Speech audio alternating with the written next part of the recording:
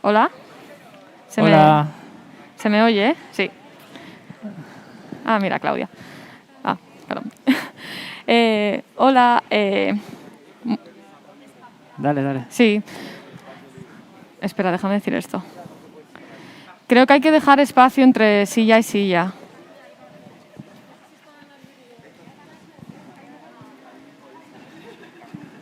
¿Sí? Vale. Ahí estoy yo. Vale. Hola, somos Alberto Vallejo y Beatriz Ortega Botas y pues hemos organizado este ciclo de charlas aquí en Foro este año que se llaman Opacidad Prevalente, Elocuencia y Reanudación de legados formales de baja legibilidad. Y antes de empezar queríamos dar las gracias a todo el equipo de la feria, sobre todo a Maribel Arias, la directora, por habernos invitado, y a Ana Álvarez, que ahí está, por habernos ayudado tanto durante todas estas semanas a organizarlo, y a todos los invitados que han aceptado nuestra invitación, a Cédric, Fauq, a Harry Burke, a Lidia Uramane, a Deborah Joyce Holman, Ebony L y Pujan Karambeigi. Sí. No sé si... Y nada, bueno, os contamos un poco este año, cuando Maribel nos invitó a hacer las charlas, nos dijo que pensásemos un poco en cómo el arte contemporáneo, que iba a pasar un poco en los próximos años, y nos parecía como que había algo que tenía que ver con cuestionar un poco la legibilidad y la transparencia desde posiciones situadas, y como ciertas estrategias estéticas y formales que utilizaban lenguajes complejos, que en algunos casos tenían como paralelismos con ciertas estrategias estéticas del siglo XX, como el minimal, el conceptual, el ready-made, el recorte. Y nos apetecía mucho hablar de esto y hemos invitado a una serie de agentes que recientemente han trabajado un poco desde distintos puntos, ¿no? Bien sea como la escritura, la curaduría o el arte, como este tipo de obras que nos parece que tiene que ver con esto y que nos van a servir un poco como para debatir todas estas cuestiones. Genial. Y a un nivel un poco más práctico, las charlas van a durar 30 minutos más o menos y habrá una pausa de comida de 3 a 4, creo. Y luego seguiremos con el segundo bloque, que serán otras 3 charlas. Y yo creo que ya pues vamos a comenzar. Con esto ya os vamos a dejar con la primera charla de Cédric Fauq, que Cédric es comisario y escritor. Ha sido comisario del Palais de Tokio en París. Y recientemente también ha sido nombrado comisario jefe en el CAPCE, que es el Museo de Arte Contemporáneo de Burdeos. So, Cédric, whenever you are ready, you can... Thank you so much for being here. Te dejo aquí. Ahora esto, calladita. Okay, can everyone hear me? Yeah.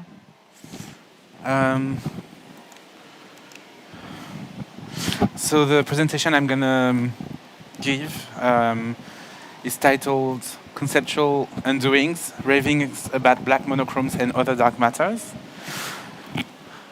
Oh, actually it's not the PDF I had sent. Well, it's okay. If it's in... Yeah, okay. What I'm going to try to do is to kind of speak about what I'm trying to do as a curator through the prism of 3 artists' practices. But I'm going to first give a bit of background about what I'm trying to do in relation to the invitation to speak first amongst that great group of people. And I want to reiterate the fact that I'm quite humbled and very happy to be here.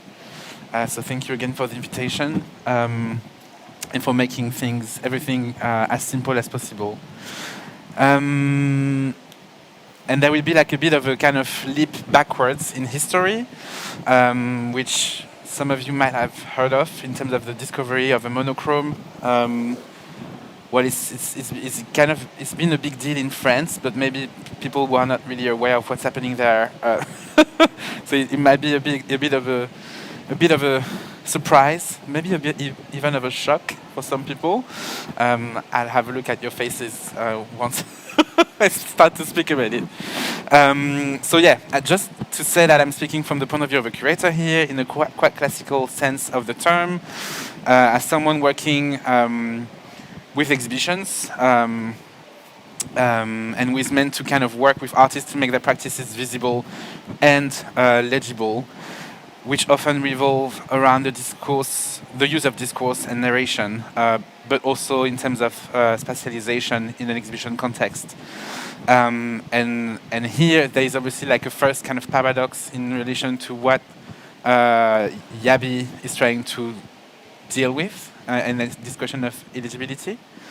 But there is definitely like a logic behind all this, because since I've started to work with exhibitions and specifically around the idea of blackness and the concept of blackness, I've been trying to work against this idea of making things legible and visible. And so I'm interested mostly in, when dealing with blackness, interested in practices that make blackness illegible and that go against representation. What is the interest in doing that, you might ask? For me, it was very much related to the fact that I noticed through like several research, historical research mostly, that there is a lot of violence that is attached to the representation of black bodies, black subjects, and black people when taking place in an exhibition context. And so the kind of historical anchor that I've been mostly focusing on were human zoos and cabinets of curiosities as those kind of, that kind of point in time where black bodies and other types of bodies, exoticized bodies, were being exhibited, and how today I think the way things are still dealt with, that violence is still very much present. And so so I've been interested very much in practices that create misunderstandings, misspellings, misrepresentations, and what I'm trying to do, what I like to kind of create as reactions with exhibitions when they're dealing with those subjects, is making people ask themselves, but is it black? Is it from a black artist? Is it about blackness? And the main question is then, for me, how to provoke that misunderstanding in the first place and go against my kind of role as a curator who is meant to make things legible and visible. And I've been mostly focusing on black performance through the likes of Lyria Lewis, Paul Maeke, but also Beyoncé and Grace Jones, for instance.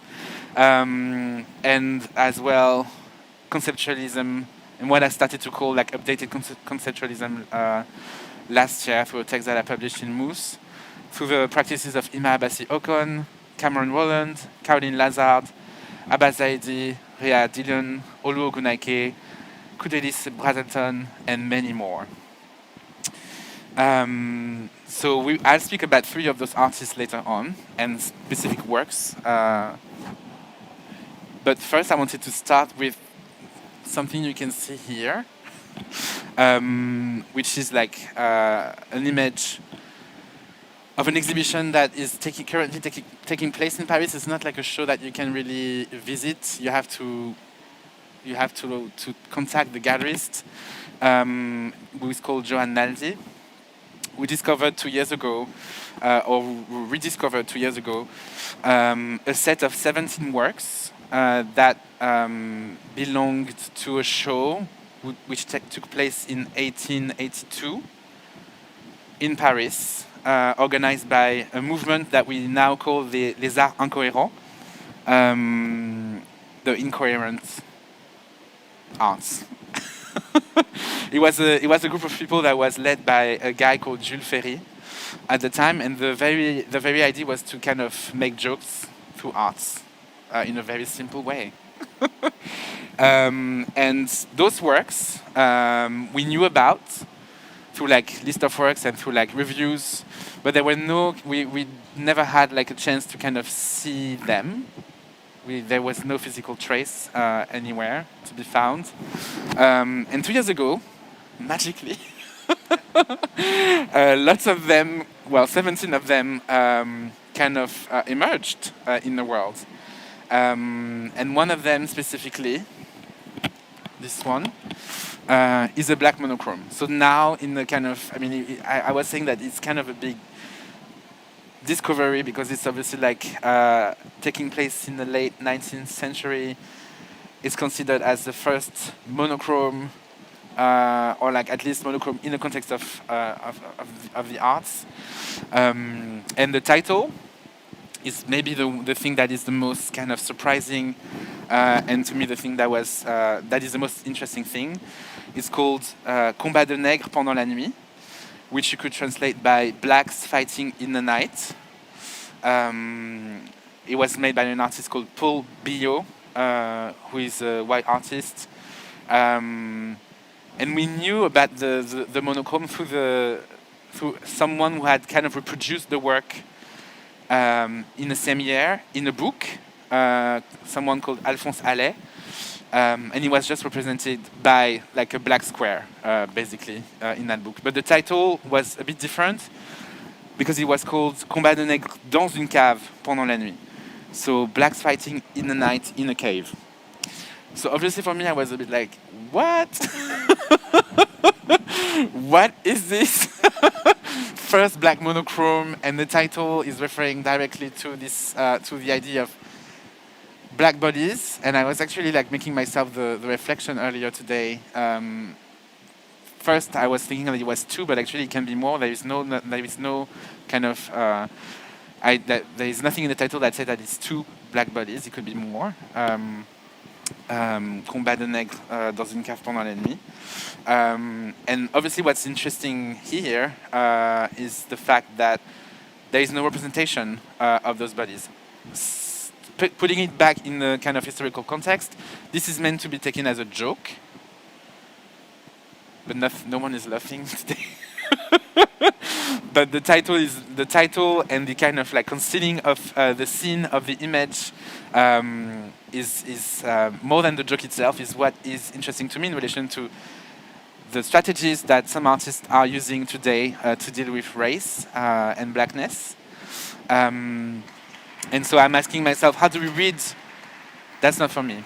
How do we read this monochrome today? And I'm using the term read rather than seeing, because the title is obviously what gives the key to unlock the piece. And the joke itself is about not being able to see at the end, through the superposition of darkness, through the night, the dark skin, and the cave, with the second title. So to me there is an interesting conundrum here between the concealing of a scene and the title. There is like a gap, opening a gap that enables for race as a concept to be undone, since it's not applied to a body per se, but a surface, a texture, a color. This first monochrome, this first joke, by not representing the black bodies fighting, could help understand how monochromes can make race as a concept whose making needs to be acknowledged to be unmade. I don't know if it's clear. I can go back to it a bit later, and I think it might kind of come across a bit clearer as I go along. But yeah, I just wanted to take this as a first step to speak about the artist and the works that I'm going to talk about just now. 3 artists that try to understand how can monochromes and other dark matters can help us in foregrounding the work of conceptual undoing, as I called it, when it comes to race. So basically there is, for me, this whole idea of race as being like a concept that has been built, and how today there is like both the necessity to acknowledge how this making of the concept happened, to be able to like address the social issues that we're facing today, and specifically inequality and violence in relation to race, but also how to undo this specific concept today. And what I think is happening is that some artists can help us do this. And the three artists I'm going to focus on are Kudelis Brazelton, Olu Ogunaike, and Ima Abassi-Okon. And well, there is no title here of the that I'm at the third part of my intervention here, and I called it Technologies of Opacity. And we're gonna go through like those works. Yeah, that's what we have. Ooh. A bit of a sneak peek. And we start with Kudelis Brazelton, who is very much thinking about the relationship between adornment and blackness. And here this first work, Undergeared, is kind of coming across as a lunar skin, you could say. And I wanted to first start with this one because it kind of shed a light, I would say, in relation to the monochrome that we had before.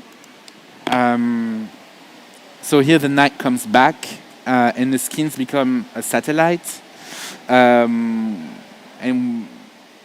it's like as if you were basically like zooming from this work on this work to kind of see the cracks and the texture of the paint. And I actually had the opportunity to see the work in the flesh. And it was kind of incredible. The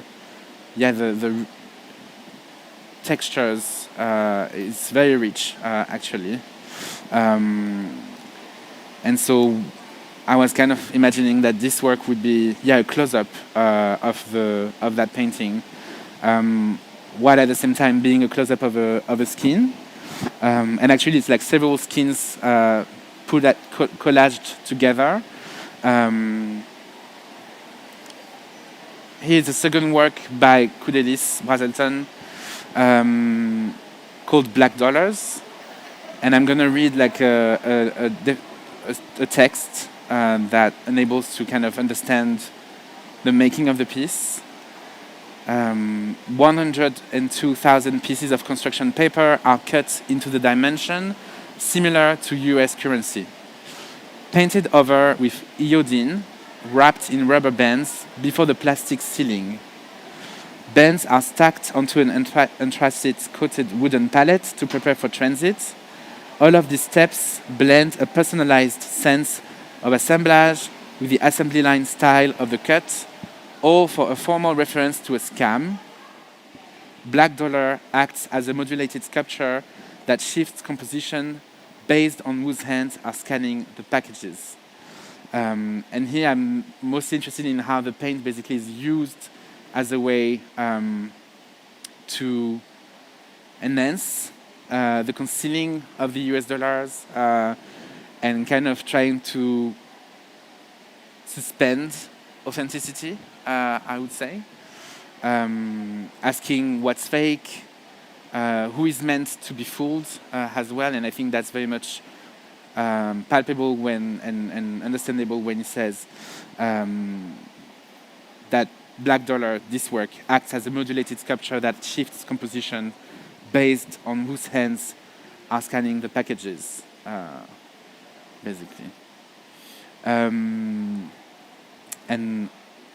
this idea of authenticity for me is like very much interesting in relation to blackness, obviously, and trying to go against, quite often this idea of blackness when dealt within exhibition context and contemporary art, there is like kind of, we often find this idea of black culture and trying to make it as kind of, authentic as possible, as true as possible, which is like very problematic to me. And so all of those gestures that are going against this, for me, are quite interesting to actually undo this very concept of race as something that is like also fake, basically.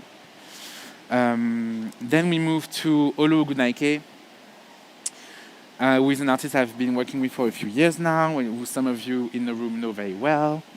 with an artist who is working around ideas of hospitality, labor, and hostility as well through the prism of blackness, but really trying to encode those very ideas, or at least this idea of and concept of blackness to the work. So it's not something that you can really see or feel at first sight. Here, what you have is like a shot of an installation view of one of his latest exhibition happening at Cell Project Space in London. And basically this show was made out of woodcuts of London plane trees to create that kind of flooring, which you can see here. And the idea was for people to unmake the floor, to unveil what comes across as here a black monochrome, basically. And for me, I mean, there's a lot around the origin and the history around the tree that has been used to make the flooring, but it's not what I'm interested in here. I'm more interested in actually the concealing of the charcoal monochrome, because it's charcoal that is used to make the image, and the kind of labor that is asking for that monochrome to be uncovered. Knowing that it had to be, you had to do that with like a tool that he also made himself, a crowbar that he made himself, and obviously here this idea that basically you are walking on a monochrome without knowing it, and on dark matters is for me something that was kind of very telling in relation to a history of oppression and a history of invisibilization of certain bodies and of certain histories, and the idea of basically to be able to see what is happening, this idea that you need to basically do the work, take part in the labor of uncovering the monochrome, basically. And this other work here is his most recent one. So there is the doors, which are made out of that he made himself through a technique that he developed to be able to reproduce OSB sheets. So they are like those kind of woodcuts that are made together and glued together, so they can then create a surface. And that's something that he developed a few years ago. And the whole idea was how to reproduce like an industrial process manually in the first place. And there was also this idea of using something that is considered waste and leftovers to reuse them as sculptures. And also this idea of origin of the wood is also like, again, very interesting to him. And how the different origins of the wood could be related to different origins of people as well. And this idea of bringing them together and making them glue as like an idea of togetherness, basically.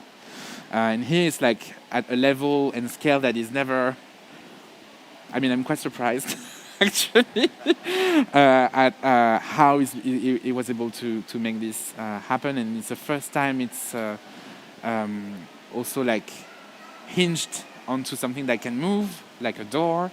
Usually it's like used as surfaces, whether they are tables or walls, and they often play with like this idea of concealing again.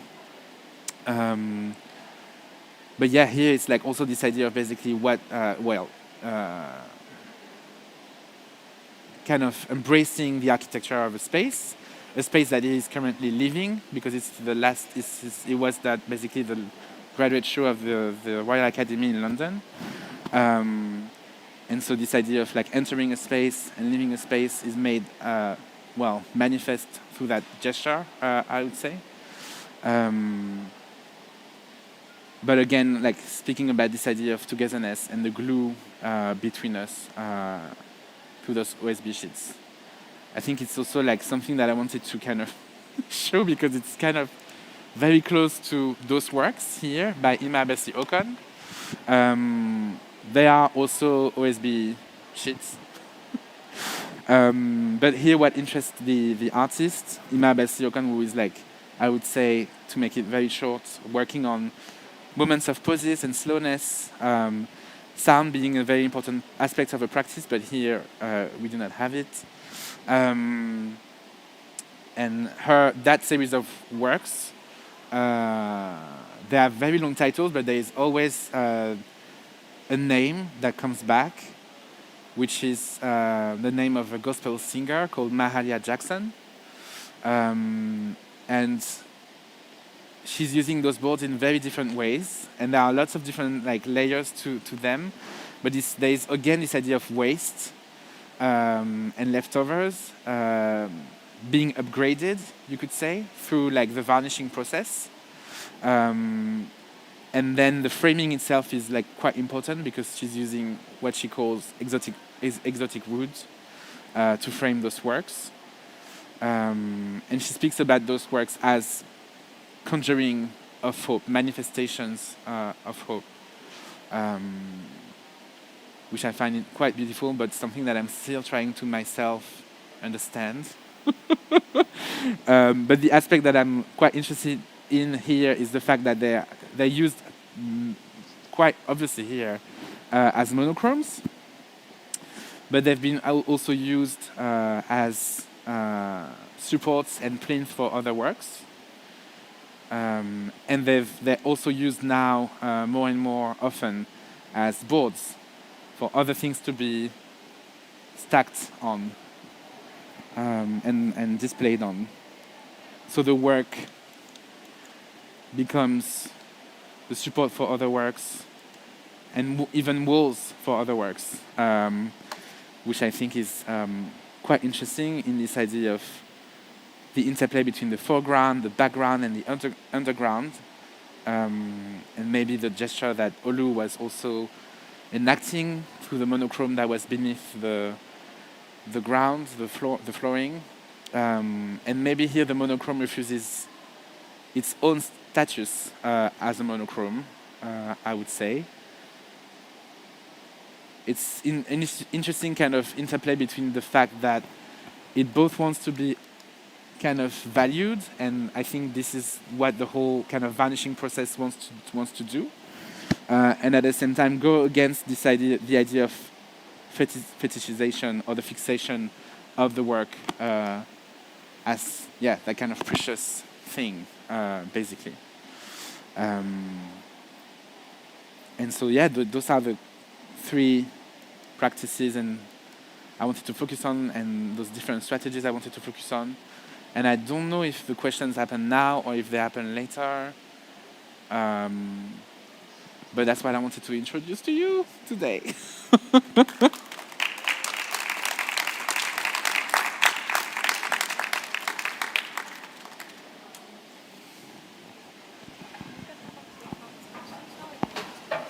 Okay.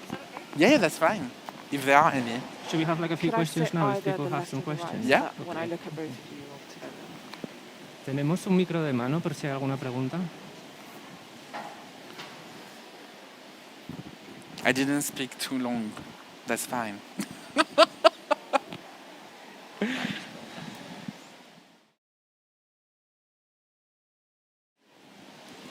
Should I just move? I mean, because... Sorry? Should I just leave? No, you can stay.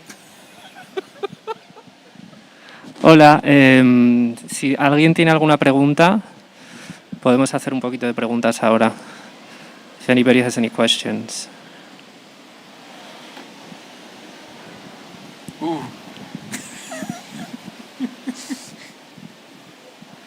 I wanted to ask about reading and literature and text, because you started with this really provocative title, which of course creates an image, and then it's obscured and becomes, as you said, the monochrome is used to create invisibility. And there's a famous series of works from Glenn Ligon where he's quoting Zora Neale Hurston and saying, blackness against whiteness is this extraordinarily strong contrast, that the black body is seen strongest in that way. Can you talk about these artists in relation to these ideas of Glenn Ligon? Yeah, in this juxtaposition between this kind of literary discussion of like, let's say, The Invisible Man and or Zora Neale Hurston's saying the black body is most contrasted in a white space, such as the white cube. Okay, thank you.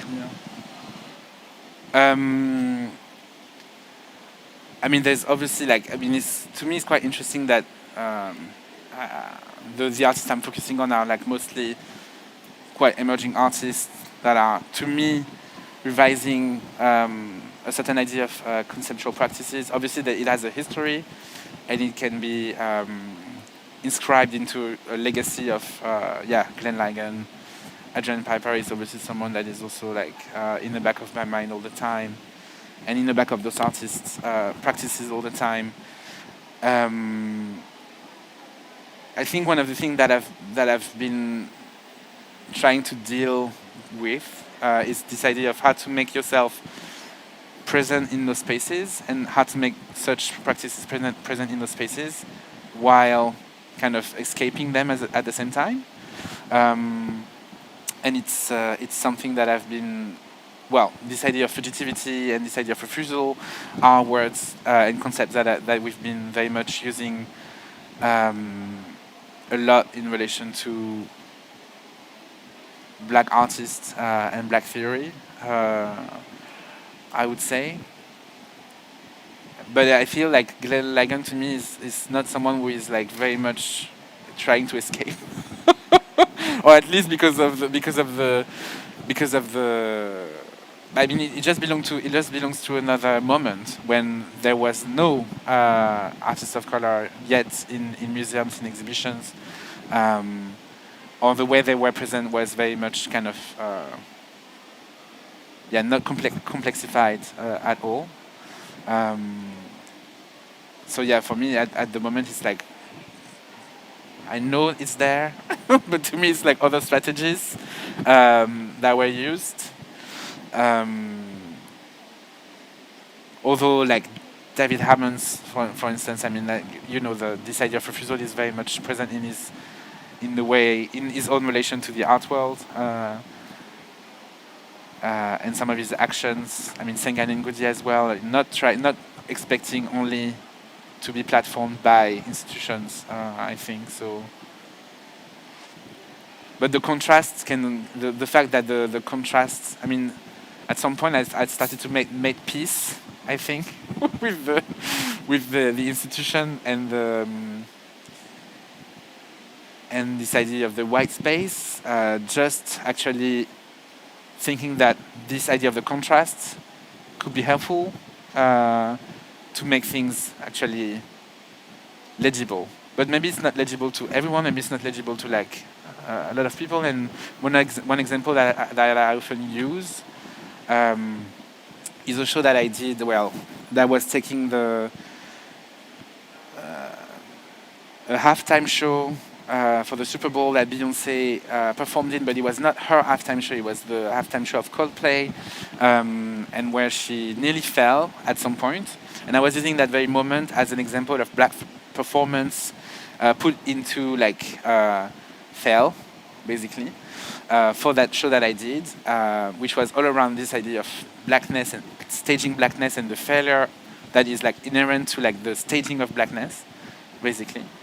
And so that show didn't have any kind of black skin visible, and a lot of people were very confused.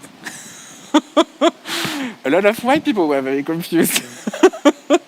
But at that, and people who kind of understood or felt what the show was trying to do or say were people of color, basically. I mean, I did not do the show having that in the back of my mind, but that's just what I noticed after it happened, and I got feedback, basically. So it's kind of those things that I'm trying to do, I would say. I don't know if that went much further than your initial question.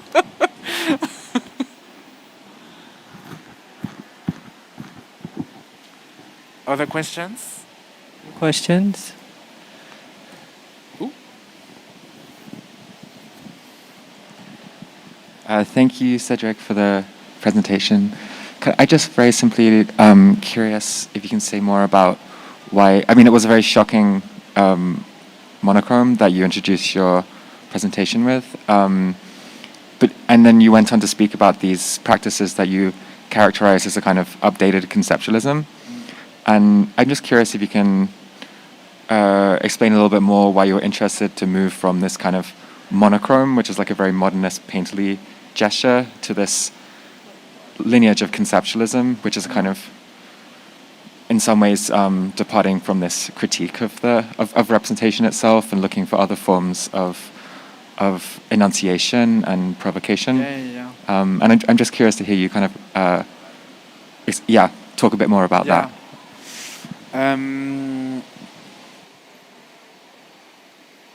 Basically, I think what I'm interested in the work that monochrome.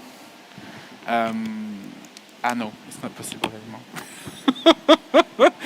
What I'm interested in the monochrome was, it was kind of fascinating to me that at the time when the whole idea of race was made and like kind of upheld and validated, that this happened to me was kind of it's kind of a glitch, I think, in the whole history of how white people represented black people, basically. So I saw it. For me, it's also interesting that it's a joke because obviously the whole history of black representation by white people is also very much related to like how to make fun of black people. And here I don't know. I don't think the work itself is like trying to make fun of white people, and you have actually like maybe it's something that can be helpful to understand a bit better. It's to go back to all of the different monochromes that were made, and in the first image that there was, you could see another one on the right. That was a green one, and it's basically always trying to, in the title, use or put a lot of different things that are the same color, basically, to kind of give a visual representation, which is just a monochrome, basically. So, although the title itself can be questionable for sure. And I was trying to understand about the tradition of like this idea of combat de nègre. It's something that actually comes back in history and in another title of a theater play that I've been like also using a lot when dealing with this show about Beyoncé. Actually, a play by Bernard-Marie Coltès called Combat de Nègre de Chien. So just the fact that this very title was coming back as well related to that painting was to me like also very powerful, I would say. And I'm still trying to understand, I think, how to manipulate it or how to approach it. There is a lot of like mystery around it, for sure. So that was just like an attempt, I would say, to try to maybe give like also like a history to and a legacy to like the strategies that some artists are like using today, although they were not made by enacted by artists of color. For me it's just interesting that at that time there was already like something like that could happen, although the direction and the aim and who he was speaking to was totally different. I think in the way we look at it today, it can still like say a lot. So I don't know if the relation is like a logical one. But yeah, I had to show it. I could not show it, I think. But yeah, the discussion. It's a trigger for discussions, for sure. Yeah.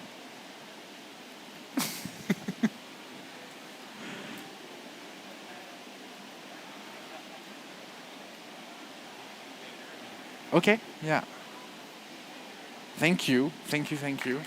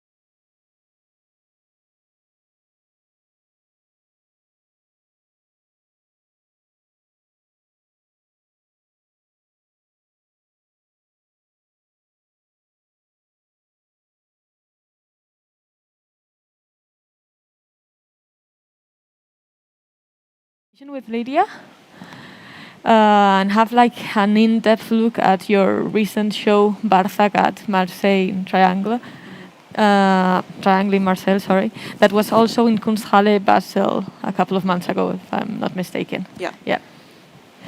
So I think Lydia has prepared some images too. Yeah. So yeah, Oh. Lydia wanted to just like focus on this exhibition, Barça, because just like do the whole half an hour talking about just this one project. And I think it makes a lot of sense with her work, and I think we can talk more about that later. Yeah. Like giving context to the works that are presented in art spaces is very important, and I think also especially in like the context of conversations too. And yeah, so hopefully we can like really get into the details of all of the objects that Lydia is presenting in this show. And I think we could start for those people who aren't familiar with the project or haven't been able to be there. Quick question, how do I make this work? Oh, excuse No me. sabemos. Perdón. Perdonad. Las imágenes. Just a second.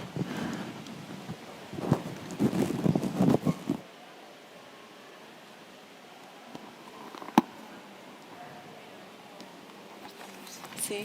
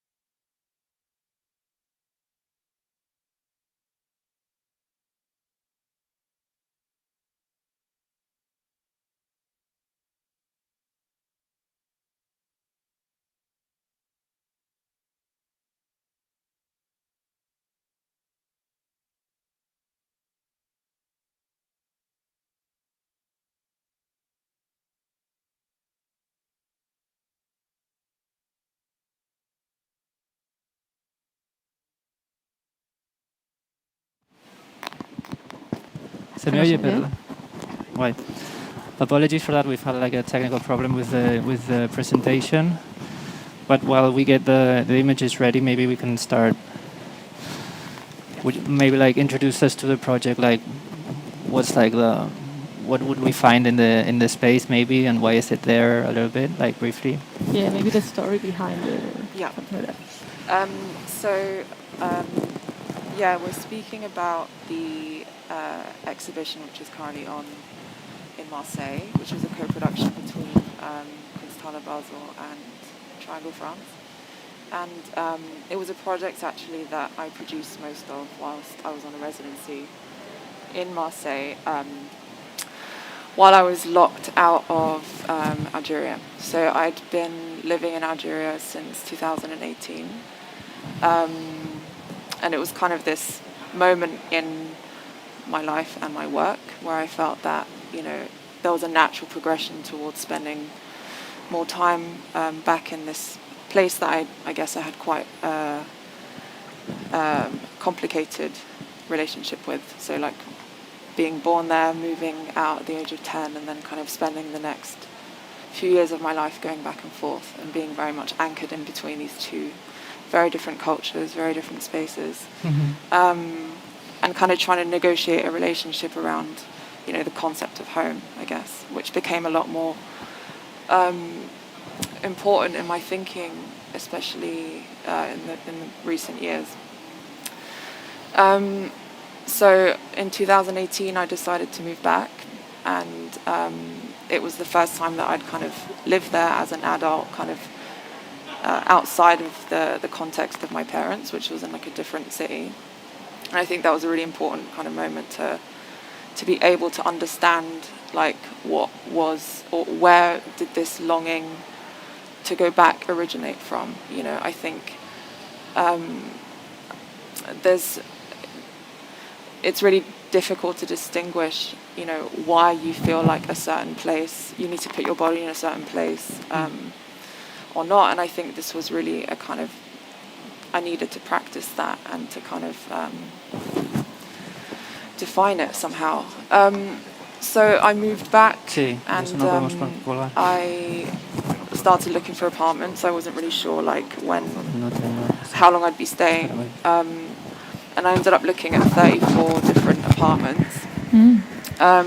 And no one would rent to me because I was an unmarried woman. So that kind of, I'd go and see places and they'd be like, where's your husband? Or like, where's your family? And actually, so the place I ended up moving into was the first place that would rent to me as like a single person. And it was interesting because like, as soon as I moved in like a week after I'd seen it. And the family that had inherited this house, this apartment,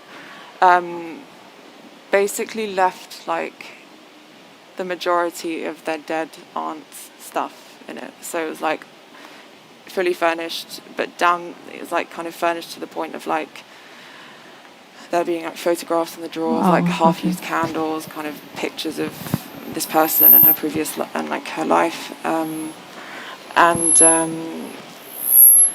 bed sheets. Her passport was still in there. It was kind of like the extent of furnishing was like almost kind of.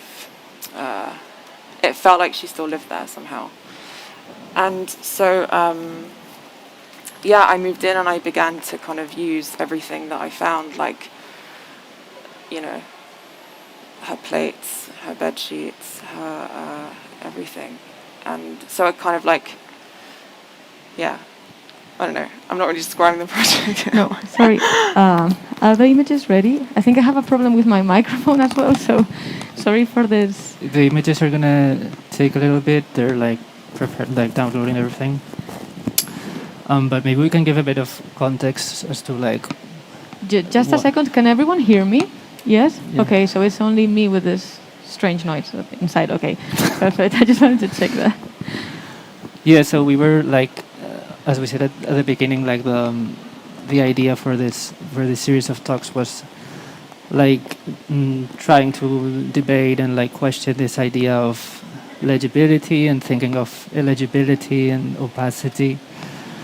and we wanted to look at how that related to certain like formal languages from the 20th century, or certain strategies from like the first avant-garde, second avant-garde, and we really were interested by the kind of work that Lydia does with objects, and we found like certain parallels between her work and like how the strategy of the ready-made was formulated in the early 20th century, like this idea of taking unintervened everyday object and decontextualizing it or dislocating it and putting it in art space, and how that immediately like raised a series of questions about like this essential question of what is this doing here.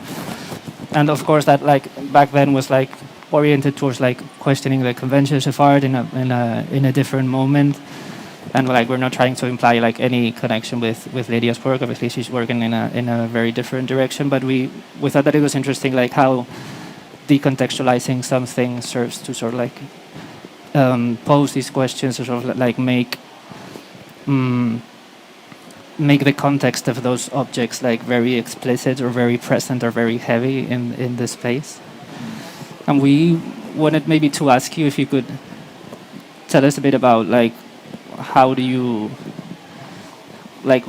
feel maybe like dislocating certain objects or decontextualizing them does in your work, if you can tell us more about that gesture also in relation to like the implications of, because you work a lot obviously with not only like what is this object doing here, but like how it got there, like the process of like bringing something into the art space is like very important. And how it also relates to the movement of people, and like, yeah, if you could tell us a bit more about like this idea of decontextualizing or dislocating things. I think it's interesting because if I look back on the work that I've made, it's often kind of does really encounter such, this kind of active dislocation is such a kind of fundamental part of the work, and the work really, the process of movement is really necessary for the work to happen. But I think like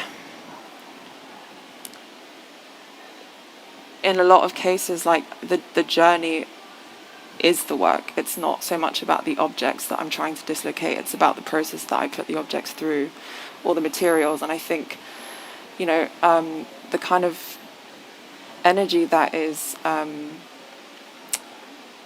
created when something is in motion, I think that's the kind of, I don't know if that's what you mean by the dislocation, but I think also, these objects need a certain amount of distance to be legible in a different context. Like, I often get asked, if the work was shown in Algeria, for example, what would that look like, or how would that feel?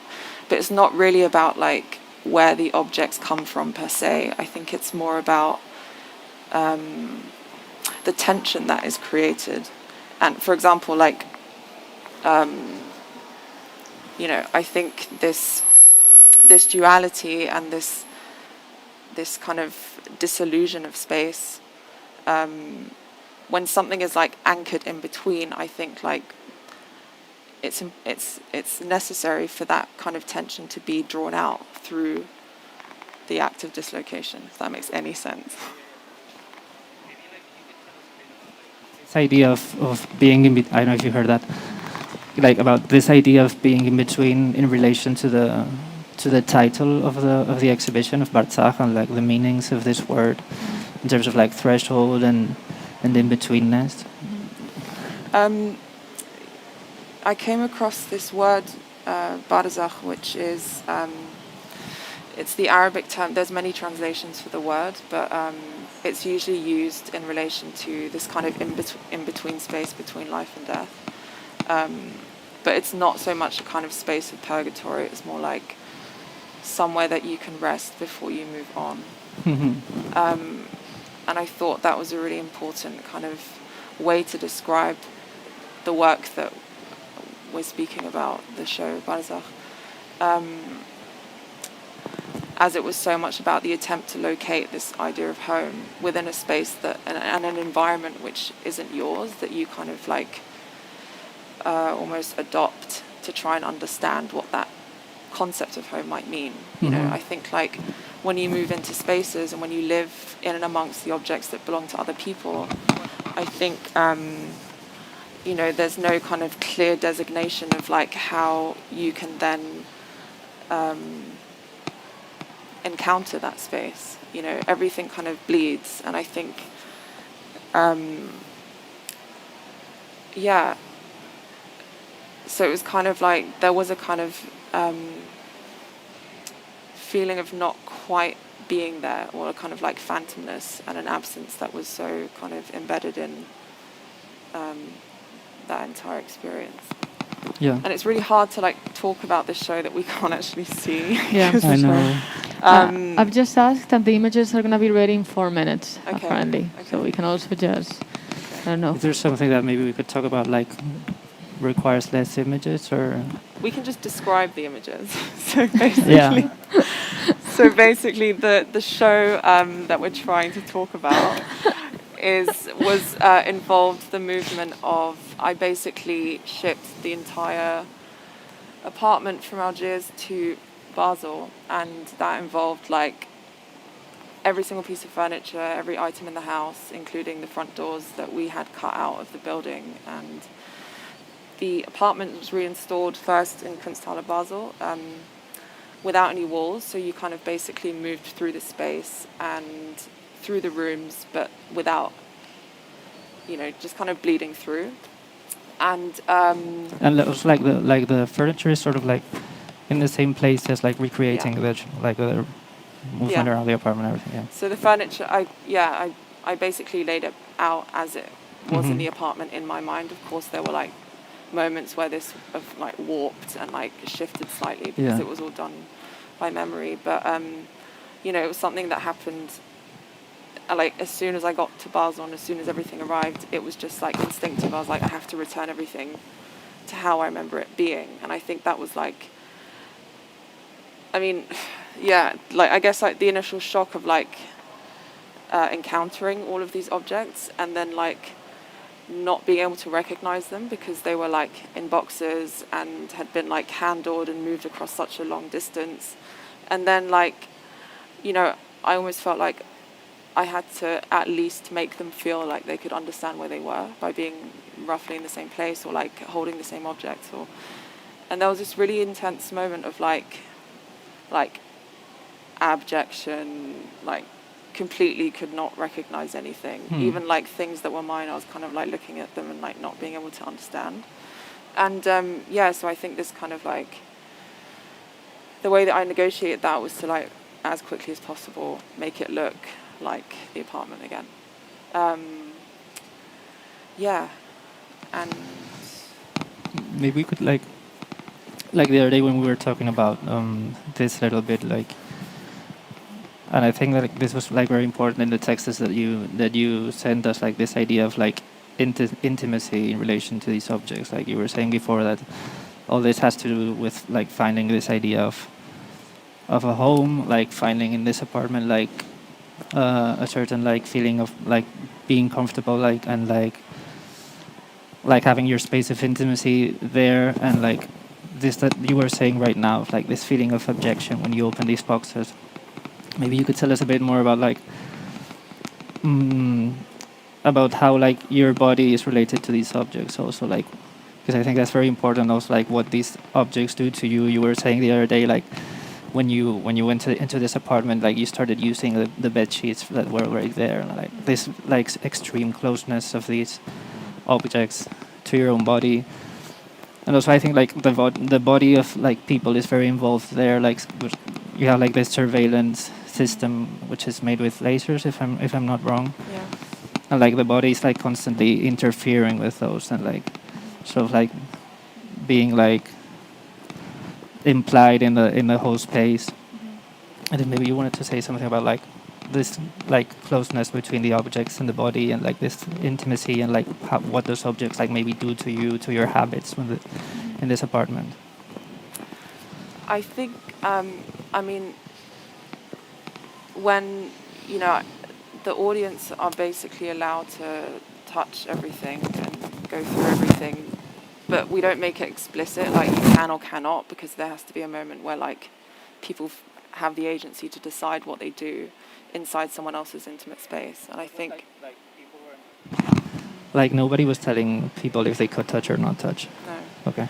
So that was, you know, but I think oftentimes if someone saw someone else like going through the cupboards or like opening things, then everyone else would follow suit.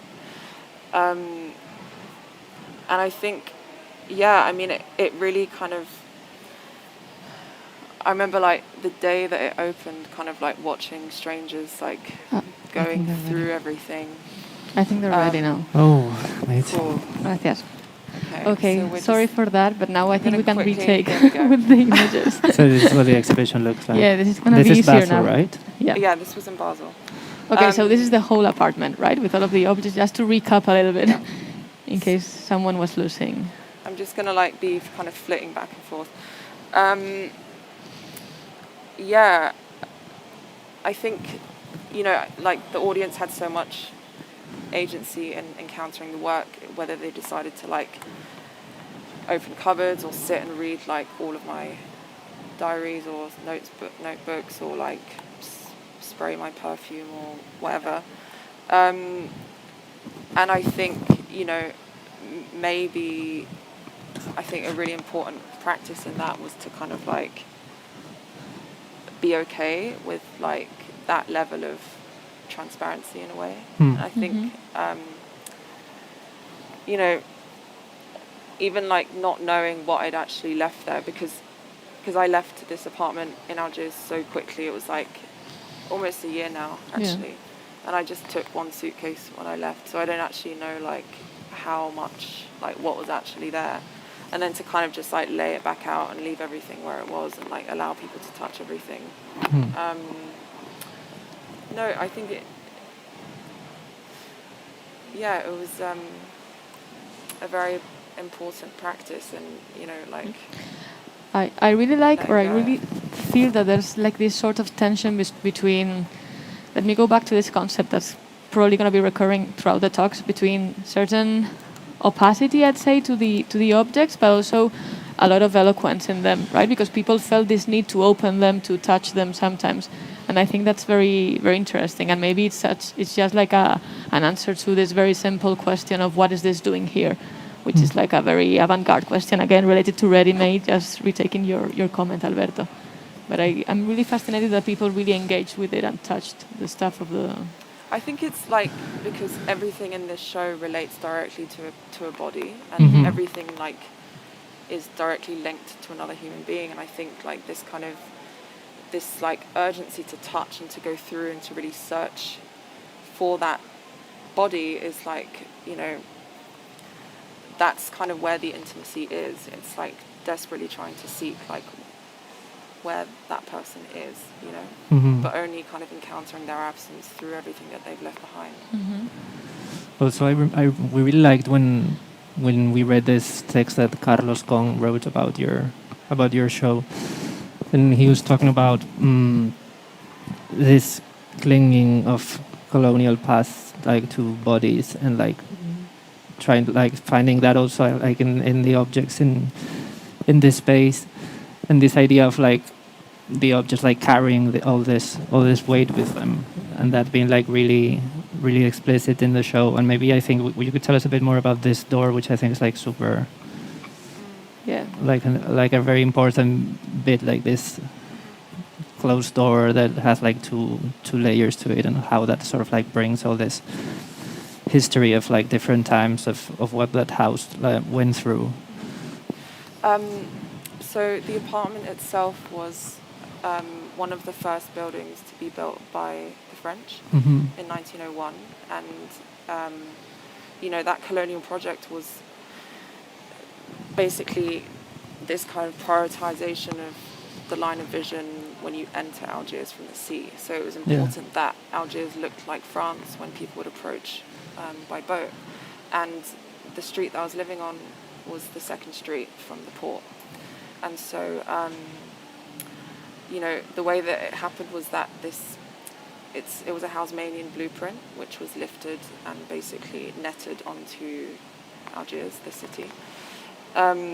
And all of these buildings started being constructed, but it wasn't taken into consideration, like the kind of geological differences that would mean that you should alter the blueprints of a building. So, Algiers is a very mountainous region. And so when these apartment blocks started going up, there's so many areas where you kind of notice like these like buildings kind of warping slightly, or like becoming very thin at points or triangulating. And this is to do with like, when the land inclines, it kind of forces the walls upwards. So it kind of creates this constriction. And, that point of like, the point of interrogation is through the body. I was working with this architect who remade all of the plans of the apartment. And she was saying that like in the bathroom, it happened a little bit. Like it wasn't that extreme in my building, but in the bathroom. And then I was like, okay, that's why like when I went to the toilet, I couldn't like put my legs straight. I had to put my legs like that way. So it's, these very kind of like subtle, but like very violent like processes of the way that like colonial architecture was kind of imposed on the city. So, this is kind of, this piece, the door, for me was extremely important to kind of like have a materialization of this space, like to have the original brickworks from this Haussmannian building from 1901, which had the original like wooden door, which you can see on the back. And then, fast forward to the 90s, during the Black Decade, which was a civil war in Algeria, very, very complex to go into, so I won't. But, this was a moment where, no one really understood where the enemy was. And so, like, everyone started to, protect themselves by installing, like, a second door, for example, in their building on top of the first door. And, in here we have, like, the wooden door and then the metal door that was added in the 90s, and collectively there's 9 locks on this door. And, it's kind of, I think, to kind of disable this threshold from being this, like, for, it kind of has been an object of fear for over a century, and to kind of like remove that and disable it from being able to perform that violence, I think was extremely important. Could we maybe see some more pictures? Yeah, maybe you want to show us some of the... But of course it was like, what was so intense and beautiful about this project was that, like, obviously I couldn't go back to Algiers, and so, like, I relied on, like, all of my close friends in Algeria to help me do that, like, undertake this extremely, like, intense, labor-intensive. But even just, like, it was... I remember, like, the first person I called, actually, when I had this idea was one of my best friends there, Mimi, and she was like, I feel like you've died and you're asking me to deal with your stuff. And she was like, no one really has to do that unless someone's dead. Like, pack up their stuff, organize it, like, protect it, decide what goes where.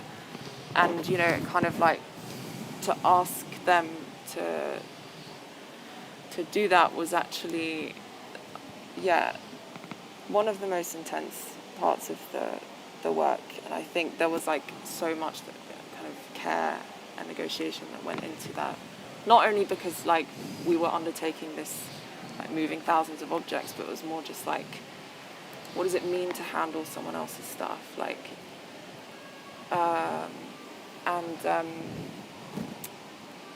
we're actually at these, we should talk about these bugging devices. These are like the only objects that were like sculpted, right? Like shaped. And they were like placed in specific places throughout the show? Yeah, so scattered throughout the show are these 5 bugging devices, which are kind of encased in these glass heads that I worked with a glass blower to blow. And the bugging devices work in 2 ways, so there's like 2 different systems in them. One of them is that each head has a telephone number, so you can call the heads and listen to whatever's happening around them. And then there's also another kind of ecosystem inside each head, which enables like, so if the viewer's in the space and they're making noises around these heads, that would be echoed across the room, so it kind of gives the viewer this feeling that they're constantly being watched.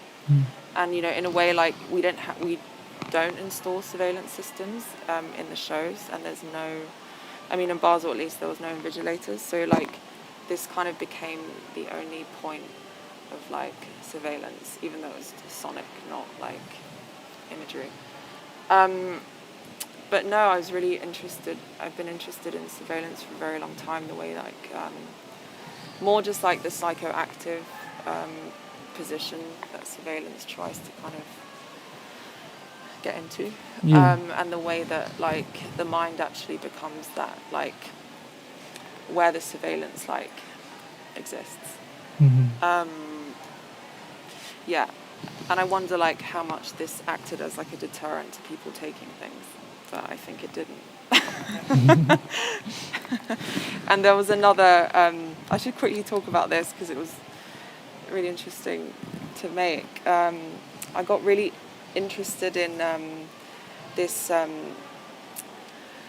form of surveillance that was developed by the Soviet Union, and it was basically like, how do you listen to a space that you can't access? And the way that you could do that is through light. So you basically turn the laser beam into a microphone, and you can convert like the vibrations of the laser on a window to pick up sound from the inside and transfer it into audible sound through the light.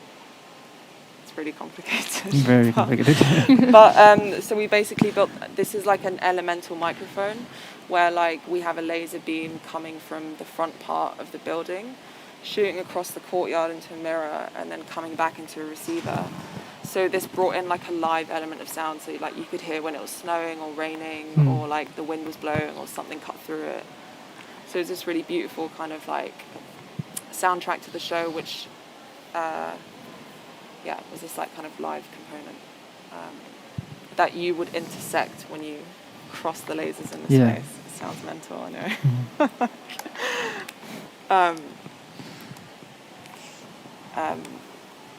Yeah. I don't know if you want to mention anything else. I don't know if we have not much time left. Yeah. So I don't know if you want to open up to questions or you want to show anything that... I'm just going to keep going through. Okay. If you have any questions. Should we open up if anyone has any questions?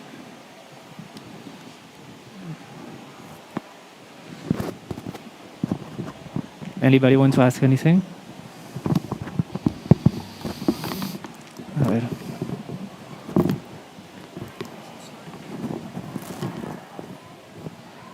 Hola. Hi. I didn't understand the last part, like that light laser. And I didn't go to the show, but what I like about the picture is like when you enter, you totally feel like a stranger. And that is a feeling that is constantly in our lives. So I like that it puts you in that violence of like human with intimacy. It's like you have that violence that you are entering a place and the people like don't want you to be there. And museums and that stuff has that power to like, you are not so much, sometimes you don't feel that welcome in some places. And that's it.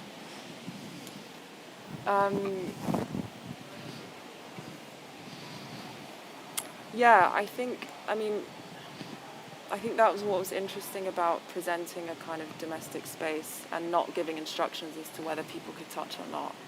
And then kind of like watching people like, I think I was speaking about this yesterday with Alberto and Bea about, how even though the work is so kind of directly related to a context that is like specific to me, it's interesting how quickly that space became a mirror. Like, I was kind of had a lot of feedback from people after seeing the show saying that like it was there that they encountered like a moment in their life, or like the death of their grandfather where they had to like kind of go through this person's house, etc.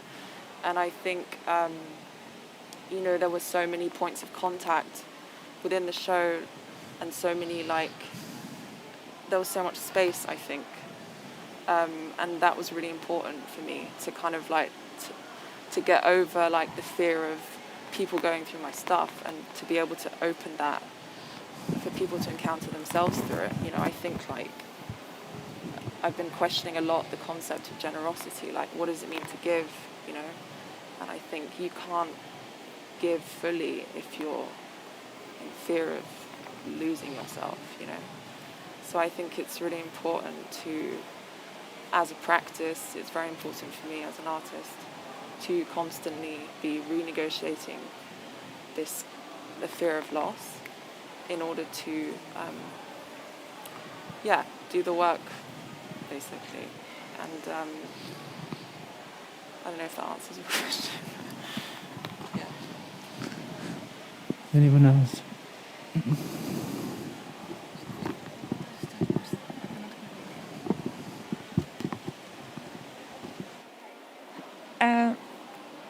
I was thinking because I was thinking of like that you created some sort of like a violent displacement, somehow like opening an interface, and then like creating this violent gesture, like going all the way to Basel, and somehow I was looking at this video and it's like she opened the portal somehow, like cutting the door, and like displacing it there, and then maybe it's very stupid, but I was thinking, if you actually close the portal of your interface in Algeria, because I was imagining the apartment being empty in Algeria, and then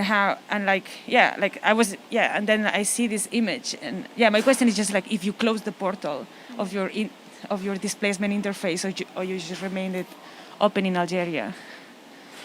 If I close the portal, of literally, you mean that? Yeah, in Algeria. Yeah. Did I close it? Yeah. Yeah. Okay. We had to replace the door. Yeah.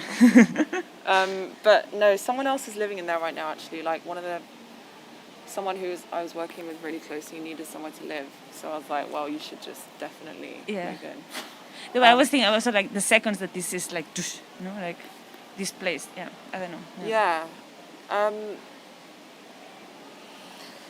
No, I mean, that piece is extremely violent, and I'm still coming to terms with it. I think, like, also this project in many ways, like, became a mirror for myself, and like, kind of, I feel like maybe I have reenacted the violence that I felt by being dislocated from this place as a child, and I've done it to this door.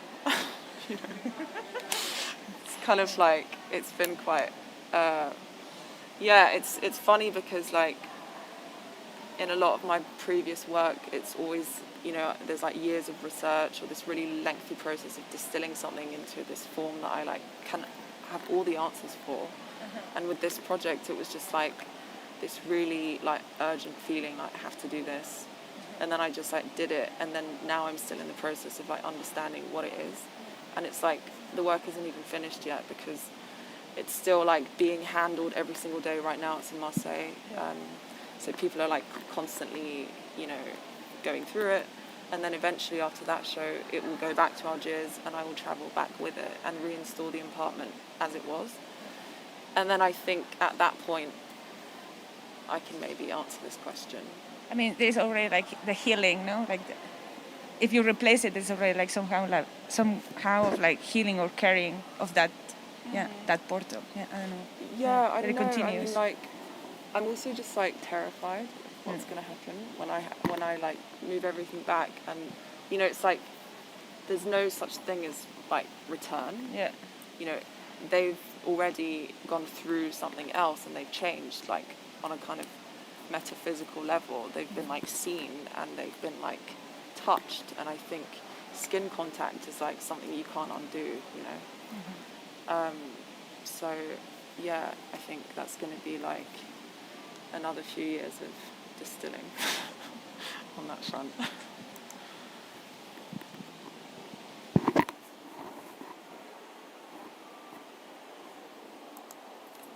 Oh, this is it in Musée. Thank you so much, Lydia, for sharing all of that. My question is a little bit dry, but like I'm thinking through like the process of ownership, because you've referred to these objects as your stuff, and They're not actually. Right. It seems like they're actually someone. It seems like many of these things are actually this other person's belongings that you somehow have come into your possession through this lease of this apartment, which I assume that you're still the leaseholder of it and will be until you return these things. So yeah, I don't know. Where do they come from?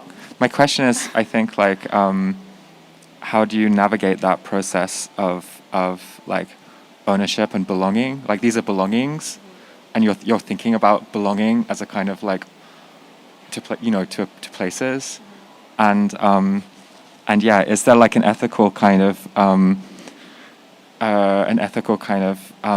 impulse or like necessity to inform the next tenant of this apartment that where these objects have been? Do you know what? I actually have never thought about who's going to live there next, which is crazy. But no, I didn't mention that. You know, that when the house was fully furnished, it belonged to the aunt of my landlady, and actually she had a really interesting, situation where she was married to a man in Germany, and so this was the household that they shared together in Germany. That when they divorced, she got to keep and move back to Algeria. So it's kind of this like, it's done this loop in a weird way, and it's interesting, like especially when it was in Basel, when people walked into that space, they were like, this looks like my grandmother's house, and like there was kind of German books on the shelf and like stickers from like where these pieces of furniture were from in Germany. And I think that was really important also in like kind of thinking about like the hauntology of space and how like objects can carry, I was thinking about this woman, for example, divorcing her husband, moving all of this back to Algeria, and then like continuing to live amongst like all of these things that she shared in her previous marriage, and like that creating this disability for her to move on, and I think objects have this power over you when they are so interconnected with a time and space. I don't know if, like, I wonder if somewhere there is an element of resolve. I can't really claim that for them. But I actually, of course I will tell the next person who moves in where they've been. No, but the one condition of my landlady allowing me to borrow all of these objects was that she wanted me to make her like a souvenir book, which I will do, kind of like so that she could show her family like what happened and all of that. So yeah, I'm currently working on a book for her. That's fascinating. Thank you. Okay. I think we should. Should we leave it here? Yeah. Thank you so much, Lydia, for this.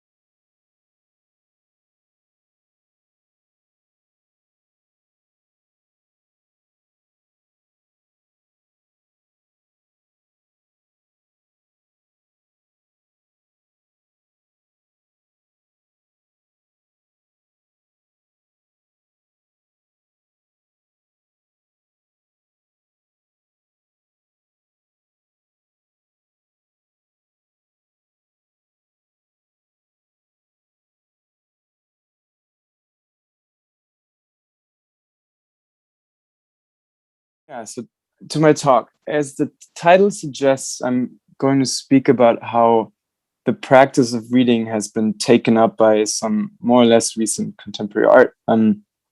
Central, I think, is going to be the way reading is used to compose certain exercises around identity, but also attempts to withdraw from the ways in which identity has been instrumentalized, especially since diversity has become a kind of corporate code word to uphold the structures maintaining inequality and divide the workforce. But not to get sucked into that too much, into the political economy, but get to the talk. So I want to talk about 3 cases or something like that. Each is roughly 10 minutes. And I'll start with, I was asked to talk about Henrik Olesen, since he was in Madrid last year with a huge, really impressive retrospective. And then I'll talk about Lisa Skolna's body of work, which I think is a kind of a really interesting response to Olesen. It's more conceptual painting, but I think it's offers some ways to maybe develop some of the dead ends of Olesen. And then I'll end on a discussion of just one single work by Jane Q, recent installation Bad Driver, that is currently on view in at the Kunstwerke in Berlin. Yeah, and in the background of these 3 juxtapositions, Habes maybe something like a story or something, a story about whether withdrawal itself might. Oh, can you hear me? Yeah. Sorry, I just heard something. Oh, okay, I'm just going to continue. Story about whether withdrawal itself might be a dead-end road, whether it functions to absolve the staging of a conflict, and whether we better withdraw from withdrawing before it's too late. So I'm going to start with Henrik. So when Henrik Olesen's Lack of Information in 2001 opened at the Kunstverein in Braunschweig, reforming institutions was still, or again, important to artistic practices in Germany. In conversation with that trend, Olesen's site-specific intervention marked forms of exclusion, dividing the space into 2 differently sized rooms. He left the front room completely empty, exposing the white neutrality of the walls. The smaller back room, connected by a scaled-down door, consisted of a grid of over 200 web images printed on photo paper, which you can see here. Corresponding to an idiosyncratic logic around 100 of. Somehow I can hear myself now. Sorry, something changed. Sorry. Did you change something in the setup?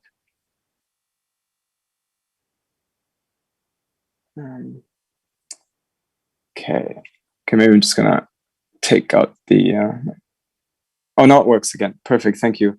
So yeah, corresponding to an idiosyncratic logic, around 100 of the images were subtitled with different texts, which you can see here in the image, each characterizing various national sodomy laws.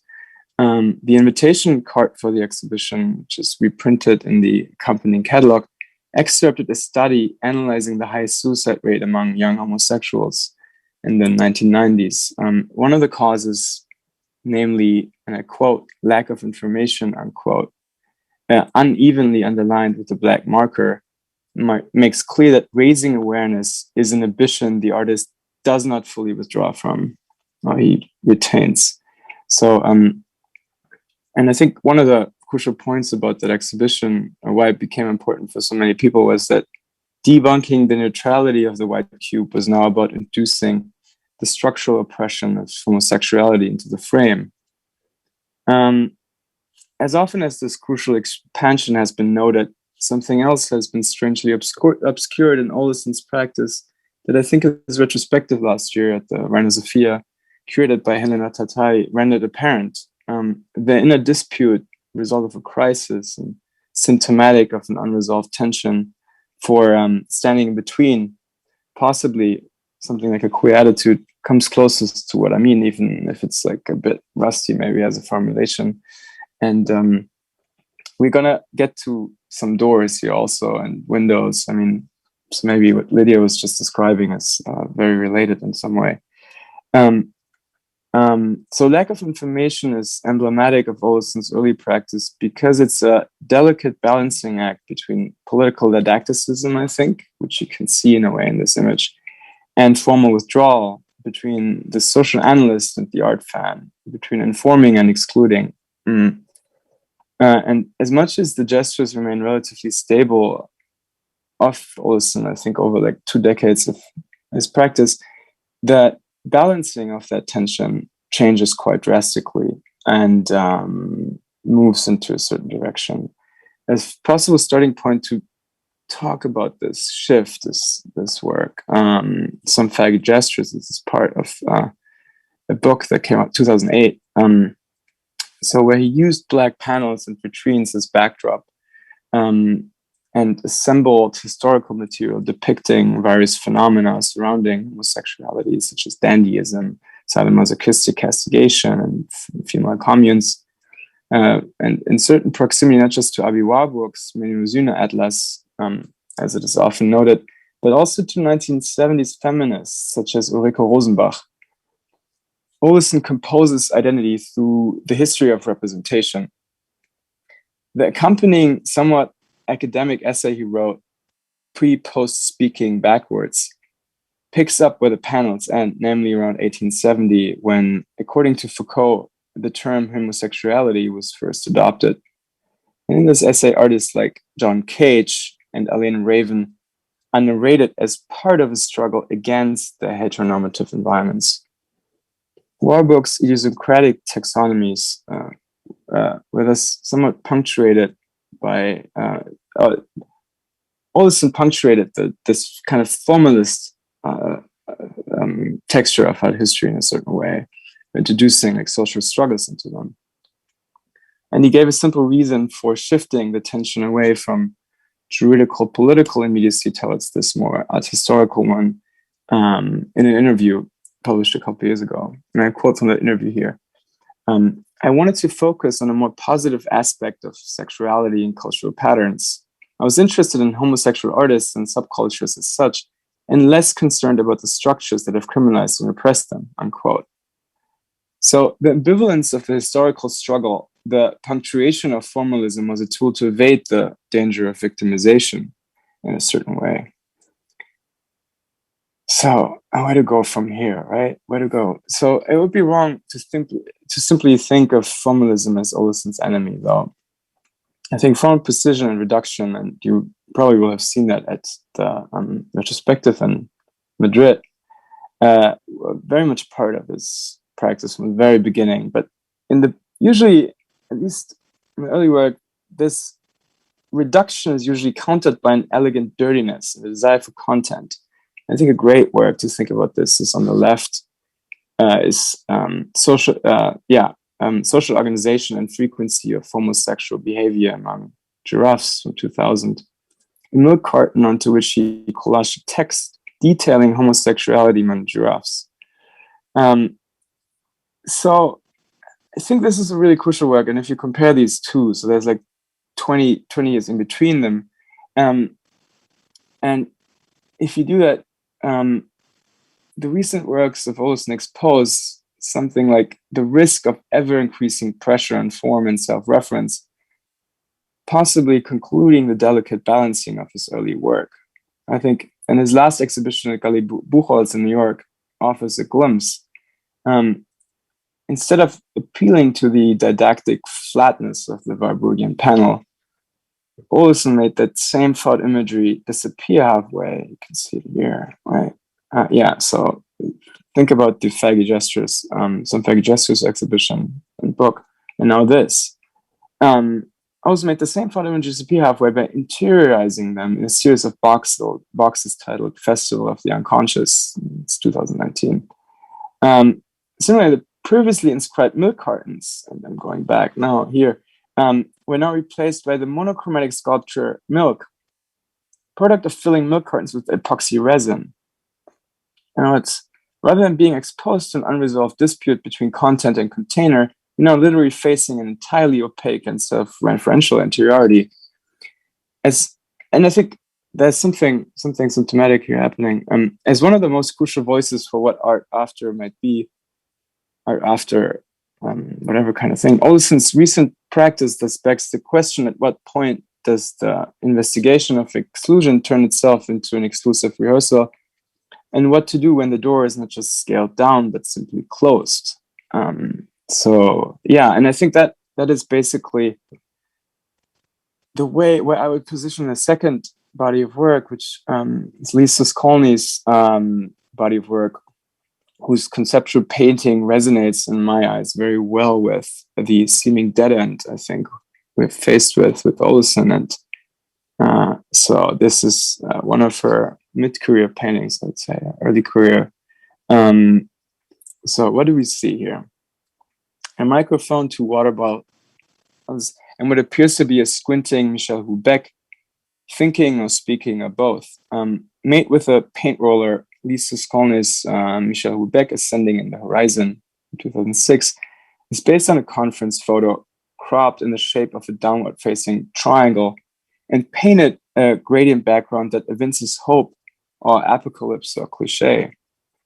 That same year, 2006, saw the release of the English translation of Possibilité d'une île, the possibility of an island, in which the libertine French moralist kind of reiterated his quest to withdraw into transcendence, this kind of remote island in heaven, until he and his two clones, his novelist protagonists, realize that they're stuck somewhere on the way. So what is withdrawal? And I quote here, if I withdraw myself. From what? From the race for city council, from active cocaine dependency, from the relationship, from the chill night air. To withdraw is to vacate what has held or kept you, and implies movement away from that engagement. Brian Blanchfield writes in a quite impressive, and I very much recommend that essay collection. It's called Proxies, 2016, which is a book in which he attempts to retreat entirely from academic research and the information economy and write a book solely based on himself, whatever that might mean. So withdrawal is not just a matter of time and space, but it's about emptying something that was filled by moving away from it. That's to get back to the painting with Houellebecq's squinting gaze, facing two angles simultaneously, which direction to take, forward or backward, left or right, up or downstream. So Skolny's paintings offer some hints at how this withdrawal might take place and how it might also change in direction or in vector. So this is another painting. This is a very early painting of hers.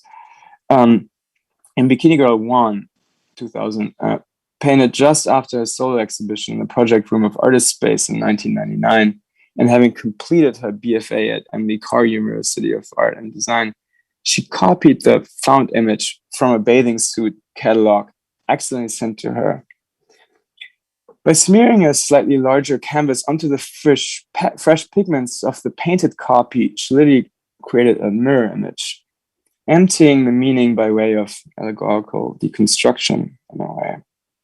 So after leaving Vancouver and gaining distance to photoconceptuals like Stan Douglas, Jeff Wall, and Ian Wallace, who at the time in the late 1990s, all at the height of their Canadian careers, so Skolny also turned away from allegorizing movies and advertisement. But what to withdraw from and not from the signifier? In which direction to look if not towards mass media? And let's see, I included this. Too bad. Okay, the work I'm now going to talk about, it's not in the presentation, but the work is called The Work from 2005. It's a painting, and we see a freshly. You just have to imagine it now because I made a mistake in the presentation. But so we see a freshly fractured eggshell next to a chick that has just emerged into a whole new world. Using an image from a clinical psychology book that describes the pathology of overproduction, the painting is a homage to Martin Kippenberger's Inflationary Act paintings. But this, what the painting also depicts, is this promising new world is not as promising as the chick imagined. Chained to cannonballs, surrounded by an immense blue, its melancholic gaze faces sideways, missing the cozy protection of the egg, wanting to retreat to a world that doesn't exist anymore.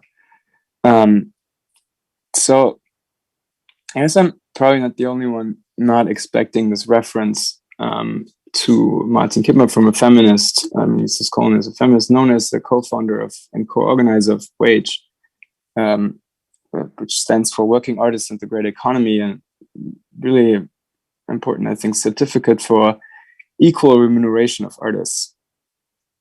So in fact, the infamous German neo-expressionists who were introduced to New York in 1980 as the boys in the Bande, namely Kippenberger, Albert Oehlen, and Georg Herold, became a really important point of tension for Suskolny in the early 2000s, ultimately culminating in her quite ambiguous love letters, Dear Mr. Earl, which is, you can see on the right side, it's like a series of paintings.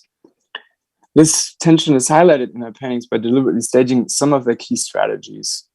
Paint rollers, palette knives, thick gesso tape, and typographic masking are applied to rehearse how the boys played freely with style and techniques. This proximity, what art historian Pamela M. Lee once described as this group's, and I quote, inverted conceptualism, unquote, which means the reduction of, the replacement of, like, basically replacing where conceptual art was earlier about reduction, it's now replaced with excess. That's basically her idea of inverting conceptualism. And that's kind of, I think, emphasized by Suskolny. You can see it on the left side, a feminist issue is, with like ironic slogans, either in the title or directly inscribed into the canvas. Which is the feminist issue is, and it's so, but it also becomes clear that these semi-homages are driven by the question of how artistic value is constituted, how the boys manage to substitute style for attitude and turn experience into an exchange value. So if these earlier paintings tell a story of how Suskolny changed directions from deconstruction to ironic excess and from mass media to symbolic value, the more recent work exhibits one cohesive body of paintings. So this is one of them. Named after Bethany Frankel, the incarnation of oblivious privilege, as staged an elite role in the TV show The Real Housewives of New York City. Bethany, I mean, that's what the painting series is called. It's one of the most ambitious projects Suskolny has worked on. It was developed between 2011 and 2016, so roughly 5 years.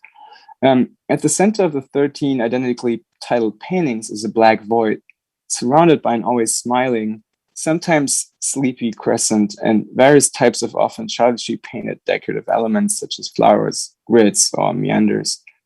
At times, this decoration is accompanied by ready-made signs such as tilted Christian cross, a yin and yang, or a factory the moon appears to dream of, which could be understood as a kind of reference to our own labor activism.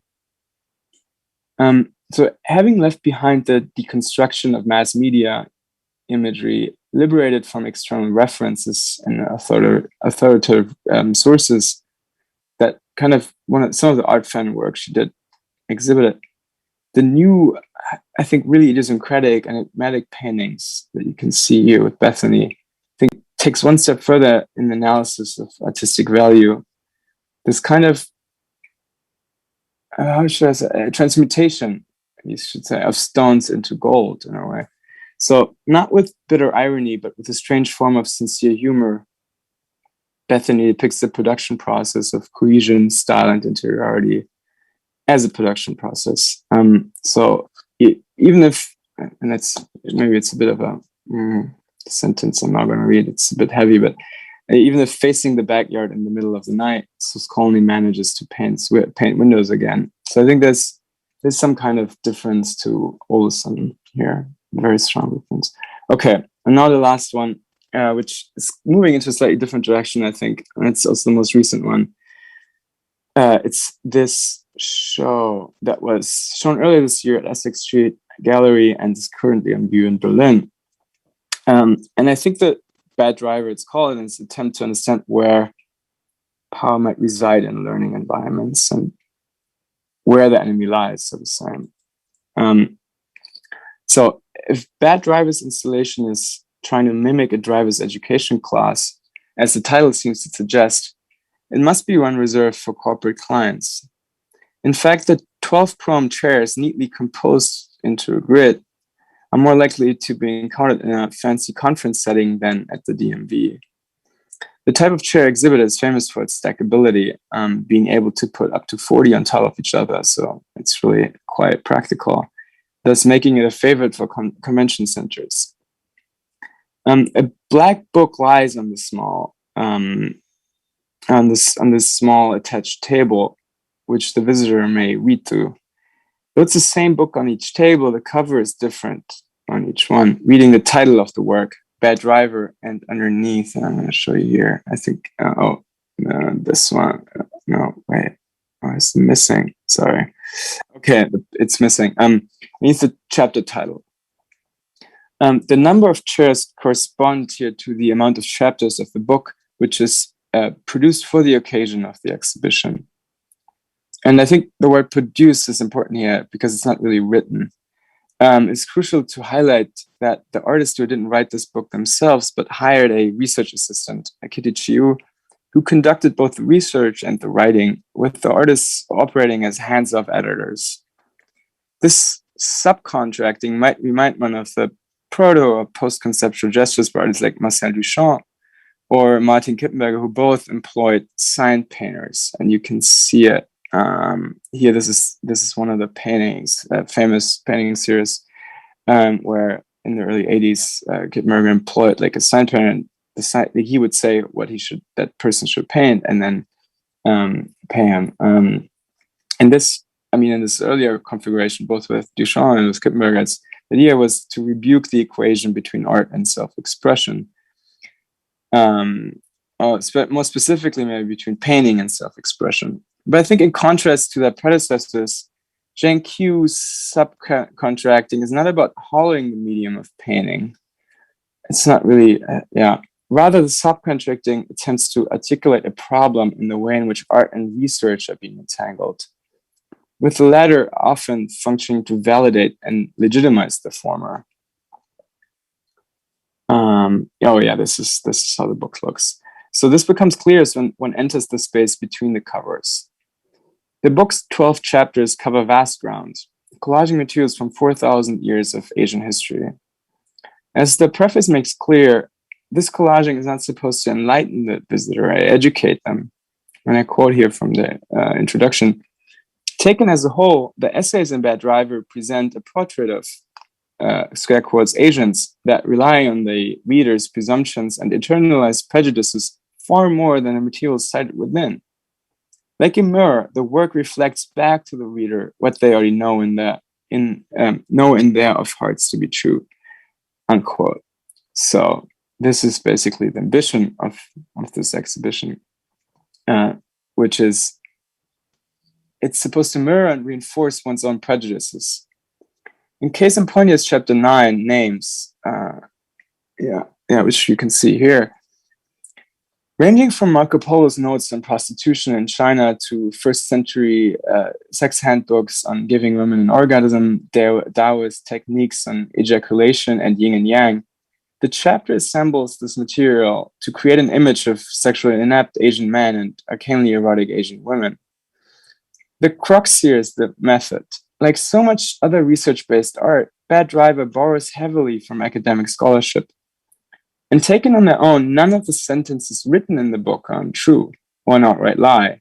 But the collage, the way they're collaged, operates so that it transfigures truth into these racist stereotypes. And I quote again, given how wide they cast their net, it was nearly impossible not to find information that could corroborate or could be made to corroborate contemporary stereotypes, the preface reiterates. Only what is the function of creating something that would mirror and solidify one's own racist prejudices? Bad Driver gives two answers in a way. On the one hand, it seems to be a comment on knowledge production itself, somewhat akin to people like Bruno Latour's theory of science that he elaborated on in so many texts of his. Probably circulatory reference is a very good one in that regard. And what this seems to be is about is that a fact is always part of a long chain of references. It can't be taken out of this chain simply. Like you can't just quote like something by just taking out, it becomes basically untrue. And I quote it again from the preface. The fact's factual quality was dependent on the surrounding details of its original context. Once severed, the fact immediately lost its verisimilitude as a fact, unquote. And that could be almost a quote from Latour, but it's not. It's in that book. So that seems like the way in which Bad Driver D and recontextualizes facts could thus be understood as a way to point out the dangers of unmooring knowledge, as it often happens when artists use research within the white cube. The authority derived from importing research practices into the exhibition space is in this way exposed by way of ironic exaggeration. On the other hand, the exhibition certainly tries to engage ideas of race and racism in a certain way. And as the book states, and I quote here, redefining ethnic identity as recondite esoteric assemblage is to turn it into a conspiracy theory, secret, conspirational, fun, unquote. In staging a kind of paranoid reading exercise, eclectically combining a vast amount of data only to reinforce what everyone might be thinking all along, the point seems to be hardly new, namely that race is a social construct produced by racism, not the other way around. It's kind of, I would say, in a way, if you get beyond the irony.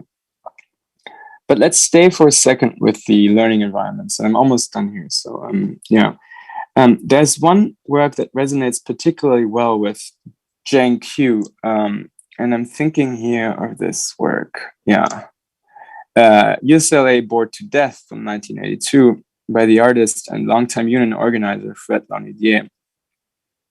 There's certain apparent similarities, a grid, desks attached to chairs, and an overall educational setting in a way.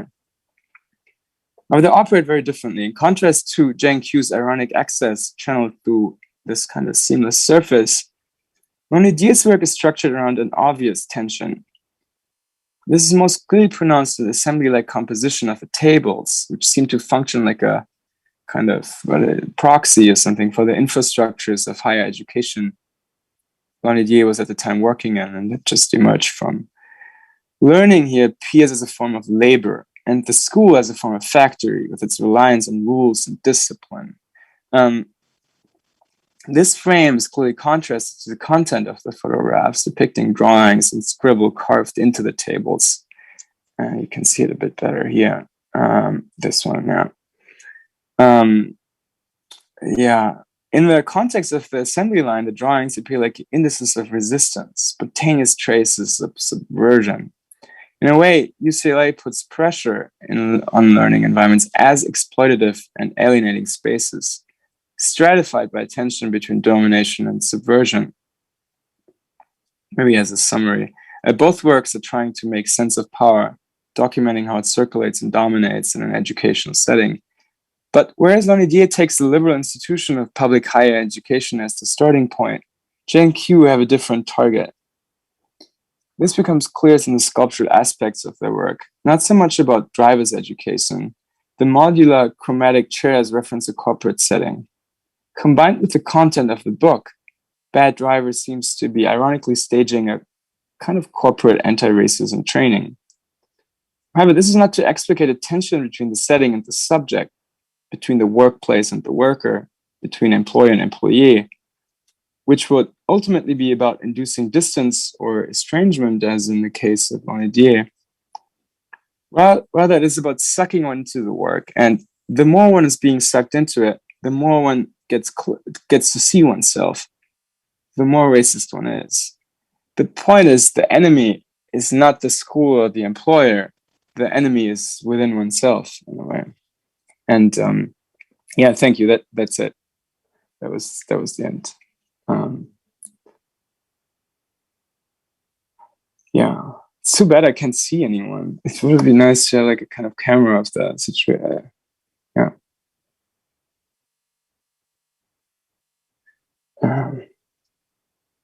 I don't know, are there questions or no? Okay.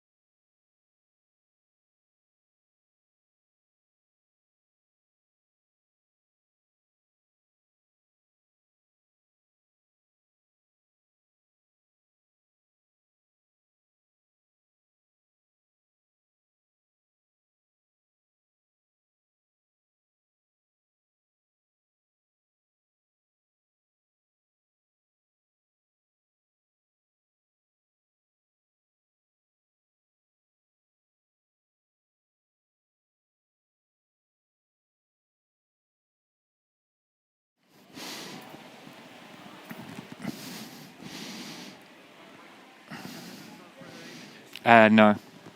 Oh, thank you.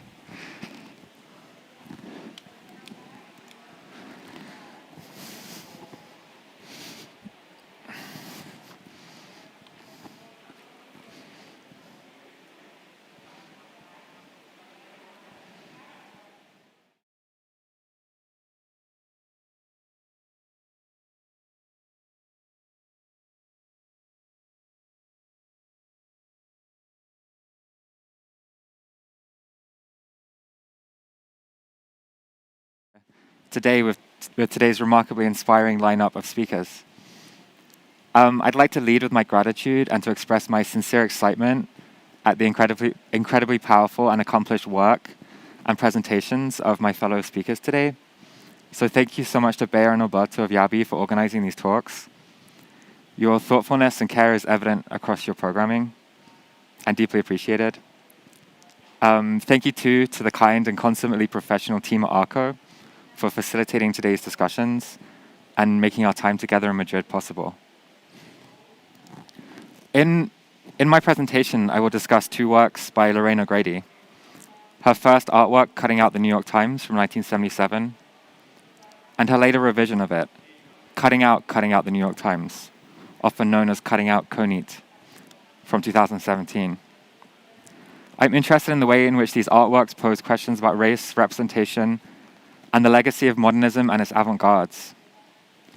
In my talk, I will give a close reading of these two artworks, contextualizing them within O'Grady's career, as well as within broader debates in Black studies and art history. I will end by locating these artworks within the intellectual lineage of the Black radical tradition, in order to extrapolate some theoretical inquiries, which hopefully we can consider in our conversation today. So Lorraine O'Grady was born in Boston in 1934. After graduating from Wellesley College in 1955 and working for a time as an intelligence analyst for the Department of Labor and State in Washington, D.C., she eventually moved to New York, where she lives and works to this day. The artist currently has a retrospective at the Brooklyn Museum in New York, installation view which is on the screen, titled Both and. And so the talk I'm presenting is adapted from an essay I contributed to the exhibition's catalogue.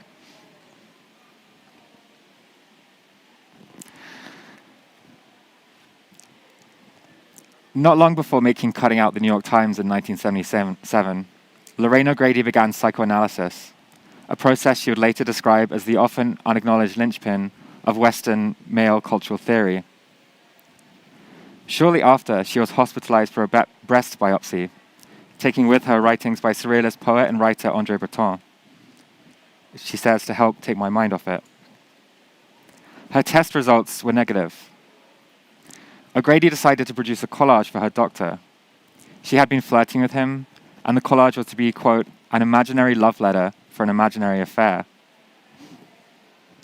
Flipping through a Sunday edition of the New York Times, she came across a headline in the sports section about the basketball player Julius Erving, which read, "The doctor is operating again." Lauded by one commentator as the man who has turned the slam dunk into an art, Erving, affectionately known as Dr. J, or simply the Doctor, was revered for his improvisation and innovation of the free throw line dunk. The headline was too good to pass up, and the collage became a poem. Between June the 5th and November 20th of that year, O'Grady clipped 25 more poems from successive editions of the Sunday Times. She pasted headlines, subheads, and fragments of ad copy onto white, letter-sized sheets of rag paper, putting these sheets next to each other, edge to edge, to form compositions up to 13 pages long or wide. The first sheet of each sequence contains, to the lower right, a small but familiar New York Times logo alongside the poem's date. Many poems in the series combine magically associative thinking with searching ruminations on love and cultural labor. Quote, "And the promise and perils of learning with the heart. Compare a new mythology to any other. You're the artist. Have we found the beginning of existence or the end of it?" Muses a collage stamped September 25th. Even through layers of facsimile, soft undulations are visible where glue has caused the paper to curl. Many cuttings, mounted at various angles, dance across the paper support.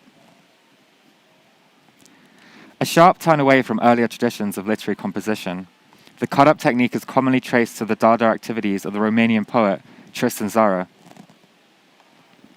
Gathering amid the devastation of World War I, the Dadaists believed that Europe's descent into warfare was linked to modernity's overemphasis on reason at the expense of other facets of human experience. In an effort to negate this system and its aesthetic and social values, they sought an emphatic incomprehensibility. Quote, Dada wished to replace the illogical nonsense of the men of today with an illogical nonsense, explained the French art critic Gabrielle Buffet-Bacarbia, a witness to the movement. Her sentiment finds echoes in Tzara's charming description of, quote, the explosions of elective imbecility, end quote, that occurred at Cabaret Voltaire in Zurich, where he, Jean Arp, Hugo Boll, Emmy Hennings, Sophie Taube-Arp, and other dissidents lingered, at war with the war, in 1916. Their incivility was often rooted in their anti-nationalism.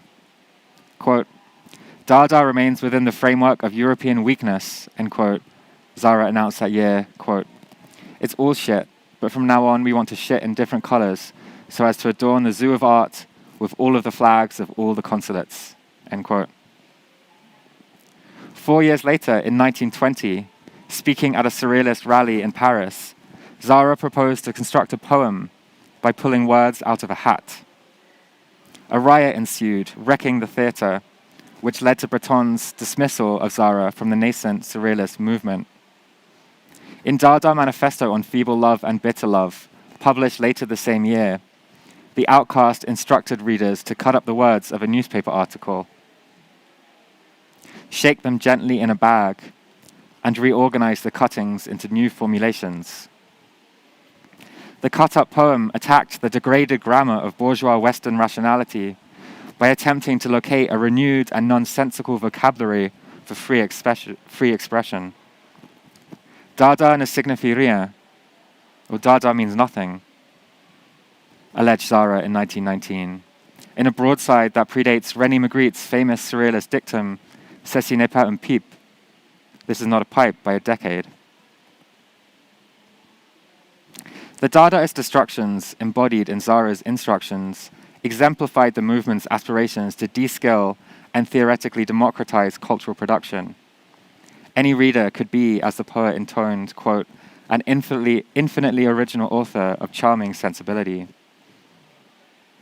But it bears remembering that the media fundamental to Tzara's cut-up procedure, newspapers, are culturally constructed and not neutral. Historian Benedict Anderson, in his 1983 study of nations and nationalism, Imagined Communities, argues that newspapers facilitated the emergence of nation-states. By uniting people otherwise separated by geographical distance and social hierarchies in a collective act, reading the news, newspapers gave shape to an experience of citizenship within the homogeneous empty time of capitalist modernity.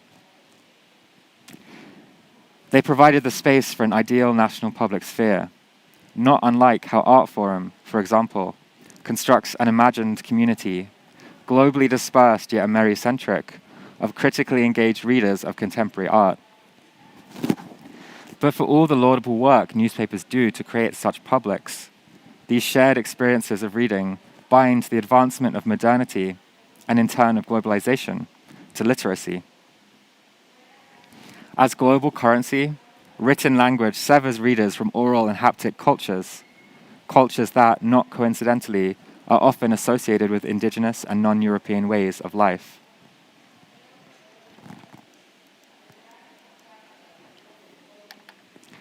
Cutting entire pages from the New York Times, drawing on them in charcoal and jotting on them in red and blue crayon, artist Adrienne Piper, in her series Vanilla Nightmares, from 1986 to 89, illuminates the underlying racism of news media.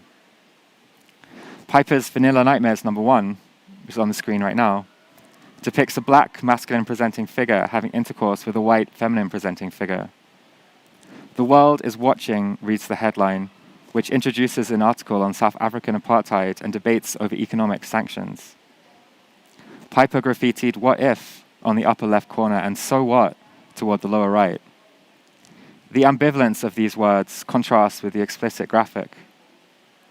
This tension is complicated by the erasure of sections of each figure's body to reveal photographs of demonstrators in Europe, Australia, and the United States bearing signs such as Sanctions Now and Remember Soweto, a reference to the 1976 uprising and brutal police repression that galvanized global support for the South African freedom struggle. Piper's series recalls the visual juxtapositions of surrealist collages, such as those of Breton, who employed pure psychic automatism to access the trappings of the unconscious mind. In his clinical practice, Sigmund Freud utilized automatic drawing or writing alongside free association to unlock his patients' repressed thoughts. Vanilla Nightmares reveals how close to the surface racism lies. South Africa is testing the patience of the West, a subheading declares, propagating the harmful view that the region can mediate conflict without atoning for its role in the violence of apartheid, among other legacies of colonialism and racial capitalism. Foregrounding sketches of scenes that represent cliches of black violence, the unconscious breaking the surface, Piper indicts the white imaginary and its foundational othering. There's nothing new, Vanilla Nightmares asserts, about the news. Quote, once you realize its limits and begin to see its inexorable investment in certain notions of the subject and subjection, then that language of freedom no longer becomes that which rescues the slave from his or her former condition, but the site of the re-elaboration of that condition rather than its transformation, end quote, Saidiya Hartman has observed. While they might appear to some to provide democratic platforms for representation, institutions like newspapers and museums are complicit in this re-elaboration. They encode representation within particular expectations of literacy. An area of darkness, dream still eludes, O'Grady's collage poem, Just the Two of Us. September 11, 1977. Bellows, proffering an evasive countervision of opacity. Throughout his 2003 book, In the Break, The Aesthetics of the Black Radical Tradition, Fred Moten evokes the cut to suggest that it works to exteriorize modernity's racist unconscious. Entangled in Freud's psychoanalytic writings, Moten's argument reads racism as a libidinal, or that is structural, force. Though he doesn't identify specific cases, his sweeping analysis shows that these drives derive from conditions that continue to inform cultural production to the present day.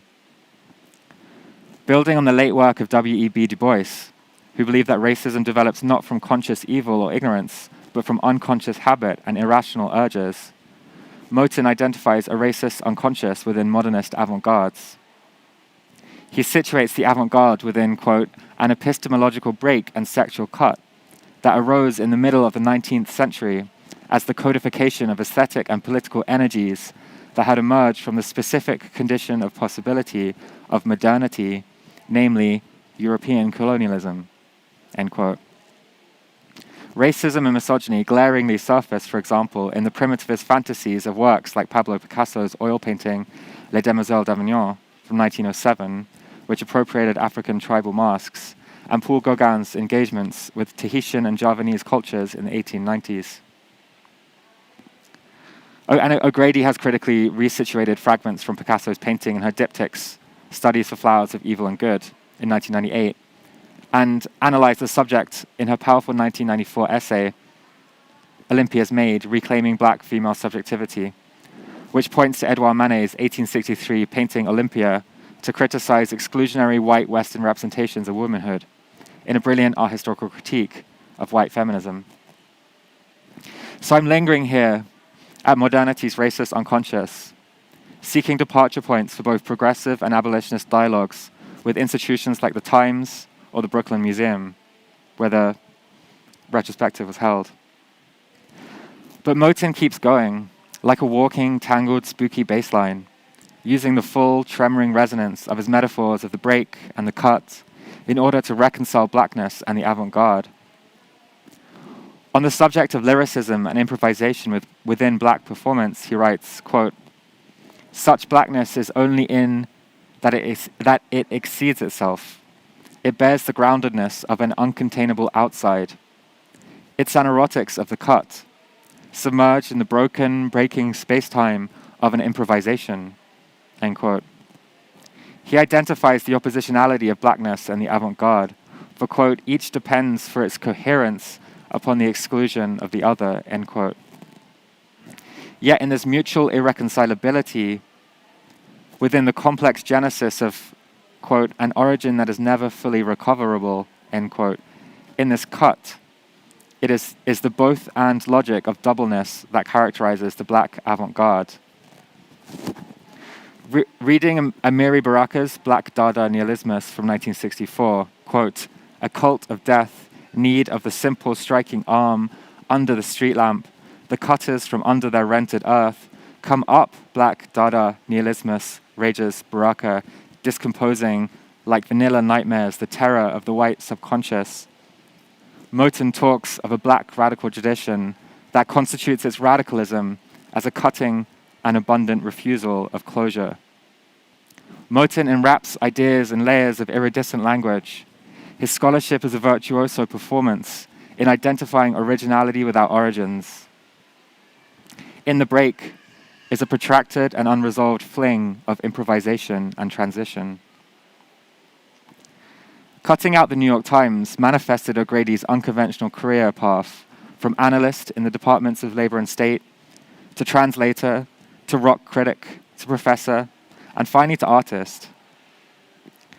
Enigmatically, she has observed that the artwork, produced at a turning point in her life, quote, wasn't about condescending to the culture, it was about taking back from it, end quote. Du Bois analyzed the irrationality of racism. His work suggests that there is, too, a racism to irrationality and a need for anti-racist syntaxes. Negating Dada's cornerstone strategy of negation, Cutting Out the New York Times upturned and reformulated orthodox genealogies of the modernist avant-garde.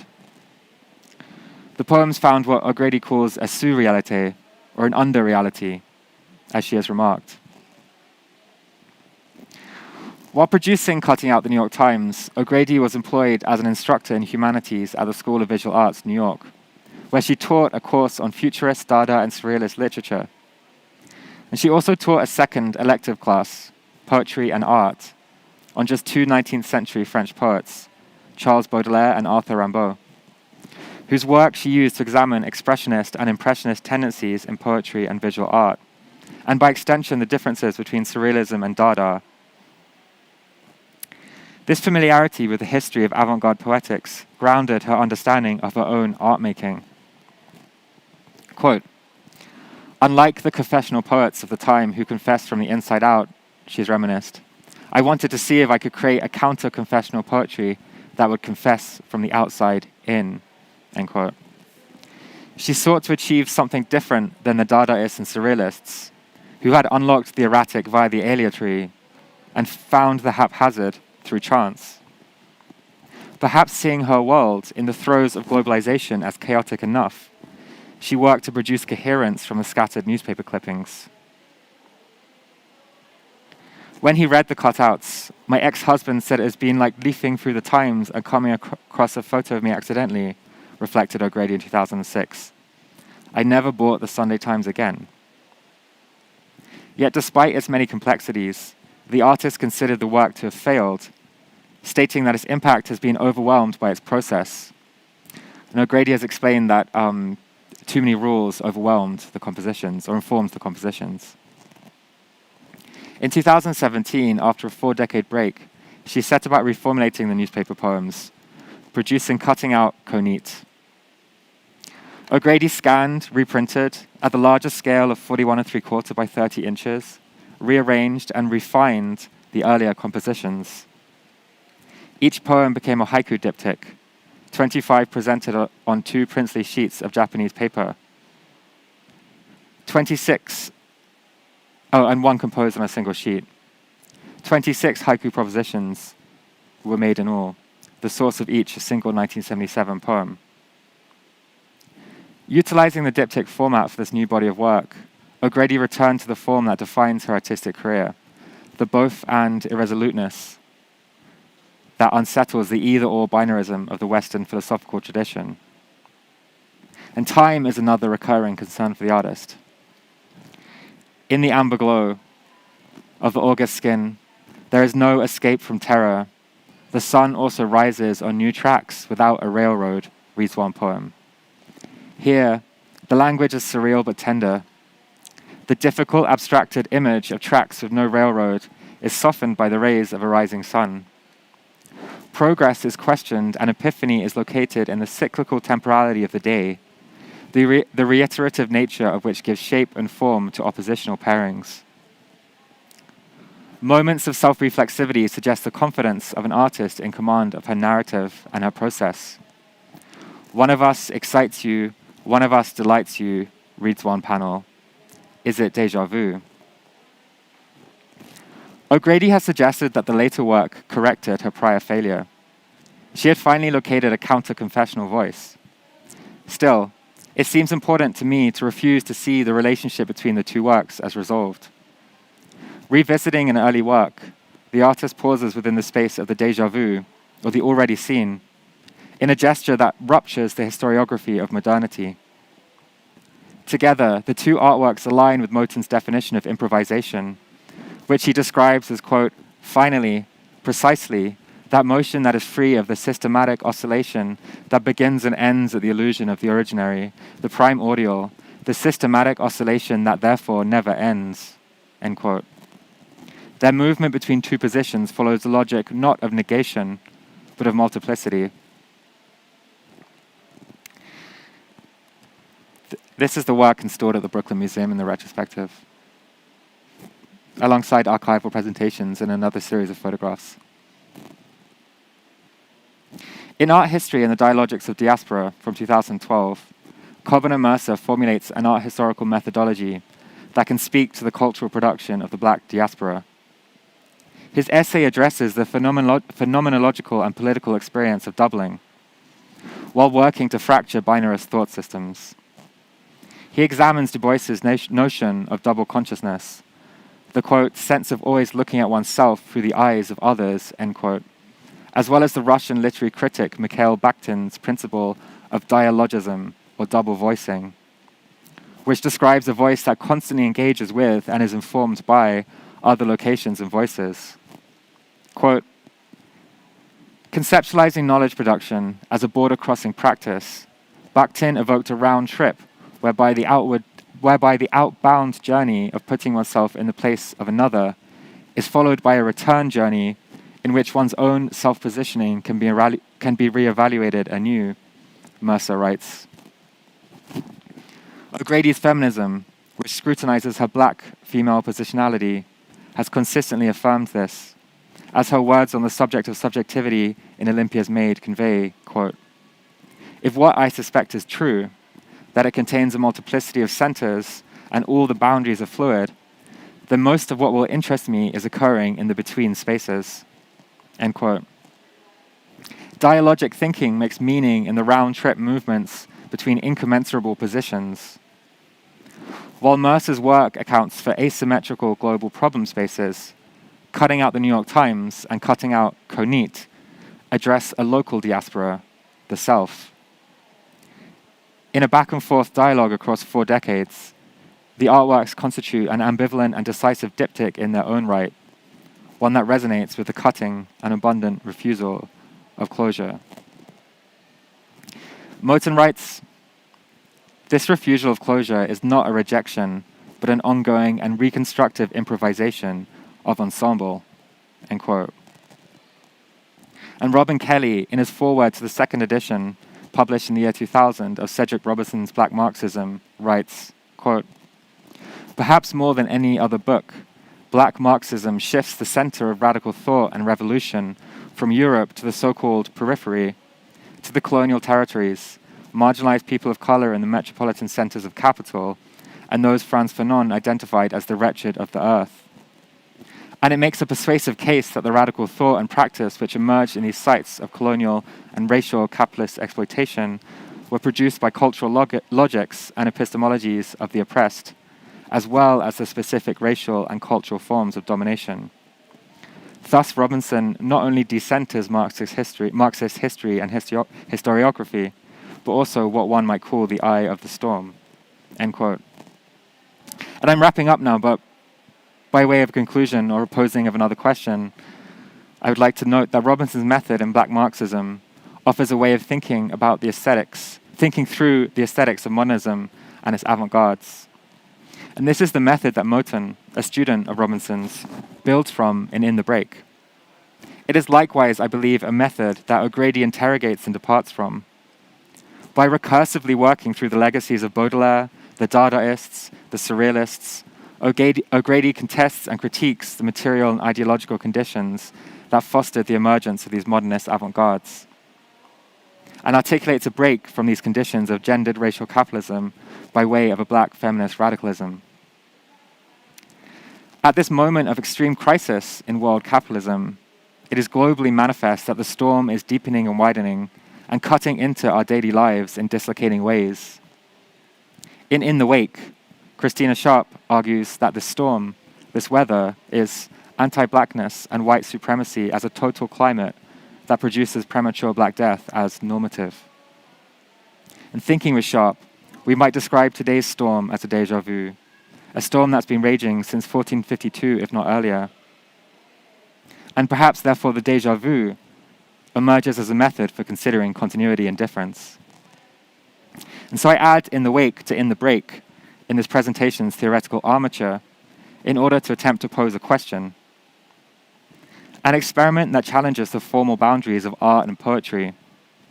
Cutting Out the New York Times was one of the first works in O'Grady's oeuvre, a remarkable body of work that she has characterized as a practice of, quote, writing in space, end quote. So what then might it mean to think through O'Grady's method ecologically? Robinson was considering centers and margins, and it occurs to me that collage transforms the relationship between text and margins.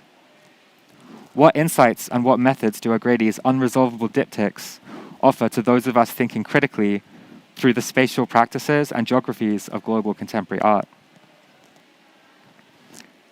So I'm looking forward very much to hearing the rest of the presentations today and to continuing the dialogues, and I'm more than happy to receive any questions if I haven't gone over time. But thank you so much for listening.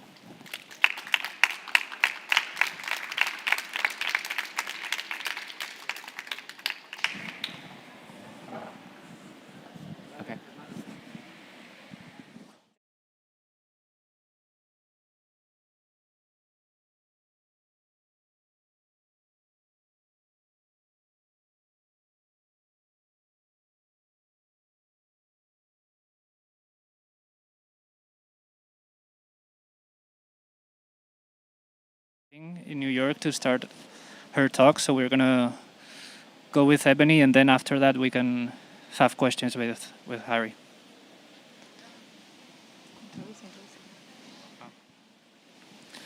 Y bueno, la siguiente charla que tenemos es con Ebony L. Haynes, que es escritora y curadora y es directora en la Galería David Zwirner en Nueva York. Y nos va a presentar una charla que es titulada The Fetish Revisited, que es el fetiche revisitado o revisado, y espero que os guste.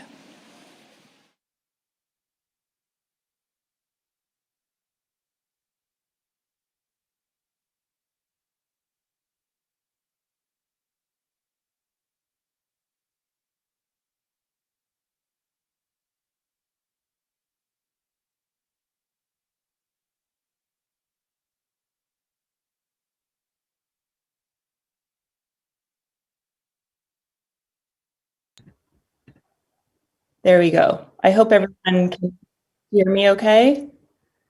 I'm first very sorry I can't be there in person. I have some travel issues coming from the States. But I'm very honored to be invited to this program, and very honored to be in the lineup of speakers. I think there's a little bit of echo. I'm not sure if that's just coming from me.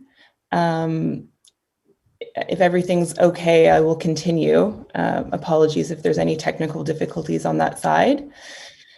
I want to thank ARCO again for the invitation. I want to thank Bea and Alberto and Yaby for putting this together. I'm sorry that I can't be there and to see this beautiful fair in person.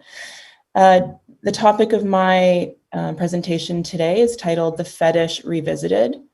And this is really, I'm kind of welcoming the crowd into a less formal presentation, really as part of my research as a curator and working towards the next show and always thinking about my relationship in particular to art objects and the display of the art object.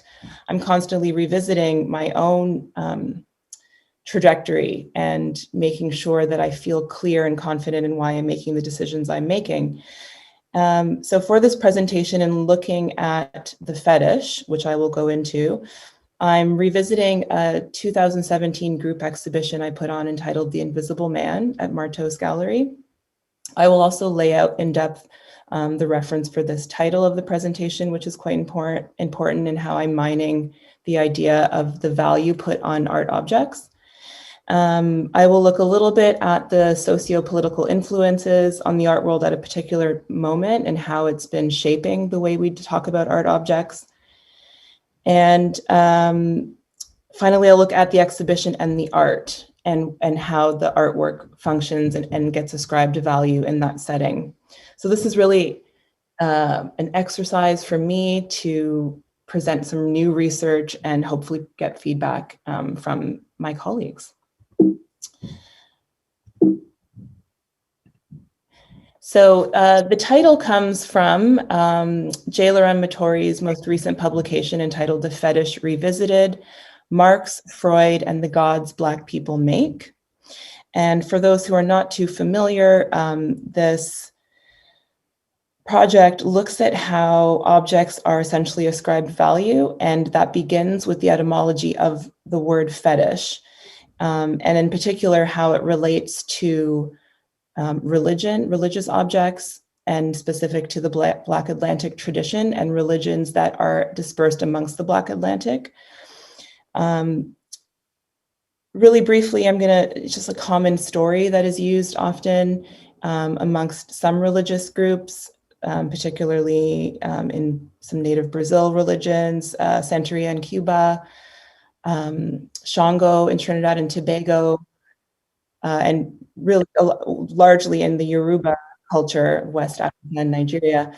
And the story is that Ishu, this god, this common story. So there's Ishu is these two friends are in the market and they're very good friends, longtime contemporaries, and they're just having a conversation and somebody walks in between them and it's felt as an interruption.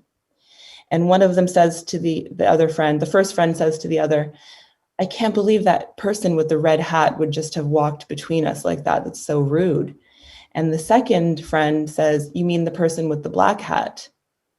And the first person gets very angry. It's like, what are you talking about? There was the red hat that just walked right in front of us. And the second person there argues back and it's like, how could you not see with your eyes? I was right here. It was a black hat.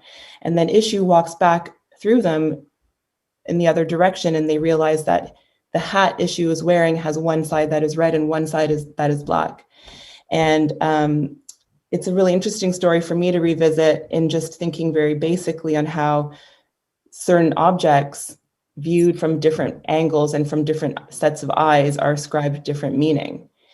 And to keep that in mind and consider what the other viewer is thinking about when they're looking at something that I view, maybe, it sounds like a very basic premise, but it's an interesting story and fable in terms of constructing value systems.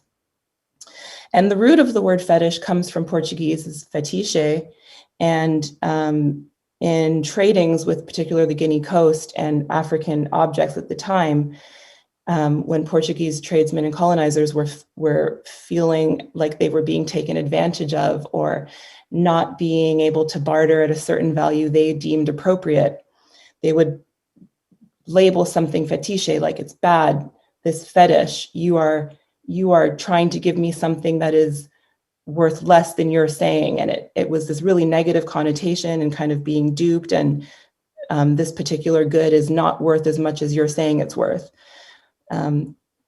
Later, we see this come back, this idea of fetish and fetishism and fetishizing an object.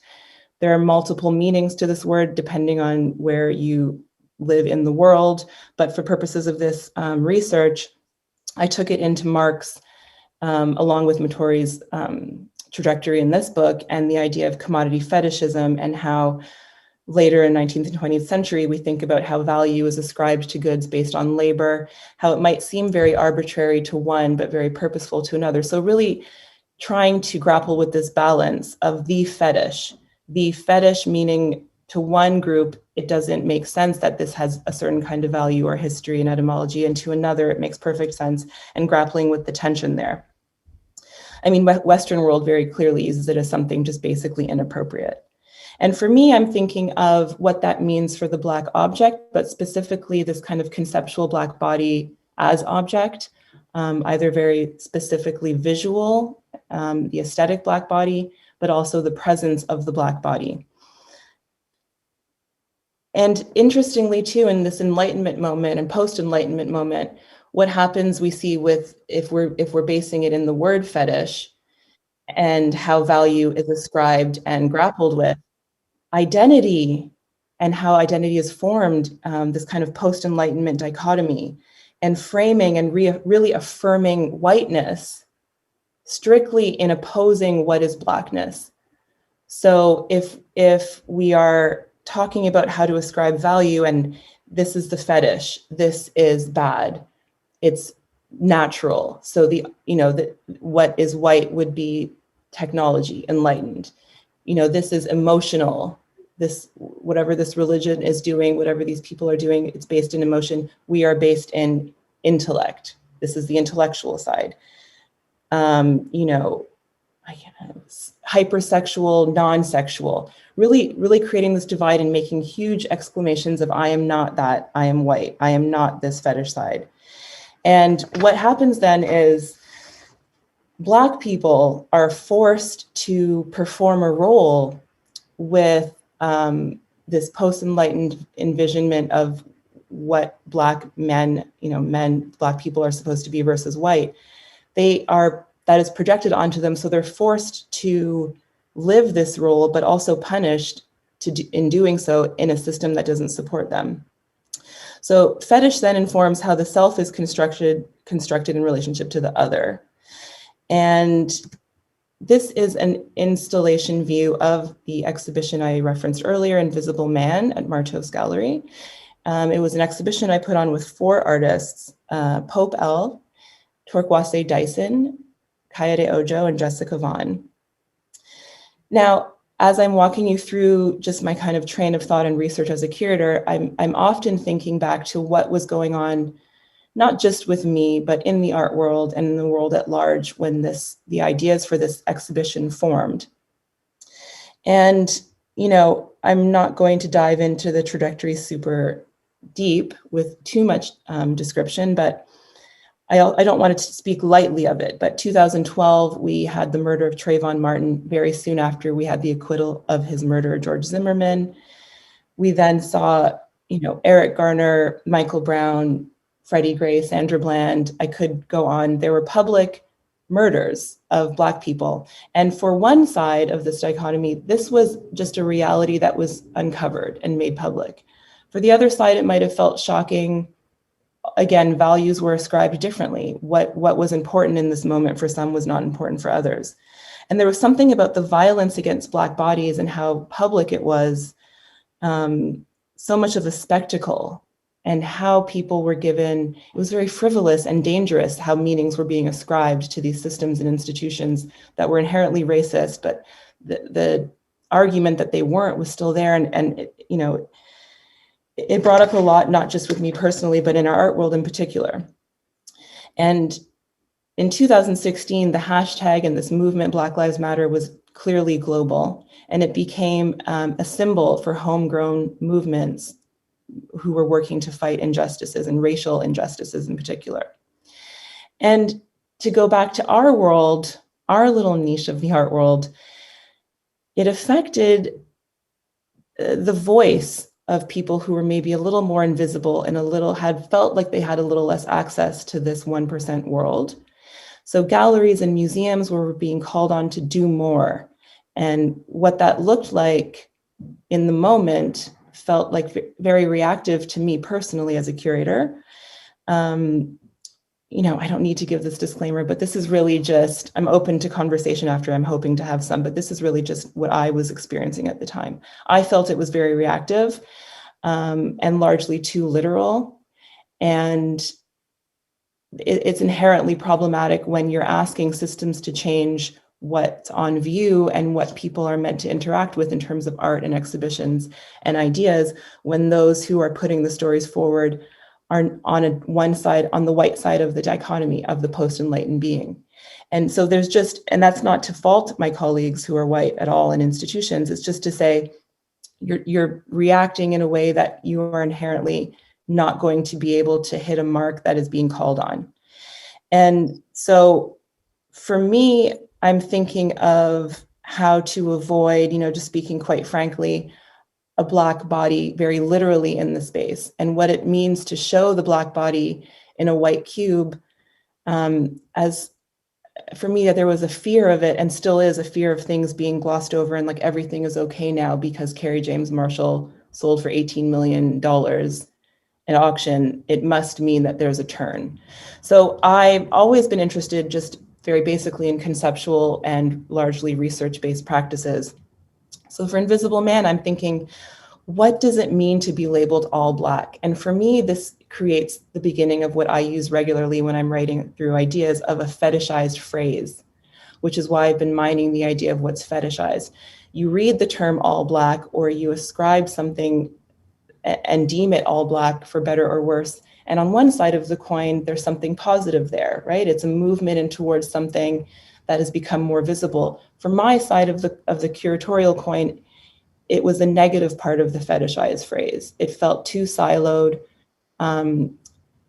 less rigorous for me personally.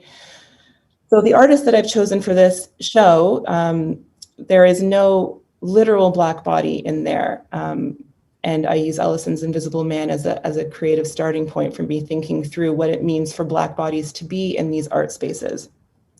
And just very briefly, for people who aren't familiar with the show, the 3 paintings on the long wall in the back are Tarkwasi Dyson, and they look at migration and geography. And particularly, this was speaking to the pipeline issues that were happening in the States, and are to scale, thinking about water and movement and displacement.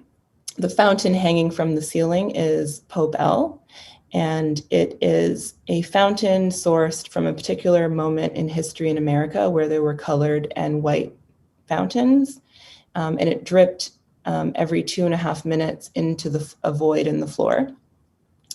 The couch on the left is Kaede Ojo, turned upright on its side with a sequin gown draped over it.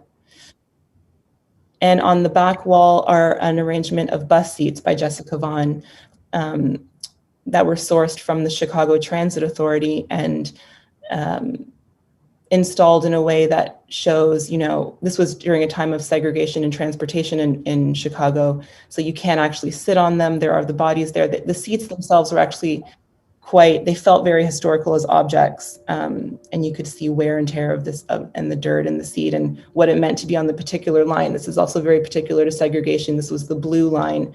I won't go into it too much, just a little overview of this show. And I chose these objects and these artists in particular to see how I could bring the Black conceptual body into the art gallery and find a balance between the fetishized phrase and the non-fetishized phrase, all Black, or the fetishized body versus the non-fetishized body and object, etc. I'm going to look closer here at Kaede Ojo, just to give a little bit more of a deep dive in an artist who I worked with closely for some years after this show, and I'm still very interested in their practice.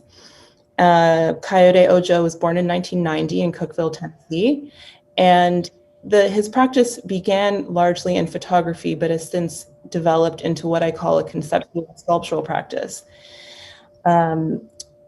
How objects are arranged in an exhibition are just as important in how the objects are sourced. He thinks a lot about globalization, how value is ascribed to designer goods, the bootleg object. He thinks about Hollywood, glamour, how are beauty standards ascribed? How does he feel fetishized as a Black body in particular clothing items, sitting in particular chairs? And this was his first solo exhibition at Marteau's Gallery. It's called Equilibrium. I'm going to quickly just read, it's not a very long press release, but it's interesting because I was working on this show and thinking about this the whole time before visiting Professor Mottori in detail. But I feel like ideas about this balance between fetishized objects was still there.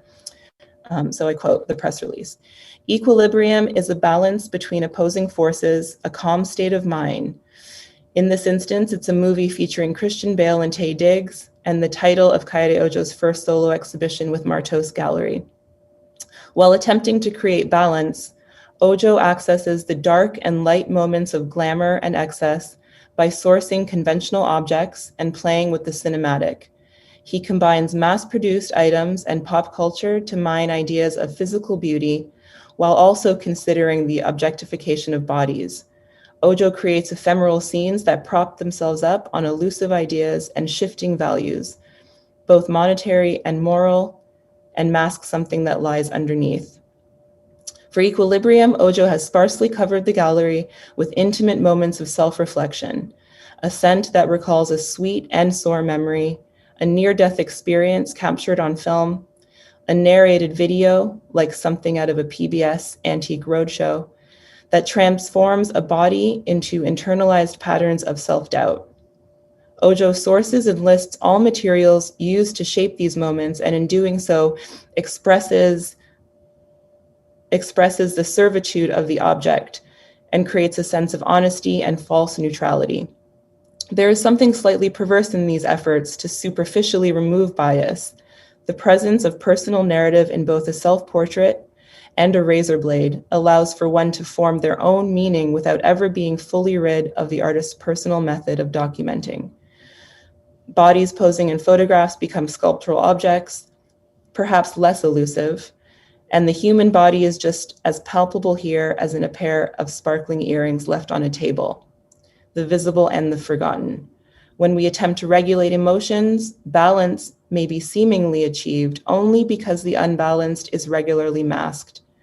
It often feels forbidden to express true and honest emotions, and cloaking or drugging states of consciousness are encouraged to keep up with social norms.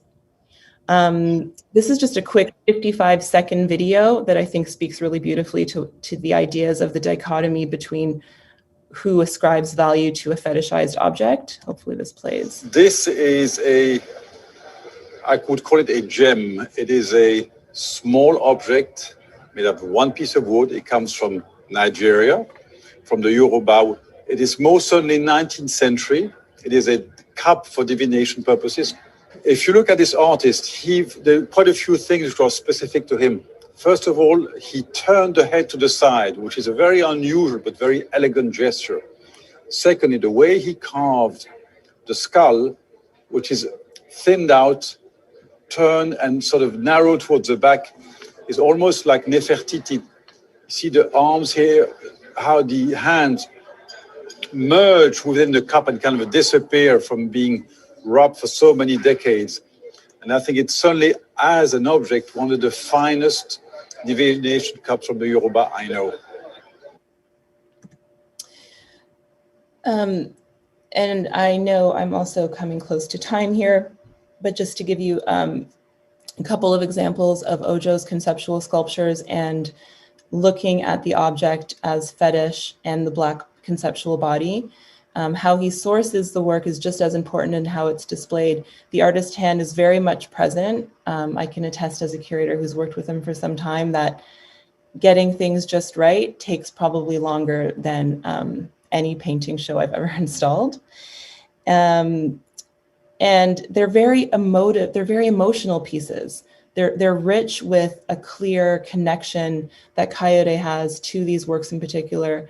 It's just as strong as a portrait on a canvas, I would argue, perhaps sometimes even stronger. It feels very vulnerable at times, and also dangerous in how we're talking about who's ascribing meaning. Left to its own devices, somebody might view this, an anal probe on top of this bar cart with perhaps something vulgar as a reference, but for Coyote, it means something different, and it creates the space for me in playing with the looseness of how these objects and the Black conceptual body, specifically for these artworks and my practice, how we ascribe meaning and how we play a little loose and fast with the ability to open up those conversations. It's really quickly in more recent work from Coyote here, Relax. Also, I must point to the artist's still very important. He started in photography, as I mentioned, and photography is still a large part of his practice. And just very interesting in how he plays with the idea of the fetishized Black conceptual body, a bit more literally here, using his own body, but also recognizing that the viewer is ascribing this meaning to these moments. A comment really on obvious rigidity in proposed gender and sexual norms, but really as a Black portrait and conceptual Black body, it speaks to how Matori pointed out post-Enlightenment dichotomy, right? And being forced to be projected onto as opposed to just being. And I have to always use a moment of presentation to point to my first favorite conceptual Black artist, MF Doom. And I think this is just an interesting point of how other artists, if you're not familiar, everyone go on Spotify after, how other Black creative bodies use objects or think of ways to reinvent what is forced onto them and create different personas and different ways of presenting yourself. I hope I'm not too over time. Thank you everyone for listening. This has been really enjoyable for me to work through.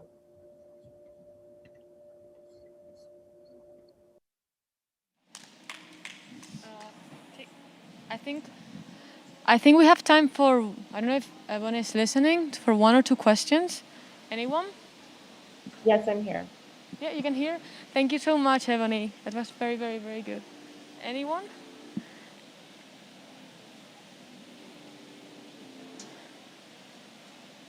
No questions? No. Estoy preguntando si alguien tiene alguna pregunta, por si acaso. ¿No? ¿Sí? Ah, vale. ¿Se puede traducir?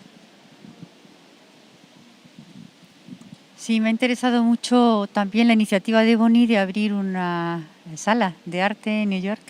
Y quería saber, desde aquí, desde Europa, cómo están las cosas allá respecto a si personas ya de color estáis cogiendo iniciativas en este sentido y os es fácil ocupar un puesto social en el arte contemporáneo. Me gustaría mucho saber cuál es la situación. Y enhorabuena.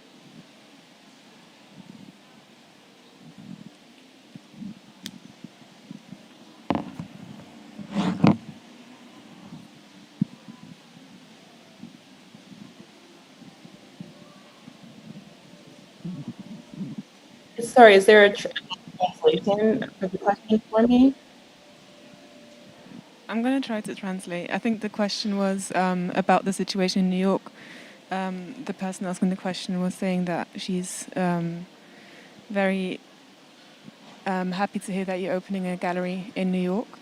And she's asking about the situation for people of color in the States and New York, how organizing works and how the initiative came about, I think. Is that, yeah? Sure, the initiative New Gallery. Thank you for your question. The initiative came largely as I present this research, which actually will be applied to a show coming in November in Mexico that I'm working on. it's all connected for me in thinking of new ways to imagine my place as a Black body in the art world and the gallery world, and also the work that I'm interested in. So I proposed this model to David Zwirner, again, speaking to the important understanding of what's happening around me at that time. Just as for Invisible Man, I felt a fire and a need for some kind of change in how I was thinking about art. You know, last year was difficult for a lot of us for a lot of different reasons. And I personally felt unable to continue as a gallery director, feeling like everything was business as usual. I love art. I wouldn't be anything but a curator or a director of a gallery, but I felt the need as a person of color to think about ways to change or see real change happen. And the first way I wanted to do that was slow things down. For me personally, I wanted to slow contemporary art down. I wanted to have a chance for any artist I'm interested in exhibiting and working with to have their works on view and engaged with for a respectable amount of time. And I just personally wanted to create opportunities for less intimidation, to speak very candidly, for people of color or people who maybe have not been or felt welcome in the art world, to create a space that, you know, just to clarify, the space is not exhibiting only Black art. It's exhibiting all kinds of art, but it will hopefully create a space that people feel more comfortable, you know, applying for an internship at, or having conversations about what it means to show a Black object or Black body in the space. This exists, of course, I'm not reinventing the wheel, but I wanted to create a different platform in New York, especially.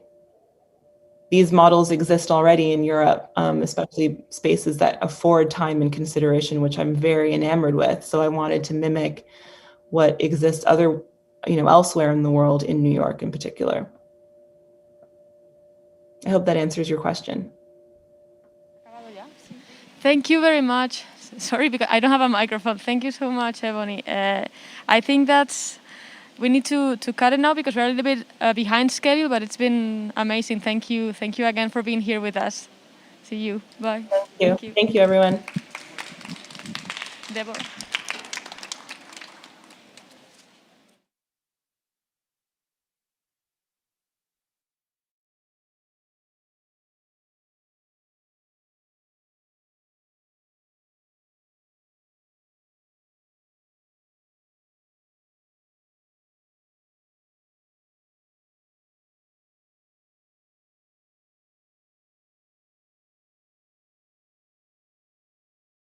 Y escritora, y también es directora asociada del espacio Auto Italia en Londres. Y bueno, os voy a dejar ya con ella en cuanto le coloquen el micrófono. ¿Vale? Y ya os digo que creo que nos dará tiempo al final a un par de preguntas a Harry y a Deborah. Vale, o sea, ¿habla ella dos preguntas o las que sean? Las que sean, pero como vamos mal de tiempo para que hagamos los cuartos ya hay que irse, pues lo dejamos en eso. Ok, perfecto. Micro por aquí.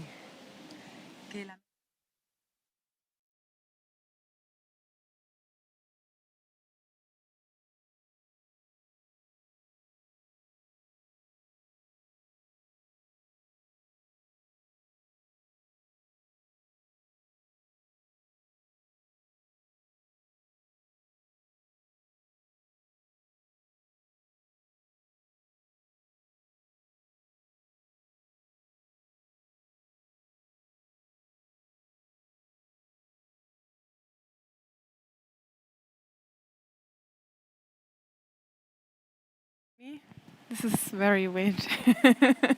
Thank you for being here. Thank you for listening. I'm going to talk mostly about my writing practice. Several aspects of what I have prepared have already been discussed, but I guess we can repeat. Okay, I'm going to start with an excerpt from a moving image that I recently finished. This lecture also kind of takes from discussions and reflections that came up while making that work. She knew the script off by heart. First, she'd ask you to come closer. And then, well, actually this script was porous and more like a dream, or something not entirely written yet. And it was unlike anything anyone could ever memorize. I, however, knew her every word. There were 5 on a central, circular, orange wooden stage. I could see her, although we shared an eye. We shared an eye we inhabited together. In fact, all 5 of us. We stretched eye out. I was the largest of eye now. Not the eye of one, but the dissonant eye, the eye of many. A 5-centimeter long pinky nail wound itself around the longest string on the base and pulled. First an almost silent saw, then everything was soaked in orange. The stage broke, the wood splintered. There has been no warning. The 5 were sent tumbling. This time, screaming words. An ocean of vowels erupted that together could easily be mistaken for a business of flies. Then, for no apparent reason, they all burst out laughing. Their voices trembling, the ceiling trembling. Here is where the play happened. This here is where it all took place. Invisible and inaudible to the audience, everything was soaked in orange. Drenched in orange so thick, orange started dripping, slipping, pouring. Orange started to spill out their mouths. The orange glare lasts just for a split second and is unperceivable to some. For others, it extends to a lifetime. You wouldn't know, I said, outside, looking you in the eye. And I replied, didn't you know all vessels are porous, silly? I had some slides. Oh, it's tiny in there. Maybe you can get it up there as well. It's actually just one slide, but you know. Okay, my artistic practice finds its impetus often in my writing practice, then becoming image, sculpture, or moving image. I seek out a space where language offers an opening into the unstable and slippery. I'm thinking a lot about ways to write that convey lived experience and embodied knowledge, while positioning itself in opposition to a dominant order of legitimacy within a system.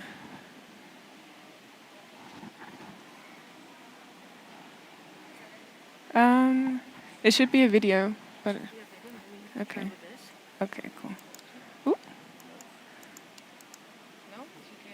Otherwise, it's fine. I mean, it's literally a 10-second loop. It's fine. I'm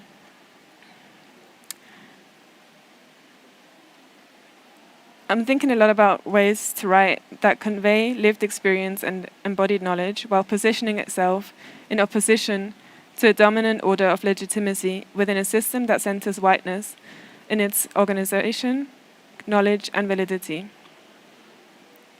This includes writing that refuses to explain an experience that stands outside of that said organization, and instead turns towards speaking through such a lens of being othered. Language is naturally always shaped by the culture of its speakers, which is to say, by the dominant culture of a particular location. It's continuously shaped by the culture's values, political climate, aspirations, and many more. I don't need to go too in-depth about the links between culture and language here, I don't think. But we can see like this happening, for example, within political speech, differing vernacular languages in the same language, accents, dialects, etc. This symbiosis between culture and language is reflected in aspects that include the range of named emotions and how sensibility to its time is reflected to its senses, to name some. It is against this backdrop that questions arise what it means to speak English, Spanish, French, German, whichever Western language, when its organization does not account for one's experience. What happens when your own language fails at making sense of your reality? I'm going to read an excerpt from Jacques Derrida's Monolingualism. Picture this. Ooh, what happened? Sorry, 1 second.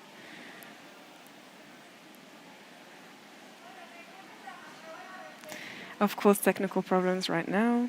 Sorry.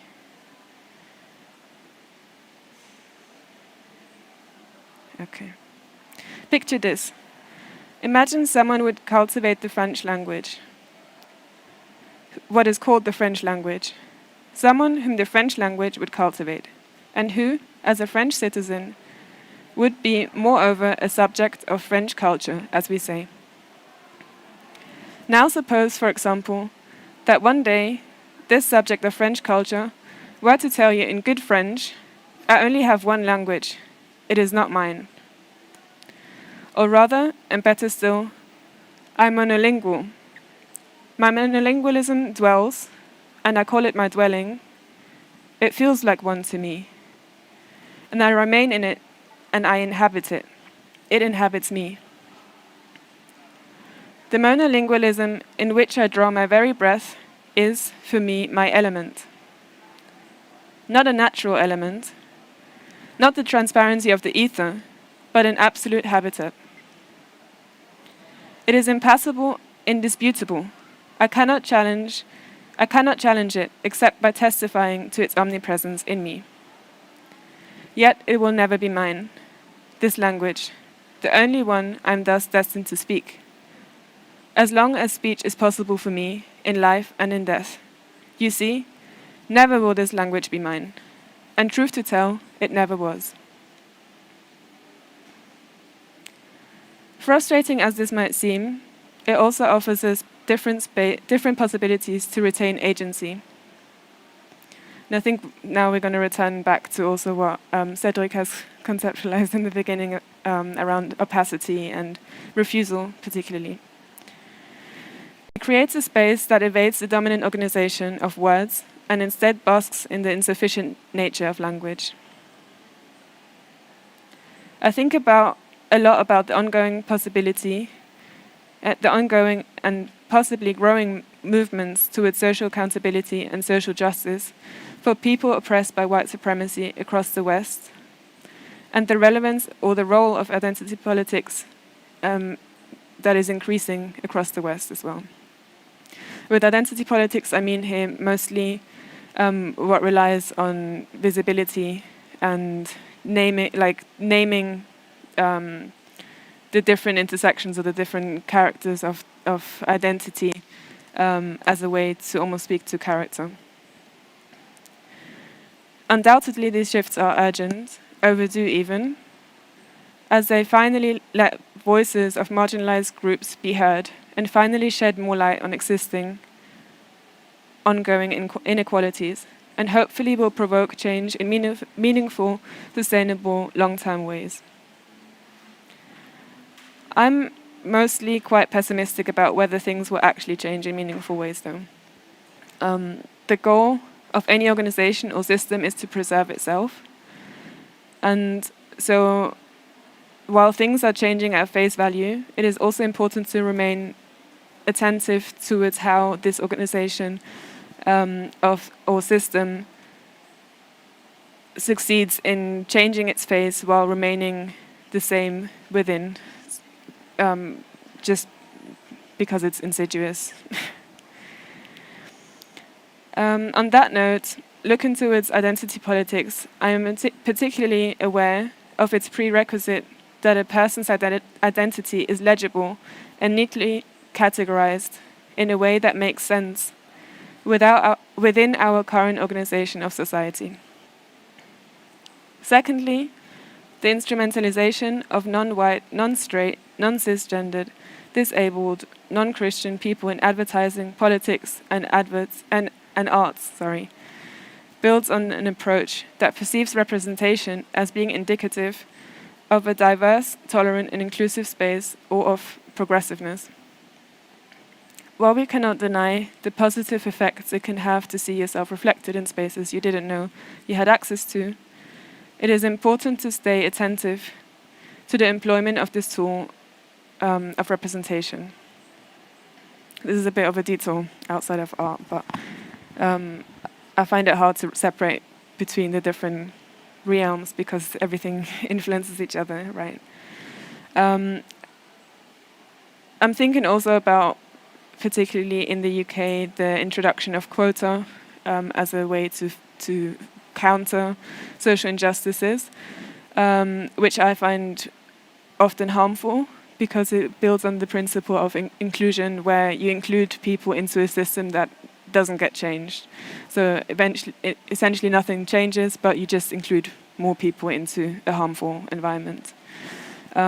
This means that, you know, while everybody's identity has to remain very legible, we can build on this approach of representation and hypervisibility that doesn't come with protection. So with these things in mind, unintelligibility is a political tool that has been also employed for decades within Black feminism, abolition movements, Black poetry, to name just a few. So it comes as a refusal to allow Blackness to become a commodity and to counter an urge to capture or to own Blackness within spaces. So there are many political acts within this, and not at least the refusal to remain within a culture's term of legibility. Maybe for lack of a better word, I refer to this stance of rejection within language as slippery. As this mode of language seeps through graspability. It exists in opposition to visibility and legibility. Its enactment of refusal simultaneously turns to stretch, morph, and twist language to forge new spaces. Thinking about the space of art within this, it brings me to think about how there's an opening for the imaginative, the looking differently, and to consider also how artworks are produced, how they come to be. So the wider context of the production of art, labor, the circumstances that provoke certain artistic practices, the circulation of work, and of course the market. What can the process of making art generate in a wider sense? And what can the artwork itself generate in a wider sense? I'm thinking particularly about archive building for the future, institution building, and at large world building through an abolitionist lens. This brings me to the figure of the trickster.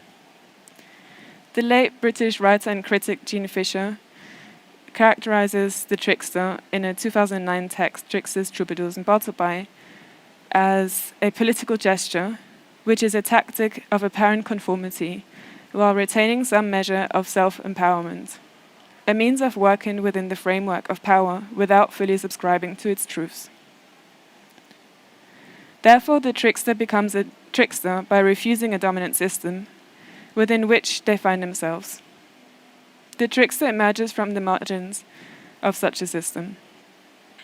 They become a trickster as a reaction to a system built on a violence that they know intimately, both mentally and physically.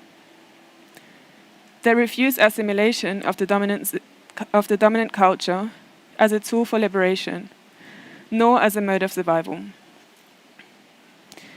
In this response to such a system, the trickster's method of refusal does not consist in simply inverting the language and codes of that system in a binary approach. In Towards a Metaphysics of Shit, Fisher writes, if the terms of a given discourse are simply inverted, they remain conditioned by the privileged authority. and they are easily reincorporated back into it, enabling it even to redefine and extend its own boundaries. The trickster turns away from inversion and instead employs the codes of the dominant system to forge a space within the apparent conformity to retain some measure of self-empowerment, a means of working within the framework of power without fully subscribing to its truths. These areas of research inform my thinking about ways to inhabit a society that takes necropolitics as a cornerstone, and mainly explorations of the trickster through artistic and formal modes of refusal. This includes the notion of fugitivity and fabulation, insofar as truth doesn't always overlap with fact, and the reclamation of agency through refusal. So much of what I'm thinking about with refusal, the fugitive, and the slippery comes from thinking about a way to inhabit the world at the point at which things flee, to use Sarah Ahmed's words, and thinking about the space it creates. In some ways, it may reflect an experience or a lived reality, a liminal space that already exists elusively. This is then where the trickster lives, where all these elements come together to create a room that aims to shake up notions of legitimacy or illegitimacy, and where fabulation replaces hard fact to facilitate looking elsewhere. She knew the script off by heart. First, she'd ask you to come closer, and then, well, actually, this script was porous, and more like a dream, or something that was not quite written yet, and it was unlike anything anyone could ever memorize.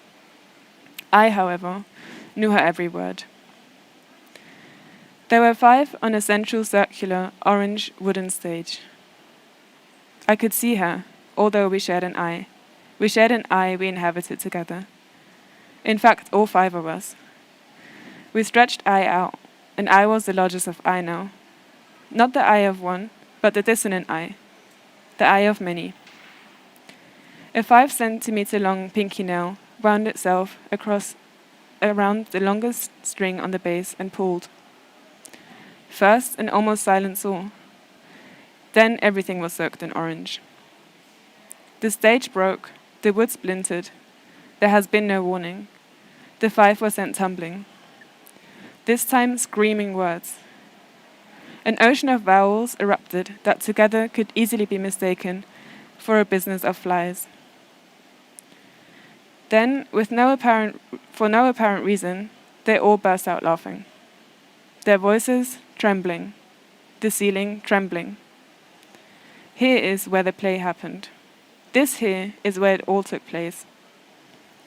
Invisible and inaudible to the audience, everything was soaked in orange. Drenched in an orange so thick, orange started dripping, slipping, pouring. Orange started to spill out their mouths. The orange glare lasts just for a split second and is unperceivable to some. For others, it extends to a lifetime. You wouldn't know, I said, looking you in the eye. I replied, didn't you know all vessels are porous, silly? Thank you.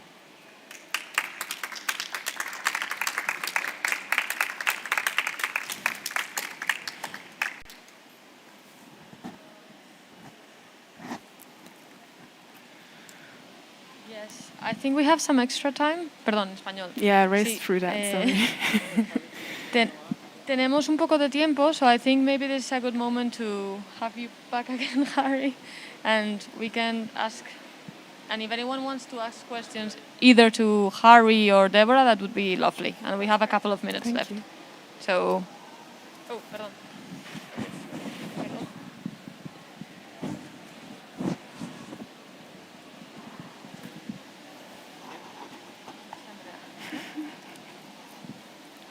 Anyone?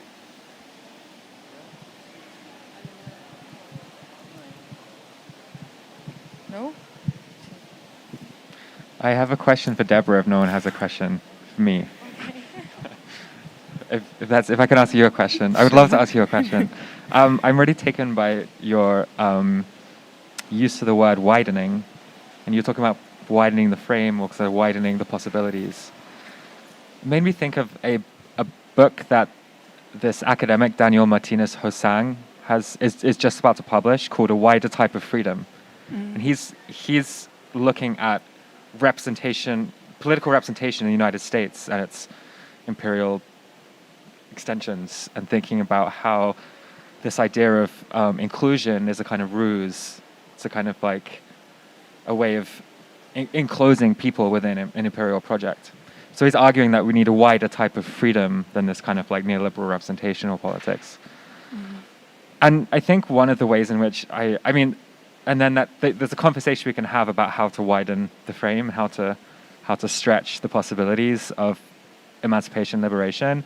And I think one of the ways in which that can happen is this project of abolition, which is another idea you brought up in your talk. Like abolition, I think, is a kind of widening. It's a widening of the horizon to think about the sunset. Definitely. In any case, I would just like to hear maybe you ruminate or consider what do you think abolition? What do you think the possibilities of abolition might be in a cultural context or an art context? Does it make sense to talk about abolition within the cultural sphere, given that this is kind of a discourse that comes out of like a specific, oftentimes a specific like call to abolish the police and prisons, and the art world both is like carceral and isn't, because it's different. Like so yeah. I just wonder if you could say more about what abolition looks like for you within the cultural context. Yeah. As you mentioned, I think abolition has been mostly discussed within like the framework of police brutality in the States particularly. I'm thinking about abolition maybe within my work more in the context of the production of an artwork and futurity, like thinking about if you want to widen the frame or whichever term you want to use, to think about how we could move beyond this current moment, current very long ongoing moment. We have to already consider what a future could look like, and I guess that's the foundation of abolition, in thinking about what does it like. Police abolition being one step of that, but what would that look like if the police weren't there? What does it take of each one of us to do so that there is a need for the police to be there?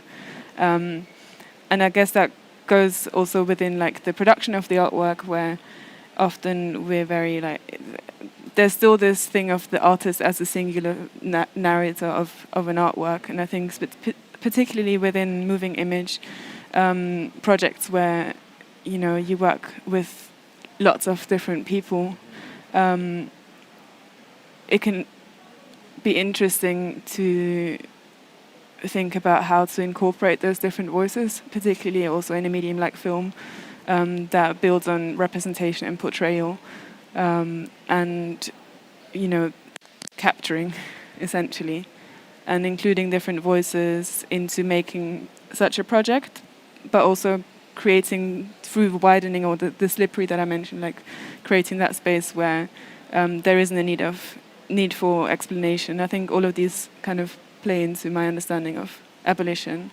Gail Lewis, who is a UK sociologist, said in a presentation of hers that living as a black body or living as a queer body today is impossible, because the world doesn't allow it. So in order to exist, you already have to live in the future.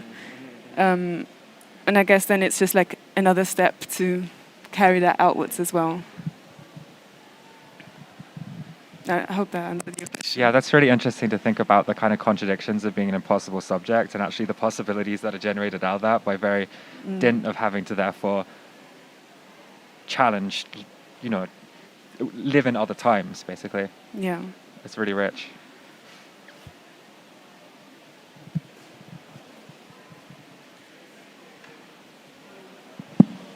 If anyone else has any questions.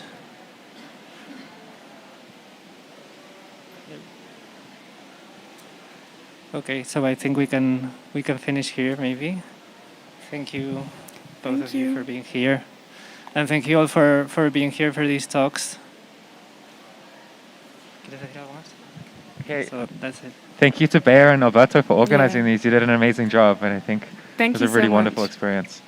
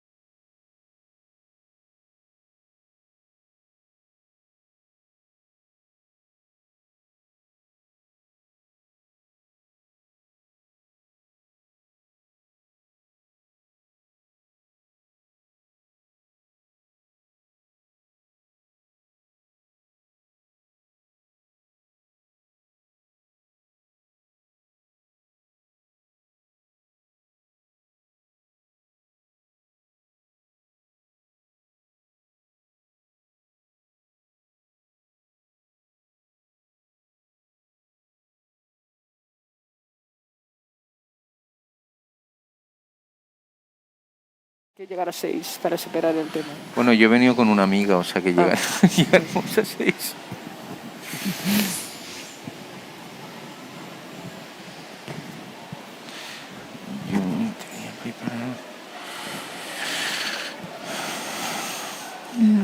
Esperamos un minuto, que aún no son y cuarto, y ¿sí?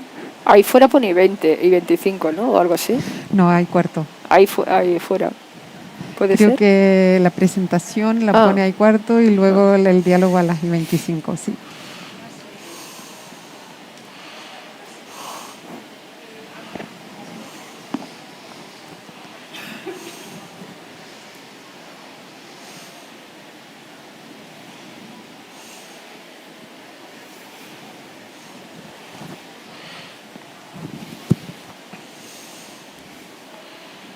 ¿Hasta cuándo?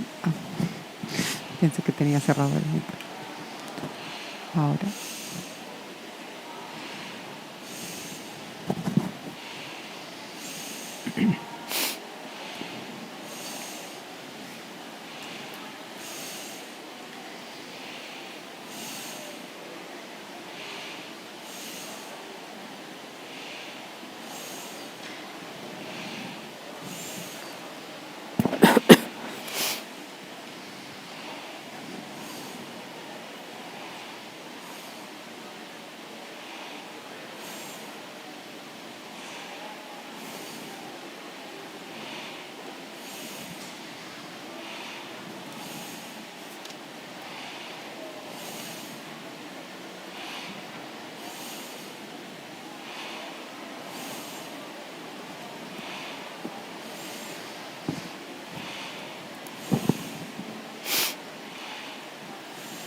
¿Empezamos, si les parece? ¿Sí? Vale.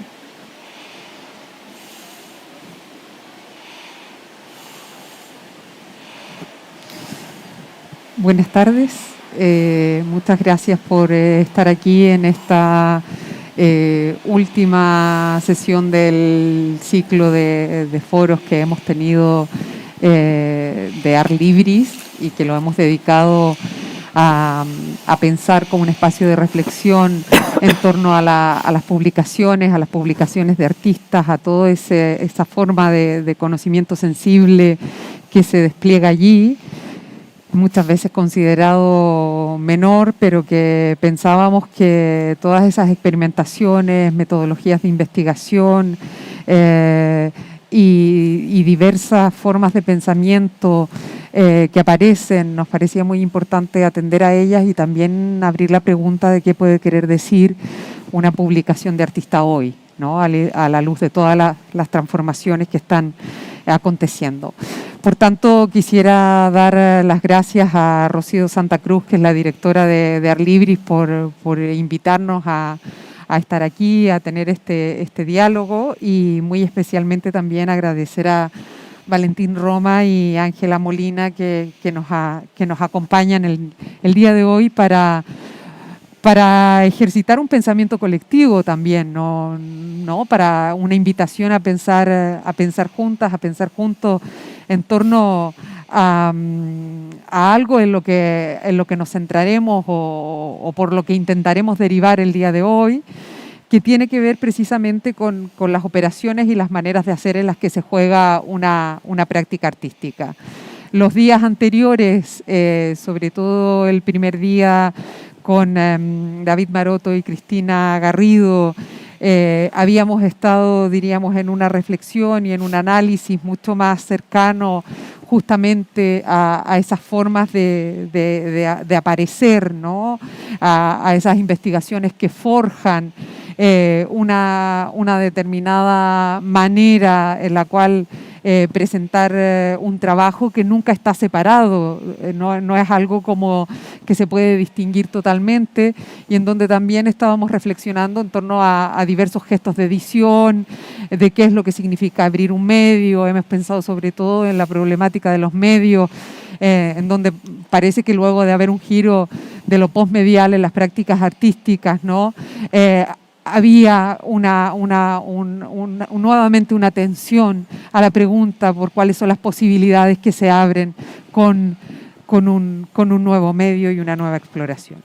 Y el día de ayer con Mario García Torres y Daniela Siman también la reflexión estaba muy cercana a lo que había sido en este caso una colección de publicaciones de artistas y cuál era todo ese trabajo previo, ese trabajo de complicidades, diríamos, que se iba forjando en equipo y también en tiempos de pandemia, para que fueran apareciendo esas pequeñas historias que impugnan esta historia con mayúscula.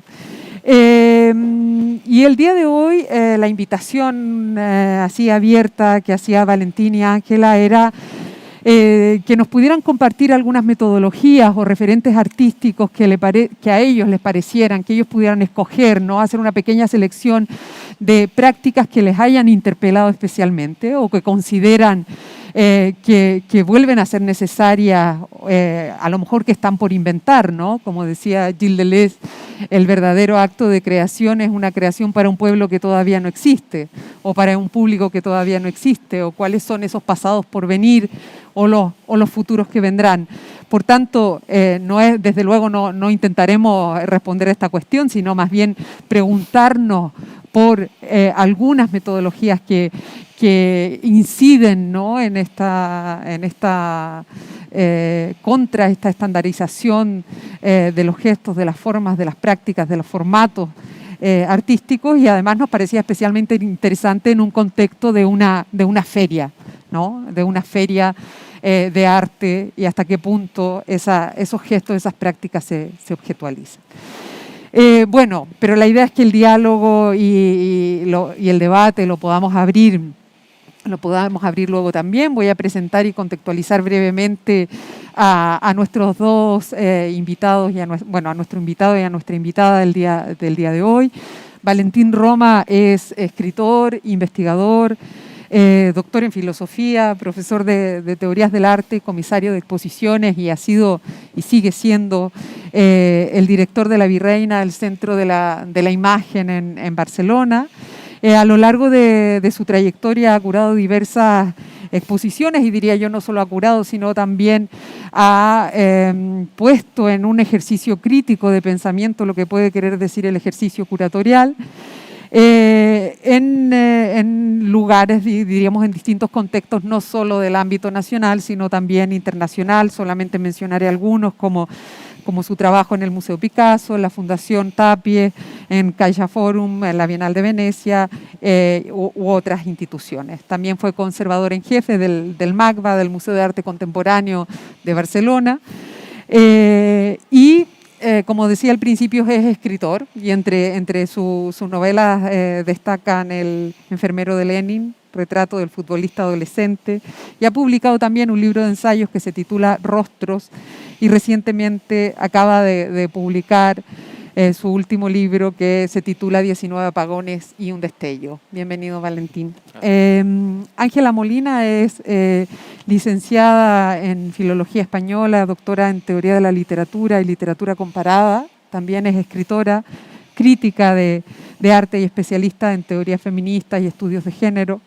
Ha sido directora de la revista de arte y pensamiento Art y Co, y ha colaborado en el suplemento de cultura del periódico ABC, las sesiones de arte y literatura de los suplementos Babelia y Quadern en El País, y en diversas publicaciones especializadas. También ha impartido no solo múltiples conferencias sobre arte, literatura, arquitectura en universidades y en prestigiosos centros internacionales y ferias de arte, sino que también yo creo que el ejercicio de cómo Ángela entiende la crítica, ¿no? Y de una crítica que abre espacios, diríamos, para justamente no solo, diríamos, buscar aquellos énfasis de intensidades que una obra marca, sino también ciertas fricciones, y abrir allí espacios de pensamiento y de discusión, y activar debates que a mí me parece que son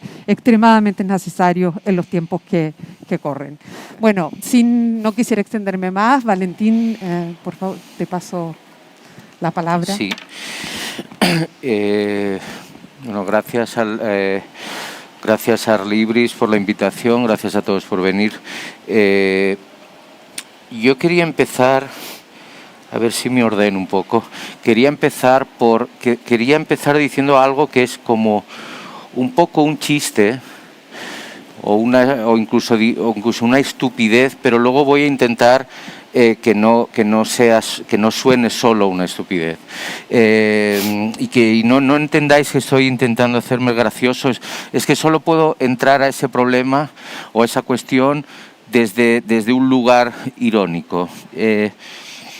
Mira, yo creo que hablamos de metodologías, prácticas que nos parecen interesantes y de las cuales podemos, por decirlo así, aprender, sacar algunas conclusiones. Yo situaría un poco la cosa en, mirad, el chiste es el siguiente, o la broma es la siguiente. Hay algo como que demostró la Biblia y el Capital demostraron que hasta qué punto un texto deviene como categórico a partir del grado de fanatismo de sus lectores, es decir, a partir del nivel de obcecación de sus intérpretes. Es decir, no hay libro más obsesivamente y fanáticamente interpretado que la Biblia, tampoco y en cierta manera también el Capital. Hablando de esto, yo diría que hoy podemos en el arte, sobre todo estoy pensando desde el campo del arte, podemos decir que estamos digiriendo una zona del estructuralismo, que estamos digiriendo a Foucault, ¿vale? O sea, esto es lo que yo diría, mi chiste es que hoy estamos digiriendo a Foucault, ¿vale? Pero que en esa digestión, en el arte, ha generado unas posiciones muy determinadas. Por una parte, creo que la digestión o una zona de la digestión a Foucault ha generado algo sorprendente, que es la literalidad, ¿vale? Hoy hay algo en la literalidad artística que nos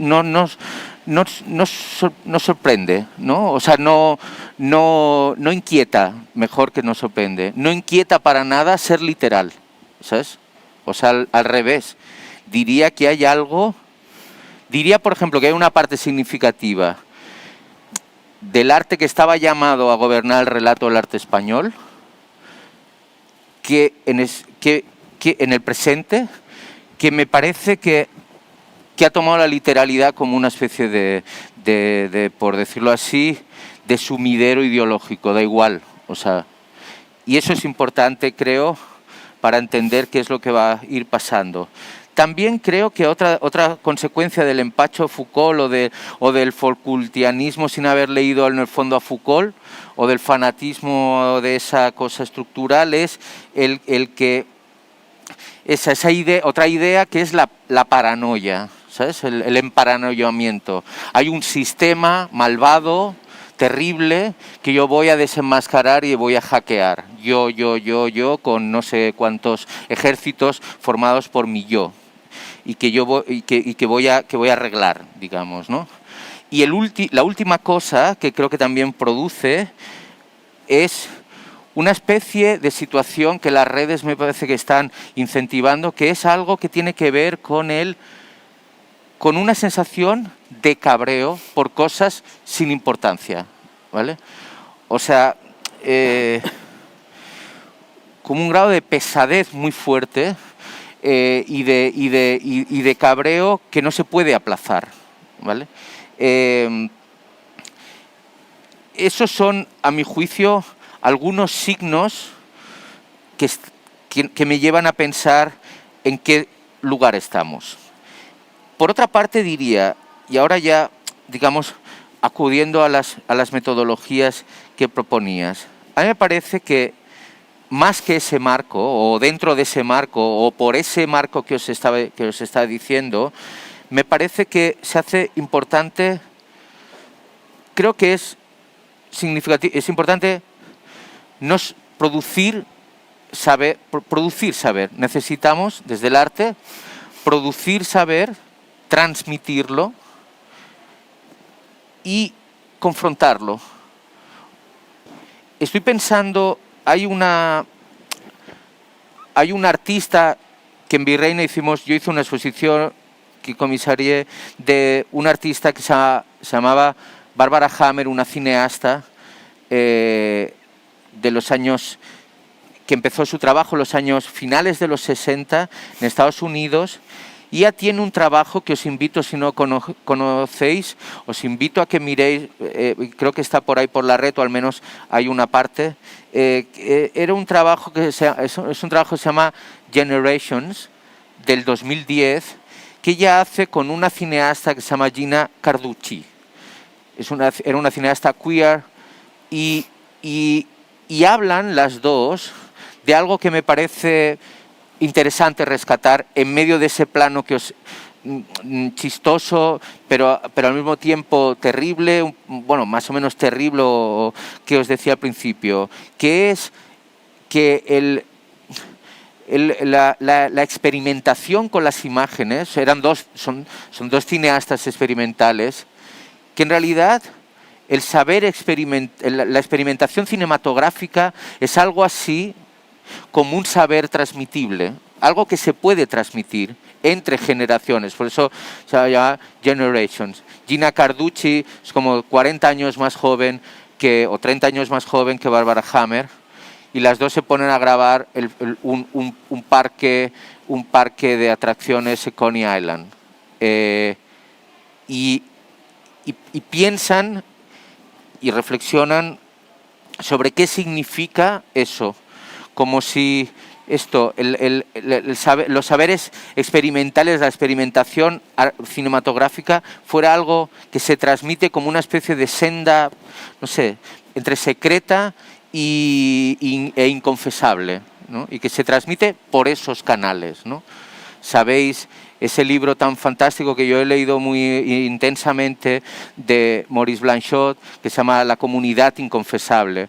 Generations, y en esto que estoy diciendo de producir saber, transmitir, confrontar, estaría pensando en esa metodología de lo inconfesable. En realidad lo que define a la comunidad, según Blanchot, o en una parte importante de lo que podríamos decir Blanchot, lo que define a la comunidad, lo que define incluso el comunismo, no sería tanto la definición de una manera de estar juntos, sino la forma por la cual nos hacemos indetectables o inconfesables. Es decir, sería la inconfesibilidad lo que define la comunidad, no tanto una pertenencia desde un carnet. Es un desplazamiento significativo el que hace Blanchot, no siempre aceptado por las ortodoxias comunistas o comunitarias, pero creo que la reivindicación de lo inconfesable, que también la detecto en ese carácter de transmisión que os decía, como una especie de secreto entre Barbara Hammer y Gina Carducci, me parece que es un elemento creo a reivindicar hoy, o una metodología a reivindicar hoy, como planteaba un poco la charla. Otra metodología que me parece... Mira, la toma de la palabra, cuando hablamos de tomar la palabra, ¿vale? Que creo que también nos tenemos que referir a eso. Tomar la palabra no es solo quedarse romper el silencio, ¿no? Quedarse con lo intempestivo, ¿eh? Tomar la palabra también es...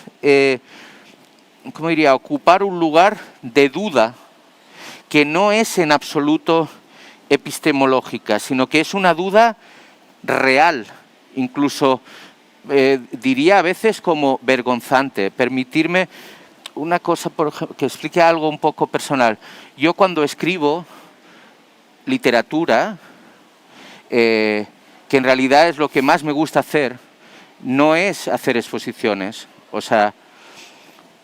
Si vendiese 10.000 libros, no haría exposiciones, escribiría libros, pero como no vendo 10.000, tengo que hacer expos, que es mi oficio. Pero cuando escribo, nunca, ni siquiera, no se me ha quitado cuando después cuando he publicado y he sido más o menos autor, no se me ha quitado nunca la idea de que estoy haciendo algo que no sirve para mucho. Y no que no sirve, no, perdón, lo diré de otra manera. No se me ha quitado nunca la idea de que estoy un poco perdiendo el tiempo. Es como que estoy esperando a que mi madre entre por la habitación y me dice, ponte a hacer los deberes, ¿sabes? No pierdas el tiempo, ¿sabes? Nunca he tenido la sensación de... No se me ha quitado por completo. A eso es lo que yo le llamo una duda. No penséis en una duda epistemológica sobre la condición del autor, sobre no sé... No es eso. Es otra cosa, mucho más banal, mucho más, si queréis, doméstica y mucho más vergonzante. La idea de que a veces las cosas se hacen mientras tanto, cuando queda un hueco, cuando hay, ¿sabes? No entre lo importante, que lo importante sucede entre las ocupaciones, digamos, ¿no? Pues esa idea de que lo importante sucede entre lo que te ocupa la vida, a mí me parece una metodología de trabajo que quiero reivindicar. Y luego, otra metodología, creo que hay que desinteresarse por el relato. Desinteresarse por el relato y también desinteresarse por el contrarrelato. No quiero decir que... No quiero ocupar una posición así como de, bueno, da igual todo. No es eso lo que quiero decir. Creo que hay que quizás afrontar, lo digo también desde como un director de un museo, afrontar una cierta desautorización un poco absoluta de algunas categorías ecuménicas. Es decir, ¿realmente nos importa tener la llave del discurso? O sea, ¿realmente importa? O sea, en serio. No sé si es importante tener la llave del discurso, pero tampoco no sé si es importante tener la medalla del antidiscurso. ¿Entendéis? Hay algo en ese diapasón hegeliano de discurso contra discurso que creo que ya, y por eso digo, olvidar, mi charla podría ser Forget Foucault, ¿sabes? Olvidar a Foucault, en ese olvido pasa por también desautorizar esas categorías. Luego, la otra, ya con estas dos, ya dejo la palabra, que creo, estoy en bien de tiempo. Okay. Entonces, las otras dos categorías que me gustaría hablar de ellas también son, o las dos metodologías, diría, por una parte, algo que podría ser como el derecho, como decía Pasolini, el derecho y el placer de escandalizar, pues diría el derecho, el placer de un cierto hermetismo, frente a insisto, tampoco no es una posición, es frente a una cierta concesión que hacemos cuando hacemos las cosas en el campo del arte. Hay momentos, por ejemplo, la escritura o las exposiciones, en el que hay que decidir, como dice mi maestro Constantino Bértolo, entre ser honesto o ser brillante. ¿Sabes? Él pone un ejemplo maravilloso de la disputa honestidad-brillantez que coge como Madame Bovary de Flaubert. Hay un momento en Madame Bovary de Flaubert en que el padre de Emma Bovary se reúne con su hija para proponerle que la va a casar, va a hacer un matrimonio de conveniencia, ¿no? Es decir, es un nudo muy importante en la novela, ¿no? Hay una discusión entre una joven, su padre, una mujer, tal. Bueno, pues Flaubert, en lugar de narrar eso, narrar esa conversación que es clave, prefiere utilizar una metáfora súper bonita de, bueno, no, pues tuvieron la conversación y el padre de Emma Bovary le dijo Emma le dijo al señor Bovary que si ella aceptaba, abriría una puerta, ¿no? Él estaba ya agazapado. Entonces dice, bueno, pues la conversación siguió y la puerta se abrió y golpeó contra el viento, no sé qué, es decir, no que había... en un momento tan clave donde había que escuchar los razonamientos de una mujer, sus posicionamientos, bueno, pues Flaubert decide enseñarnos la ventana golpeando en el de esto, ¿no? Y Constantino, que es Constantino Bertolo, que si no habéis leído sus libros de ensayo, los recomiendo porque son libros de vida, no hablan de literatura solo. Él dice, hay un momento que Flaubert decidió ser brillante antes que honesto, ¿no? Pues bueno, pues a veces sortear acercarse a una cierta honestidad quiere decir bordear territorios que son herméticos, ¿no? Que no se acaban de entender. Y luego, la última, esto pondría un ejemplo, el ejemplo de Alexander Kluge. Yo cuando hice la exposición de Kluge, La Virreina, tenía unos grandes problemas existenciales porque me pasaba que no estaba disfrutando la dirección de un espacio. Me parecía que era todo un rollo y que no... Y Kluge me enseñó a mirar, me dijo, tienes que entender la burocracia. O sea, es decir, creo que es importante la unión entre poesía y burocracia, por decirlo así metodológicamente. Es decir, necesitamos comprender cómo funcionan las cosas. Entre el plan, o sea, por decirlo así, disentir desde el presupuesto. Muy importante hoy comprender la estructura maléfica de los lugares donde estamos trabajando. ¿Sabes? Las posiciones solo autorales nos dejan sin muchas herramientas para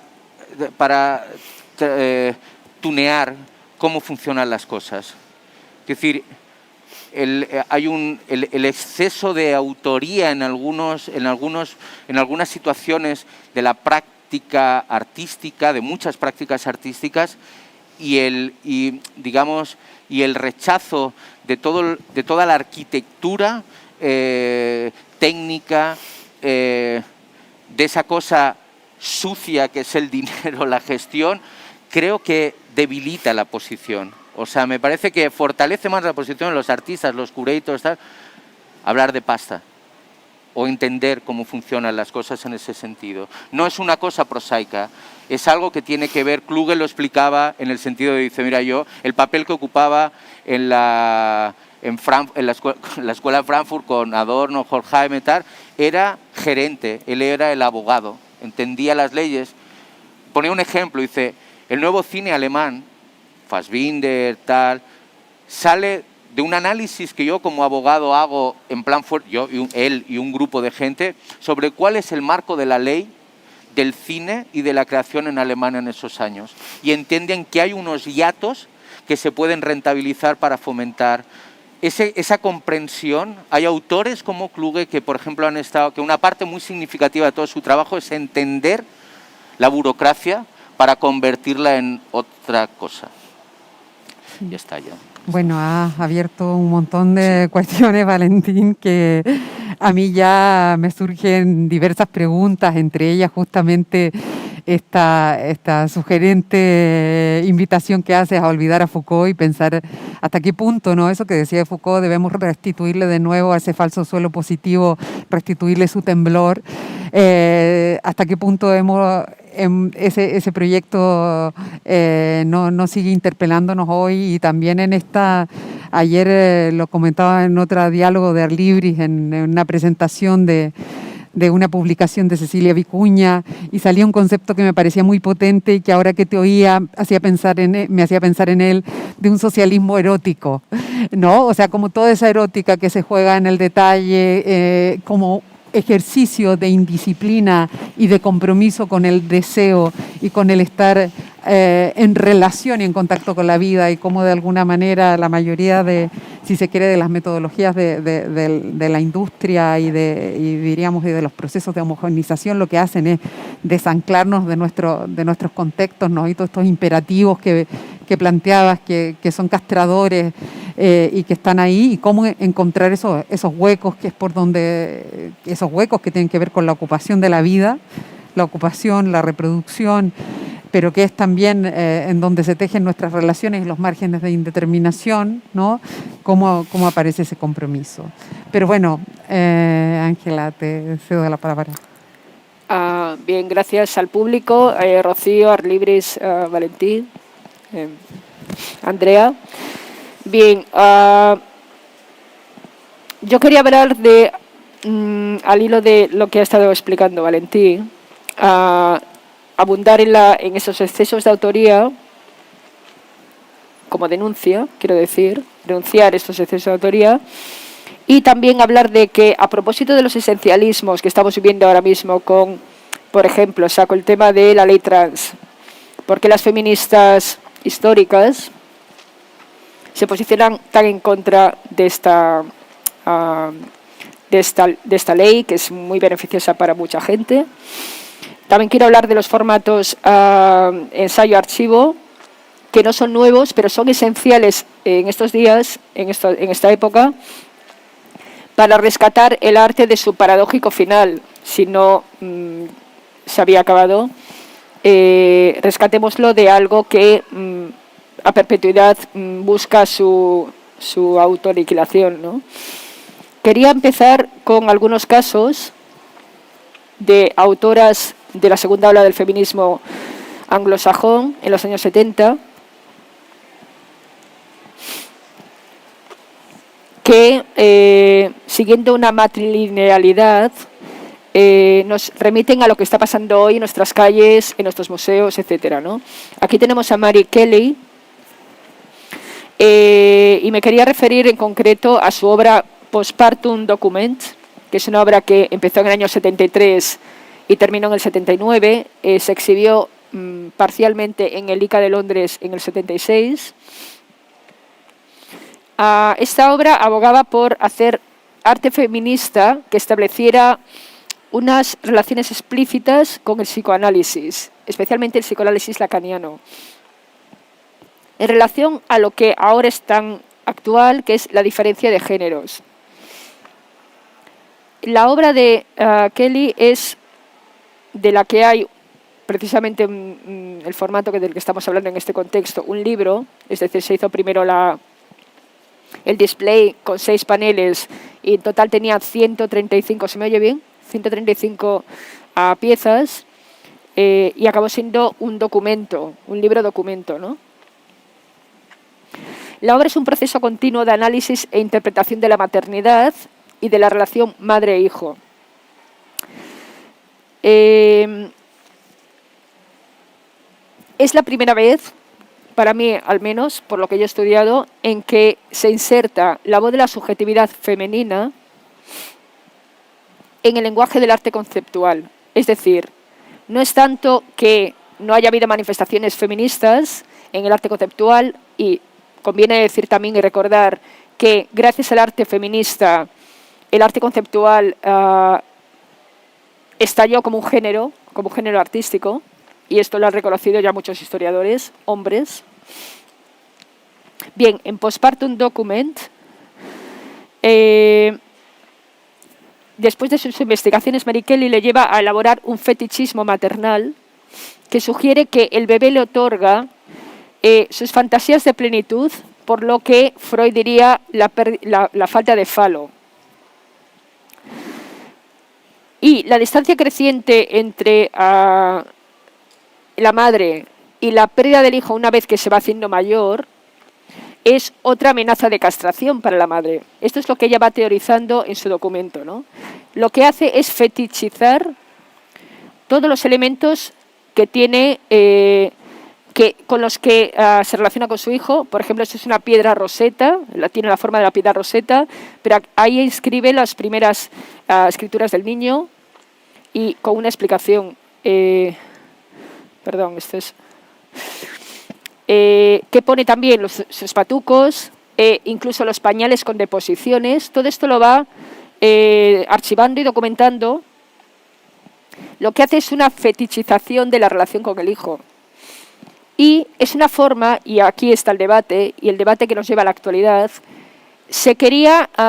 lo que quería ella era impugnar el discurso esencialista de feministas como Judith Chicago, que buscaban, sin yo creo todavía haberlo encontrado, el lenguaje esencial y propio de las mujeres, tanto en literatura como en la plástica, más en la plástica en este caso. Pero ellas abogaban por definir y categorizar y abordar lo que era el arte de la mujer. Es importante también recordar que hubo, ahora estamos en la época del Me Too y de la urgencia de llevar exposiciones de mujeres a las grandes pinacotecas.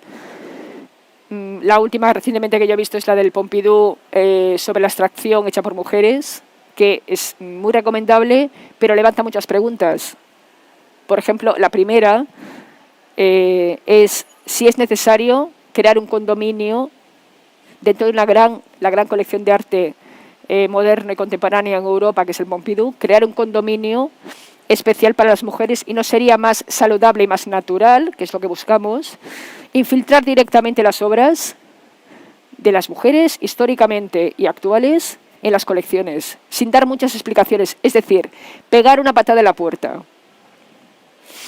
Entonces, bueno, en fin, esto es un tema que quería sacar porque hay una, en fin, a veces controversia sobre este tema, ¿no? Lo cual no debilita las demandas de las mujeres en torno a las colecciones en los museos, en las grandes pinacotecas. Bien, entonces en el año 72 quería recordar también que hubo el primer programa de arte feminista, que fue el primer proyecto del mundo dedicado a la producción de arte por y para mujeres. Y se hizo en una casa abandonada de Los Ángeles. La exposición se llamó Woman House y ahí estaban el canon, digamos, ¿no? Estaba Faith Wilding, estaba Miriam Shapiro, estaba, por supuesto, Judith Chicago. Ellas y un total de 24 estudiantes, mujeres, que buscaban eso, la piedra roseta de las esencias femeninas, ¿no? Volvían a preguntarse una y otra vez si había algo exclusivo femenino en la obra de las mujeres artistas que la hacía absolutamente diferente de los hombres. Ni mejor ni peor, absolutamente diferentes. Lo que hicieron las mujeres en este programa, aquí están algunas, fue remodelar la casa, se apropiaron del baño, de la cocina, celebrando lo que para ellos en ese momento era trivial, ¿no? Por ejemplo, hicieron obras con cosméticos, con ropa de cama, con ropa interior. Tenemos esta obra de Judith Chicago que se llama Menstruation Bathroom, y la ingeniosa y escalofriante obra de Sandy Orgel titulada Linen Closet, que ven que es como un maniquí, es como una muñeca hinchable, que está como medio guillotinada, con una pierna medio enterrada entre los cajones, en un marco en el que las sábanas están perfectamente dobladas, colocadas, y el cuello lo tiene dividido, es decir, está cortada. Es una forma de poner en evidencia la frontera de las feministas, la frontera entre lo público y lo privado. Aquí quería reivindicar también en contra del esencialismo. Bueno, decir también que en el año 72, en la otra punta de Estados Unidos, en Nueva York, se abrió la primera cooperativa de mujeres artistas, se llamaba AIR, Artistas in Residence, AIR, y fue un espacio que proporcionó pues muchas posibilidades para que las mujeres pudieran dar conferencias, hablar de crítica, todo a raíz del famoso artículo del año 71 de Linda Nochlin, ¿por qué no hay mujeres artistas grandes o por qué no hay grandes mujeres artistas? Aquí tenemos a Susan Lacey. ¿Por qué hay que reivindicarla? Porque se adelantó exactamente casi 50 años a lo que estamos viendo ahora, que no precisamente lo abanderan las artistas, que son esos movimientos Me Too. Fue la primera que instituyó de una forma, bueno, no institucionalmente no, pero creó, amparada por ciertos museos, la primera red social de mujeres. Estamos hablando de los años 70. Aquí tenemos sus charlas,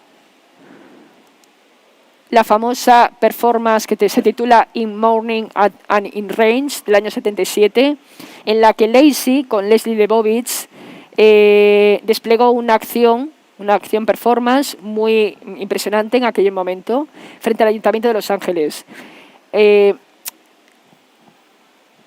Esto hizo que se volviera a reanudar las marchas por la recuperación de la noche, que las mujeres estaban atemorizadas de salir, y entonces lo que hacen es vestir a una serie de personas con unas túnicas, aquí tenemos una imagen más clara, negras, lo que le da una imagen, una sensación de pesadumbre, con unas capas rojas que simbolizan la violación y las muertes. Y básicamente esta acción no solamente era una marcha para recuperar la vida normal en las calles para las mujeres por la noche, sino que era una forma de denuncia, que esto lo estamos viendo todavía hoy, 50 años más tarde, de la espectacularización que hacen los medios de comunicación sobre los asesinatos, los raptos y asesinatos, violaciones de las mujeres. Esto en aquel momento se llamó Ortega Art, que es el arte de las malas experiencias.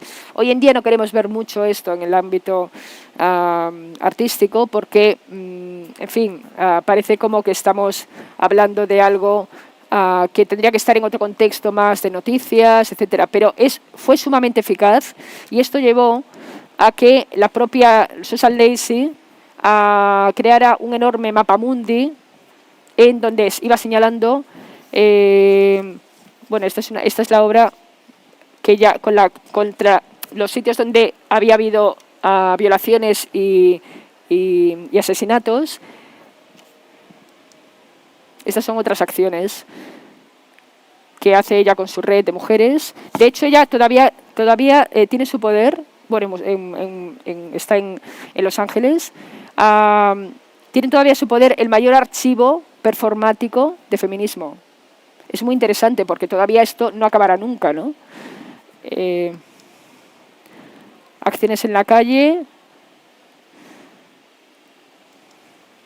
Bueno. Lo que hizo ella para contestar de una forma amigable a Judith Chicago fue el mismo año, justo coincidiendo con la inauguración del dinner party de la obra seminal de Judith Chicago, lo que hizo fue crear realmente una cena de mujeres en todo el mundo. Aquí también iba señalándolo con unos triángulos, como veis. Diferentes organizaciones de todo el mundo mandaron un telegrama a San Francisco MoMA diciendo, ok, vamos a organizar una cena, y se hizo con motivo de la presentación de la obra de Judith Chicago, pero ponía en evidencia claramente que no era una obra objetual, que ahora ha acabado siendo muy referencial, incluso llevada a las pasarelas de moda por la firma Dior, hasta aquí hemos llegado, sino que todavía es vigente. El museo guarda los telegramas de dadas que se han dado de alta de esta obra, y esto es lo que se dice hoy en día arte en red, que no es nada digital, era absolutamente analógico, pero en todo el mundo, es decir, que la obra duró 24 horas, pero era sincrónica en cada lugar del planeta. Por último, quiero hablar de Carlos Garaycoa, a propósito de los formatos preciosistas, el objeto votivo, la obra perfectamente acabada con las últimas tecnologías, la obra convertida casi en urinario de oro para ser conservada en una caja fuerte, la obra incluso realizada por una factoría de arte, en base a unos planos y unas ideas del artista, lo cual no es denunciable, por supuesto, pero sí se acaba siendo un objeto que yo llamo votivo. Pero lo curioso es que Carlos Garaycoa empezó en su Habana natal, pues cogiendo adoquines por la calle, señales, fotografiando los números de los cines y de los teatros que catalogaba el poder en aquella época. Les hacía una fotografía y los volvía a colgar en los sitios site specific para ver, realmente observar cómo el público, cómo los cubanos habaneros se relacionaban con la obra, con su memoria. Y todo esto lo iba documentando. Incluso llegó a irse a su casa donde había nacido, en La Habana Vieja, y lo que hizo fue, no sé si se ve muy bien aquí, pero es llenar de sedal de colores el patio interior, cubrir las ventanas, las puertas, y invitar a la gente que había vivido allí a ver cómo se relacionaba con su pasado. Era un arte apropiacionista en el sentido también de que él cogía una pieza que podía ser un adoquín y lo firmaba con un efecto ready-made, o simplemente otro hacía las fotografías de las imágenes de los edificios de La Habana y hacía este proceso cosutiano que es el objeto, la representación y el texto. Esto eran los orígenes de Carlos Garaycoa, hasta que se pasó a un formato mucho más, sin cambiar la temática, porque para él lo que le interesa es la arquitectura, los límites, el espacio público, el espacio privado y la memoria, sin dejar de trabajar sobre lo mismo, y eso es un artista coherente. Convierte alcantarillas con imágenes de personajes o fotografías en impresas en hueso, que es una técnica dificilísima que solamente puede hacer una gran factoría digital. Hace estas grandes ciudades con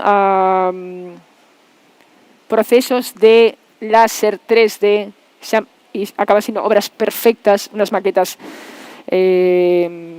bellísimas, cuando en los años 90 él había hecho las mismas maquetas con un pomo de la puerta que había encontrado en esa casa que iba a representar después con objetos realmente que venían del pasado. Ahora son estos displays, ¿no? Por último, acaba siendo la obra, que les diré cómo se llama,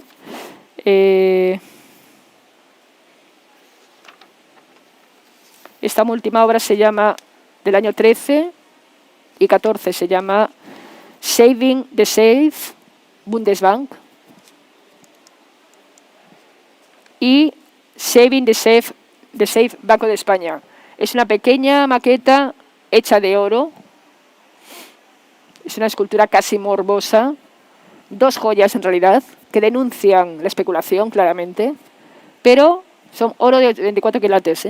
Lo que quiere es que se conviertan en una denuncia social de fuerte calado, poniendo en evidencia, poniendo en tela de juicio a dos instituciones que detectan el poder económico. No sé dónde están estas obras ahora, deben de estar en una colección, pero sin duda es un camino quizás demasiado largo de un artista que, sin dejar de ser coherente, ha buscado la pieza cerrada, la pieza aurática, la pieza donde el visitante no puede ya sentirse como parte de la obra, como hacía con sus obras, con sus trabajos en el edificio, por ejemplo, donde vivió en La Habana, ¿no?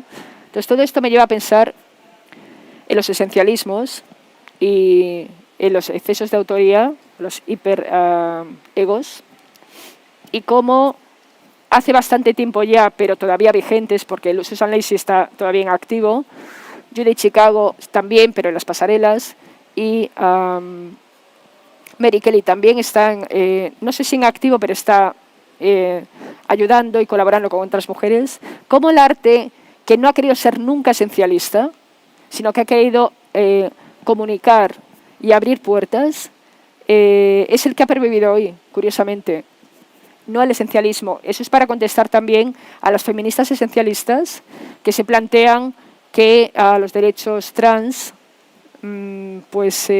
chocan con los derechos de las mujeres. Porque hay que recordar que ellas han defendido a Simone de Beauvoir, que decía que la mujer no nace sino que se hace. Pues debemos pensar en estas cosas. Gracias. Muchas gracias, Ángela. Bueno, quería a lo mejor recuperar una cuestión que planteaba Valentín y que nos acerca bastante también pensándolo en diálogo, ¿no?, con los otros foros que hemos tenido, de cómo la necesidad de este producir, transmitir, confrontar, y que creo que también está muy presente en lo que está diciendo Ángela, conocimientos u otras comunidades sensibles, ¿no?, en donde justamente no se estabilicen o no se solidifiquen en unas formas específicas, y por eso que nosotros lo habíamos venido explorando desde las formas que aquí, sin hacerlo directamente, indirectamente, sí que aparecían distintos formatos de publicación, por decirlo de alguna manera, ¿no?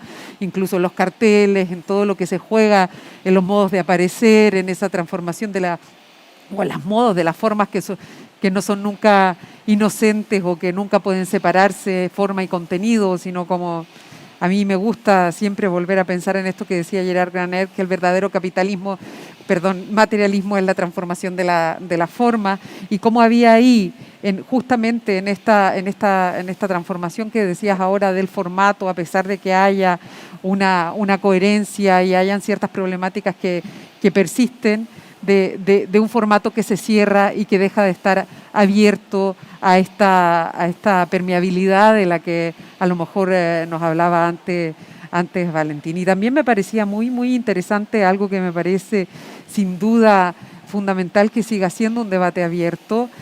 Por una parte, toda esta crítica que hacías al esencialismo, no solo en este caso de las feministas, sino cómo esto se transforma en una suerte de marca, si se quiere, ¿no?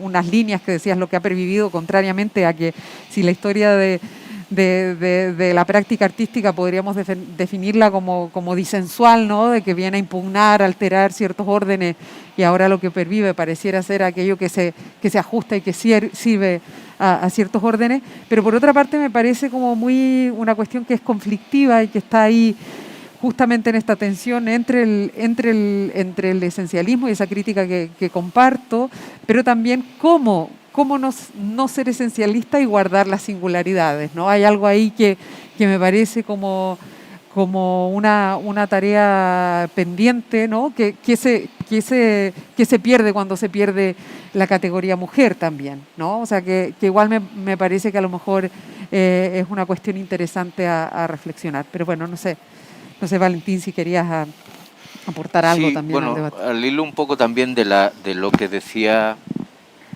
Ángela del esencialismo y de... Sí, hay algo, no sé, hay algo también que tiene que ver con las condiciones. Eso es algo que yo creo que a ti te interesa mucho en tu trabajo sobre las imágenes, ¿no? Las condiciones de producción del arte, ¿no? O sea, quiero decir, es un lugar muy complicado. Por un lado, necesitamos identificarnos, necesitamos, por decirlo rápido, profesionalizar esa práctica, profesionalizar esa producción. Los necesitamos. Pero al mismo tiempo hay algo en esa profesionalización que no diré que pierde, porque eso ya sería esencialismo, pero sí que hay algo que que hay algo que va transformándose, ¿sabes? Es muy difícil para mí, casi diría a veces como espectador, pero a veces como escritor, no tanto como curator, pero me parece como que hay momentos en los que reconoces cómo te estás distanciando un poco de una producción de sentido, de una poiesis, ¿no? En realidad la palabra poiesis, la palabra poética, la poética es producir sentido, ¿no? Y no sé si todo el rato eres consciente ni necesitas como artista ser consciente de un lugar para producir sentido, ¿no? Creo que eso es importante, por ejemplo, decirlo, ¿no? No siempre hay que ser conscientes del lugar, ¿sabes? Eso explicaría por qué, pues yo qué sé, por ejemplo, por qué los escritores, ¿para quién escribes? Para nadie, ¿sabes? No sé si siempre escribes para alguien. Yo, por ejemplo, no escribo para nadie, no pienso en nadie, ¿sabes? No Pero pienso si en no nadie. tuvieras una comunidad de interlocutores, Exacto. tampoco tal vez podrías escribir, ¿no? Hay algo ahí de la imaginación que está inscrita, de tu propio lenguaje, que está inscrito en esa forma, y lo pensaba ahora en relación a lo que decíamos de las publicaciones, porque en otros diálogos que habíamos tenido pensaba en cómo, si es que, ¿no? Habría la pregunta, ¿no? Tampoco sin idealizar y con sospechas, pero si es que ese espacio para el pensamiento se sustrae de cierta manera, incluso contradictoriamente, aunque es un objeto, de la objetualización a la que hacías alusión ahora, ¿no? Y también si se sustrae incluso de esa expectativa y demanda que tiene o que pone el mismo mercado del arte o las condiciones de producción que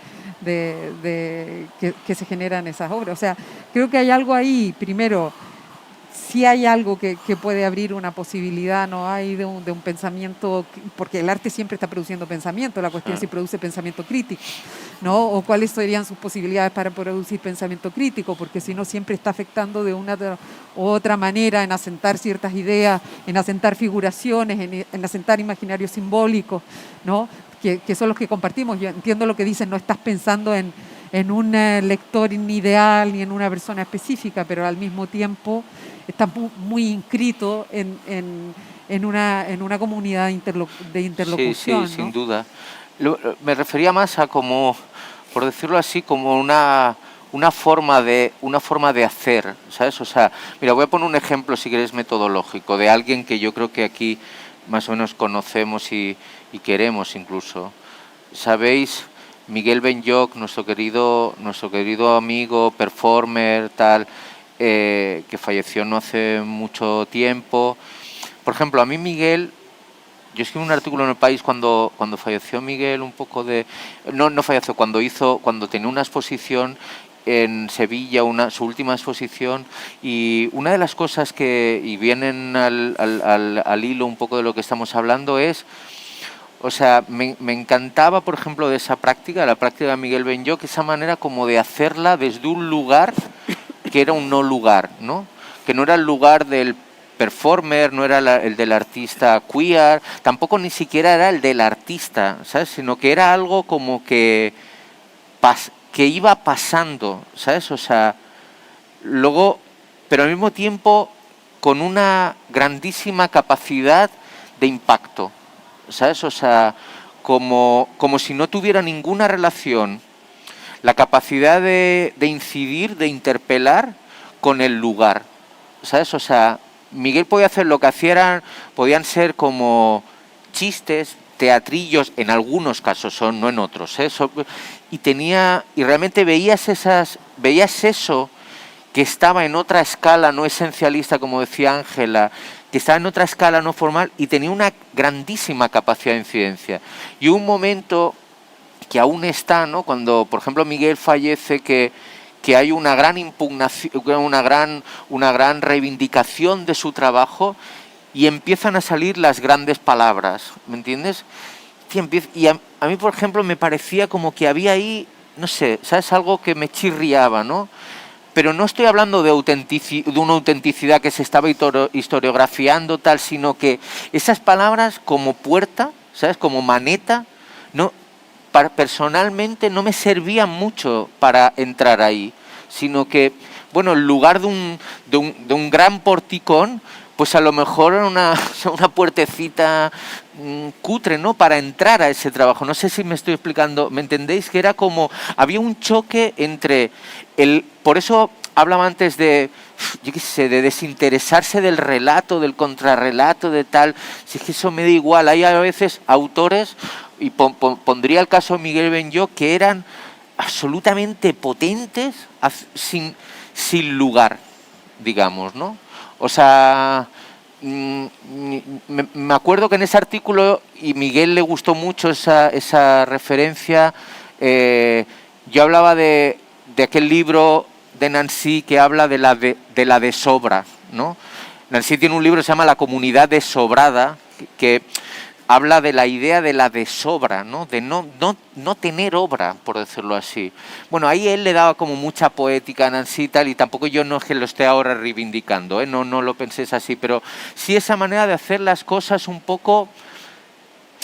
No se me ocurre, voy a hacer las cosas mientras las vas haciendo, ¿sabes? O sea, para mí eso, yo qué sé, en el arte cada vez es un lugar de resistencia más fuerte contra el esencialismo, contra las ortodoxias, y al revés, cada vez es más, me parece una forma de conciliación con unos lugares que ya no son los de las epistemologías fuertes, sino que son los de otros lugares ideológicos, que a mí cada vez me interesa más. Y cada vez me interesa más explorar como director de un museo qué nos cargamos cuando museografiamos eso, ¿no? Porque si, tengo cada vez más, igual es la edad, pero cada vez más me estoy teniendo la sensación de agredir todo eso que estoy reivindicando. ¿Entendéis?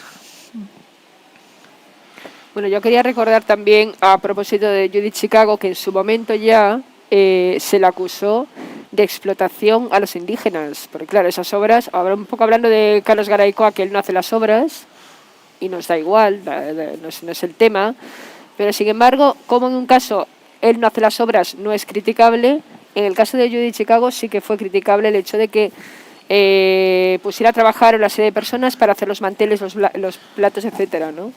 Y sin embargo, esta idea de comunidad, que ella no reivindicó, porque reivindicó su propia autoría y su propio esencialismo en la imagen de una vulva, sin embargo, Susan Lacy incorporó a todas esas personas que formaban parte de la obra al dinner party como un acto celebratorio de lo que iba a ser después, como diciendo, yo te acompaño, pero te acompaño casi en el sentimiento, estamos aquí todas reunidas. Aquí queda testimonio fotográfico, no pretendemos hacer nada más que realmente hacer una cena de mujeres en todas las partes del mundo que durará 24 horas simultáneamente, y la que ha conseguido elevar esa cena de mujeres a una caja fuerte casi, digamos que es un museo, creo que está en... ¿Dónde está en Detroit? Podría ser, no estoy muy segura.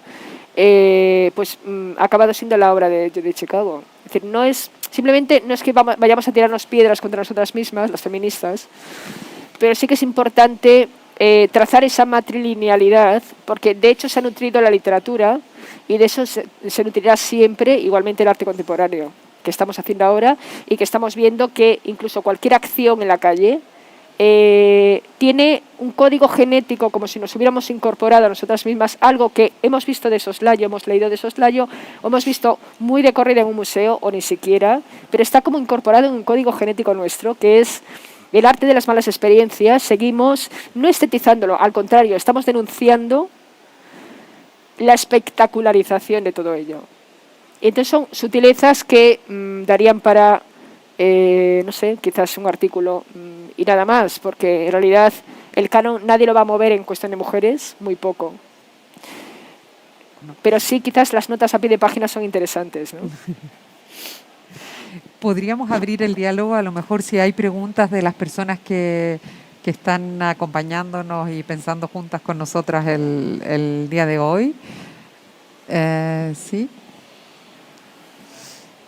Yo no veo nada porque tenemos este foco aquí, así es que si alguien quiere intervenir, que lo exprese activamente.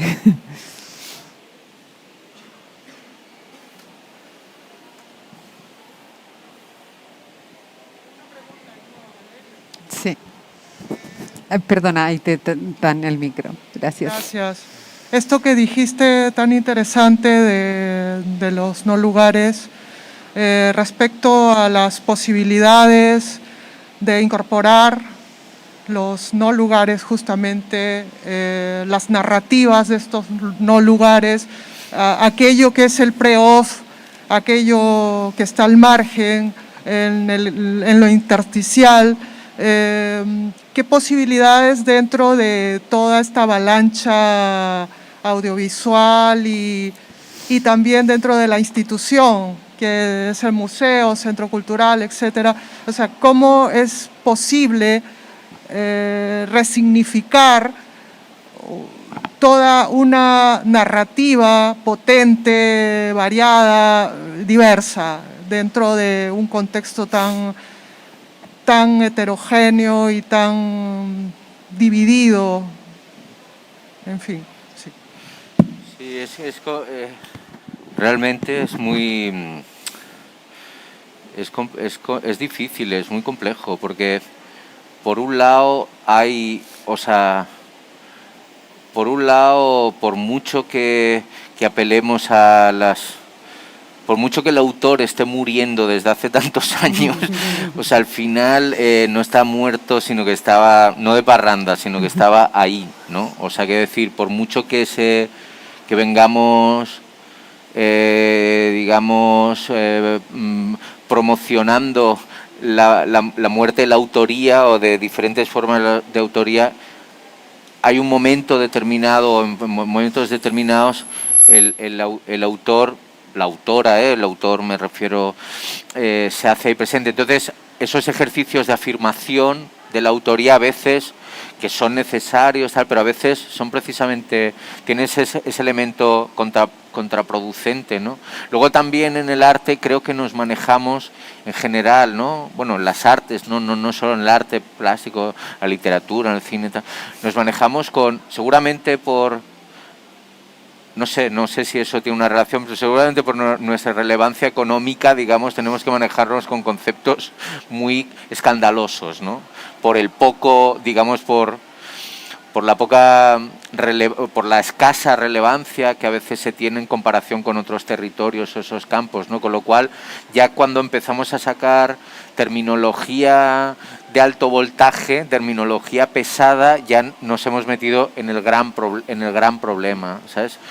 Y con la institución pasa un poco lo mismo, ¿no? O sea, es un proceso lento y tiene que ver también con qué tipo de instituciones, ¿no? Yo, aparte de dirigir una institución mediana, pequeña, reivindico un poco ese tipo de institución como una institución donde se puede trabajar con gramáticas menos pesadas. Eso no quiere decir gramáticas más potentes, ¿no? O más críticas, o más duras, o más combativas, o llamémosle como quieras, ¿no? Pero precisamente hay una especie de necesidad de no establecer los relatos que me parece sana, importante, ¿sabes? O sea, para mí una parte del ejercicio hoy de la autoría, de la escritura, del pensamiento es salir de esos lugares pesados, ¿sabes? De esos nichos fuertes, ¿no? Yo creo, por ejemplo, ahora ha salido un libro que estaba leyendo, no lo he acabado, pero me parece como muy interesante cosas que decía que lo ha escrito Amador Fernández Sabater y que hablaba un poco de algunas cosas que tenían que ver con esto, ¿no? Quizás por eso he dicho lo del relato, los contrarrelatos, ¿no? Es un libro que en principio tenía que ser una especie de recapitulación del 15M y acaba siendo un poco un libro o en algunos momentos un libro que dice, ¿y por qué hay que recordar todo, ¿no? ¿Y por qué hay que efemerizar absolutamente todo, ¿no? O sea, esa idea, pero al mismo tiempo, claro, en el centro pequeño, hablando a tu pregunta de la institución, en la institución pequeña, tal, se nos puede presuponer más un ejercicio que es absolutamente no saludable, absolutamente indispensable, la institución pequeña, que es el ejercicio de la equivocación, ¿sabes? El ejercicio del error, ¿vale? Y el ejercicio de la persistencia en el error, no del error que se monumentaliza, no, que eso es muy guay, no. El problema es cagarla mucho rato, o sea, ¿sabes? Cagarla una vez no es problema, se fetichiza y ya está, ya tenemos el error. O sea, imaginaos todo lo que ha dado de sí el miedo a la página en blanco, que en el fondo es como una especie de error metodológico. Yo que sé, hay gente, Vilamatas no sé si lleva 250 libros hablando de eso. O sea que no es simplemente una historia así, sino que tiene que ver con, es decir, no es solo el error monumentalizado, fetichizado, sino es la capacidad, es el derecho o lo que sea de persistir, de continuar, de darle una continuidad a procesos que no son inmediatamente fértiles, que pasan por realmente, ¿sabes? O sea, hoy tenemos como una especie de... Por ejemplo, hay una cosa que a mí, no sé, que se dice mucho ahora en el mundo de las instituciones, que es que la institución debe de ser hospitalaria, ¿no? Que debe cuidar, ¿no? Estoy absolutamente de acuerdo. O sea, quiero decir, es verdad que efectivamente la institución se ha vuelto un lugar de agresividad, ¿sabes? Eso es cierto, pero también me preocupa el lenguaje friendly, ¿sabes? O sea, y de que hablemos de las instituciones como de un hostal, ¿sabes? Donde alquilan habitaciones. Yo no sé si es más importante controlar el presupuesto que ponerle una etiqueta friendly a la institución. Insisto, entiendo que estamos, como he dicho al principio, que estamos digiriendo a Foucault y que hay ciertas categorías que forman parte de esa digestión. A ver cuándo pasamos a Marx ya directamente. Y bueno, empezamos... Antonio que está ahí. En los escasos 5 minutos que nos quedan, por respeto sobre todo al equipo técnico que está haciendo un trabajo que agradezco muchísimo, que permite que esto pueda aparecer. Quería hacer una pregunta a Ángela, pero recuperando también algo que había dicho Valentín y que tiene que ver con que da mismo título a tu último libro, Valentín, de los apagones, ¿no? 19 apagones, y de la categoría de interrupción y de lo que él recuperaba en el decir de Blanchot, de lo indetectable, de lo inconfesable. Me parecía muy interesante uno de muy fuerte, muy impactante, ¿no? Estas imágenes de estas manifestaciones de recuperar las noches, y también qué podría querer decir recuperar nuestras noches, qué sería recuperar nuestras noches hoy, ¿no? Y lo pensaba sobre todo en virtud de esta tiranía de la transparencia o de estos excesos de luz, ya no solo los esencialismos, sino las tiranías de la transparencia, y como que no tenemos derecho a la noche, no tenemos derecho al apagón, no tenemos derecho a esos espacios de indeterminación, de niebla, de no lugar, ¿no? O a esos espacios, o a esos vacíos, a esos intervalos que se abren en medio del estar haciendo y del estar en contacto con la vida.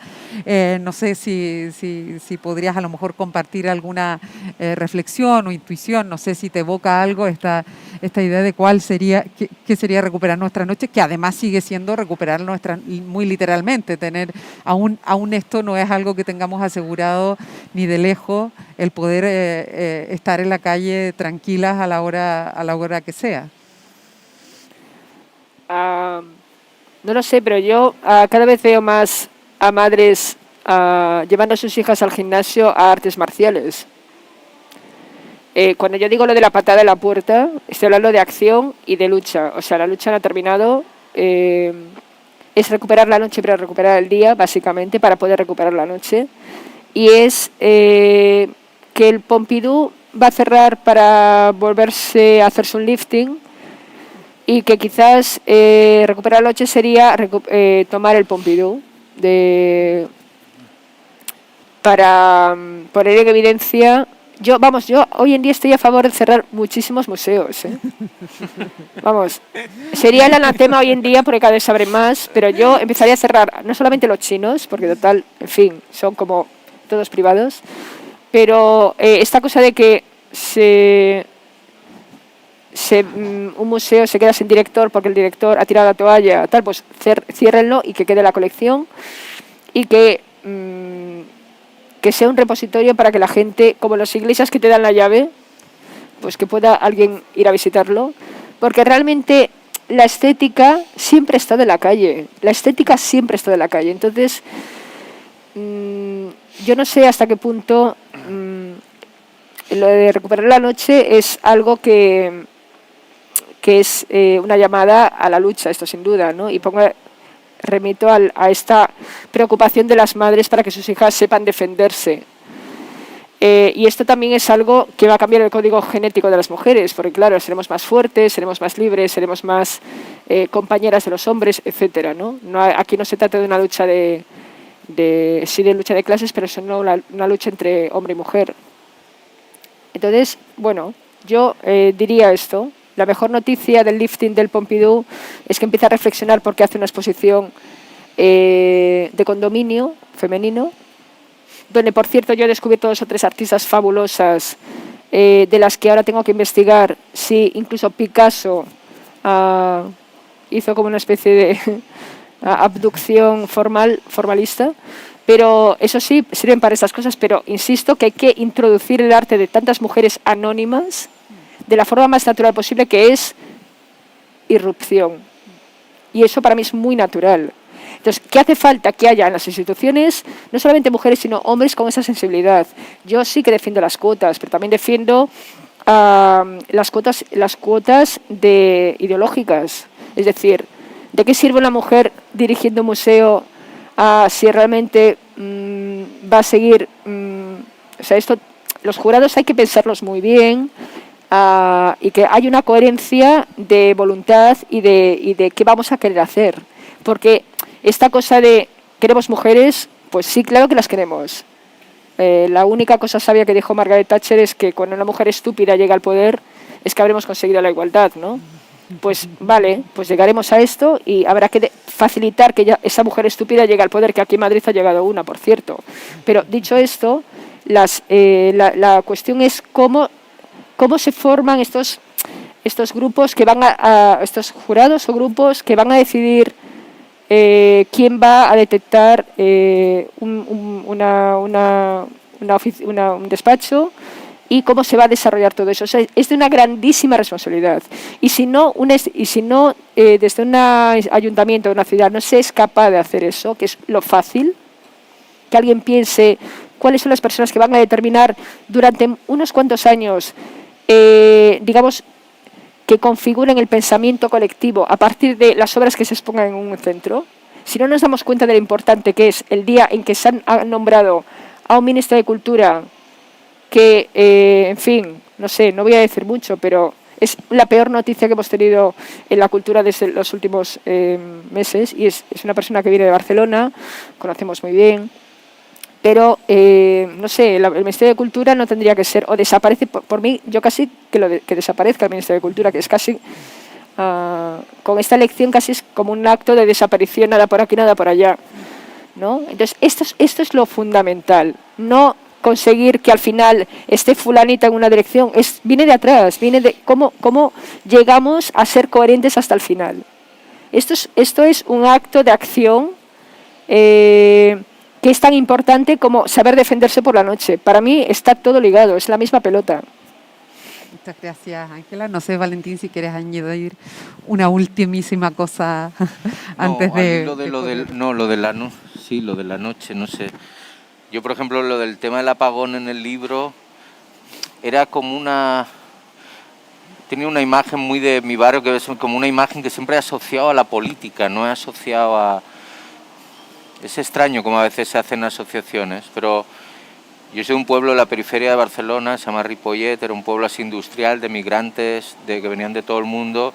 Las casas eran como muy malas, todas enanas de 30 metros, sin ventilación, y entonces cuando era pequeño la luz se iba todo el rato, ¿sabes? Todo el rato se apagaba la luz. Y entonces había una imagen que yo siempre asocié desde muy pequeño, no sé por qué, a algo como político, que era que todo el mundo salía a la calle a preguntar si la luz se le había ido al vecino. Y entonces y el vecino decía, sí, a mí también se me ha ido. Y entonces se creaba una situación de tranquilidad, ¿no?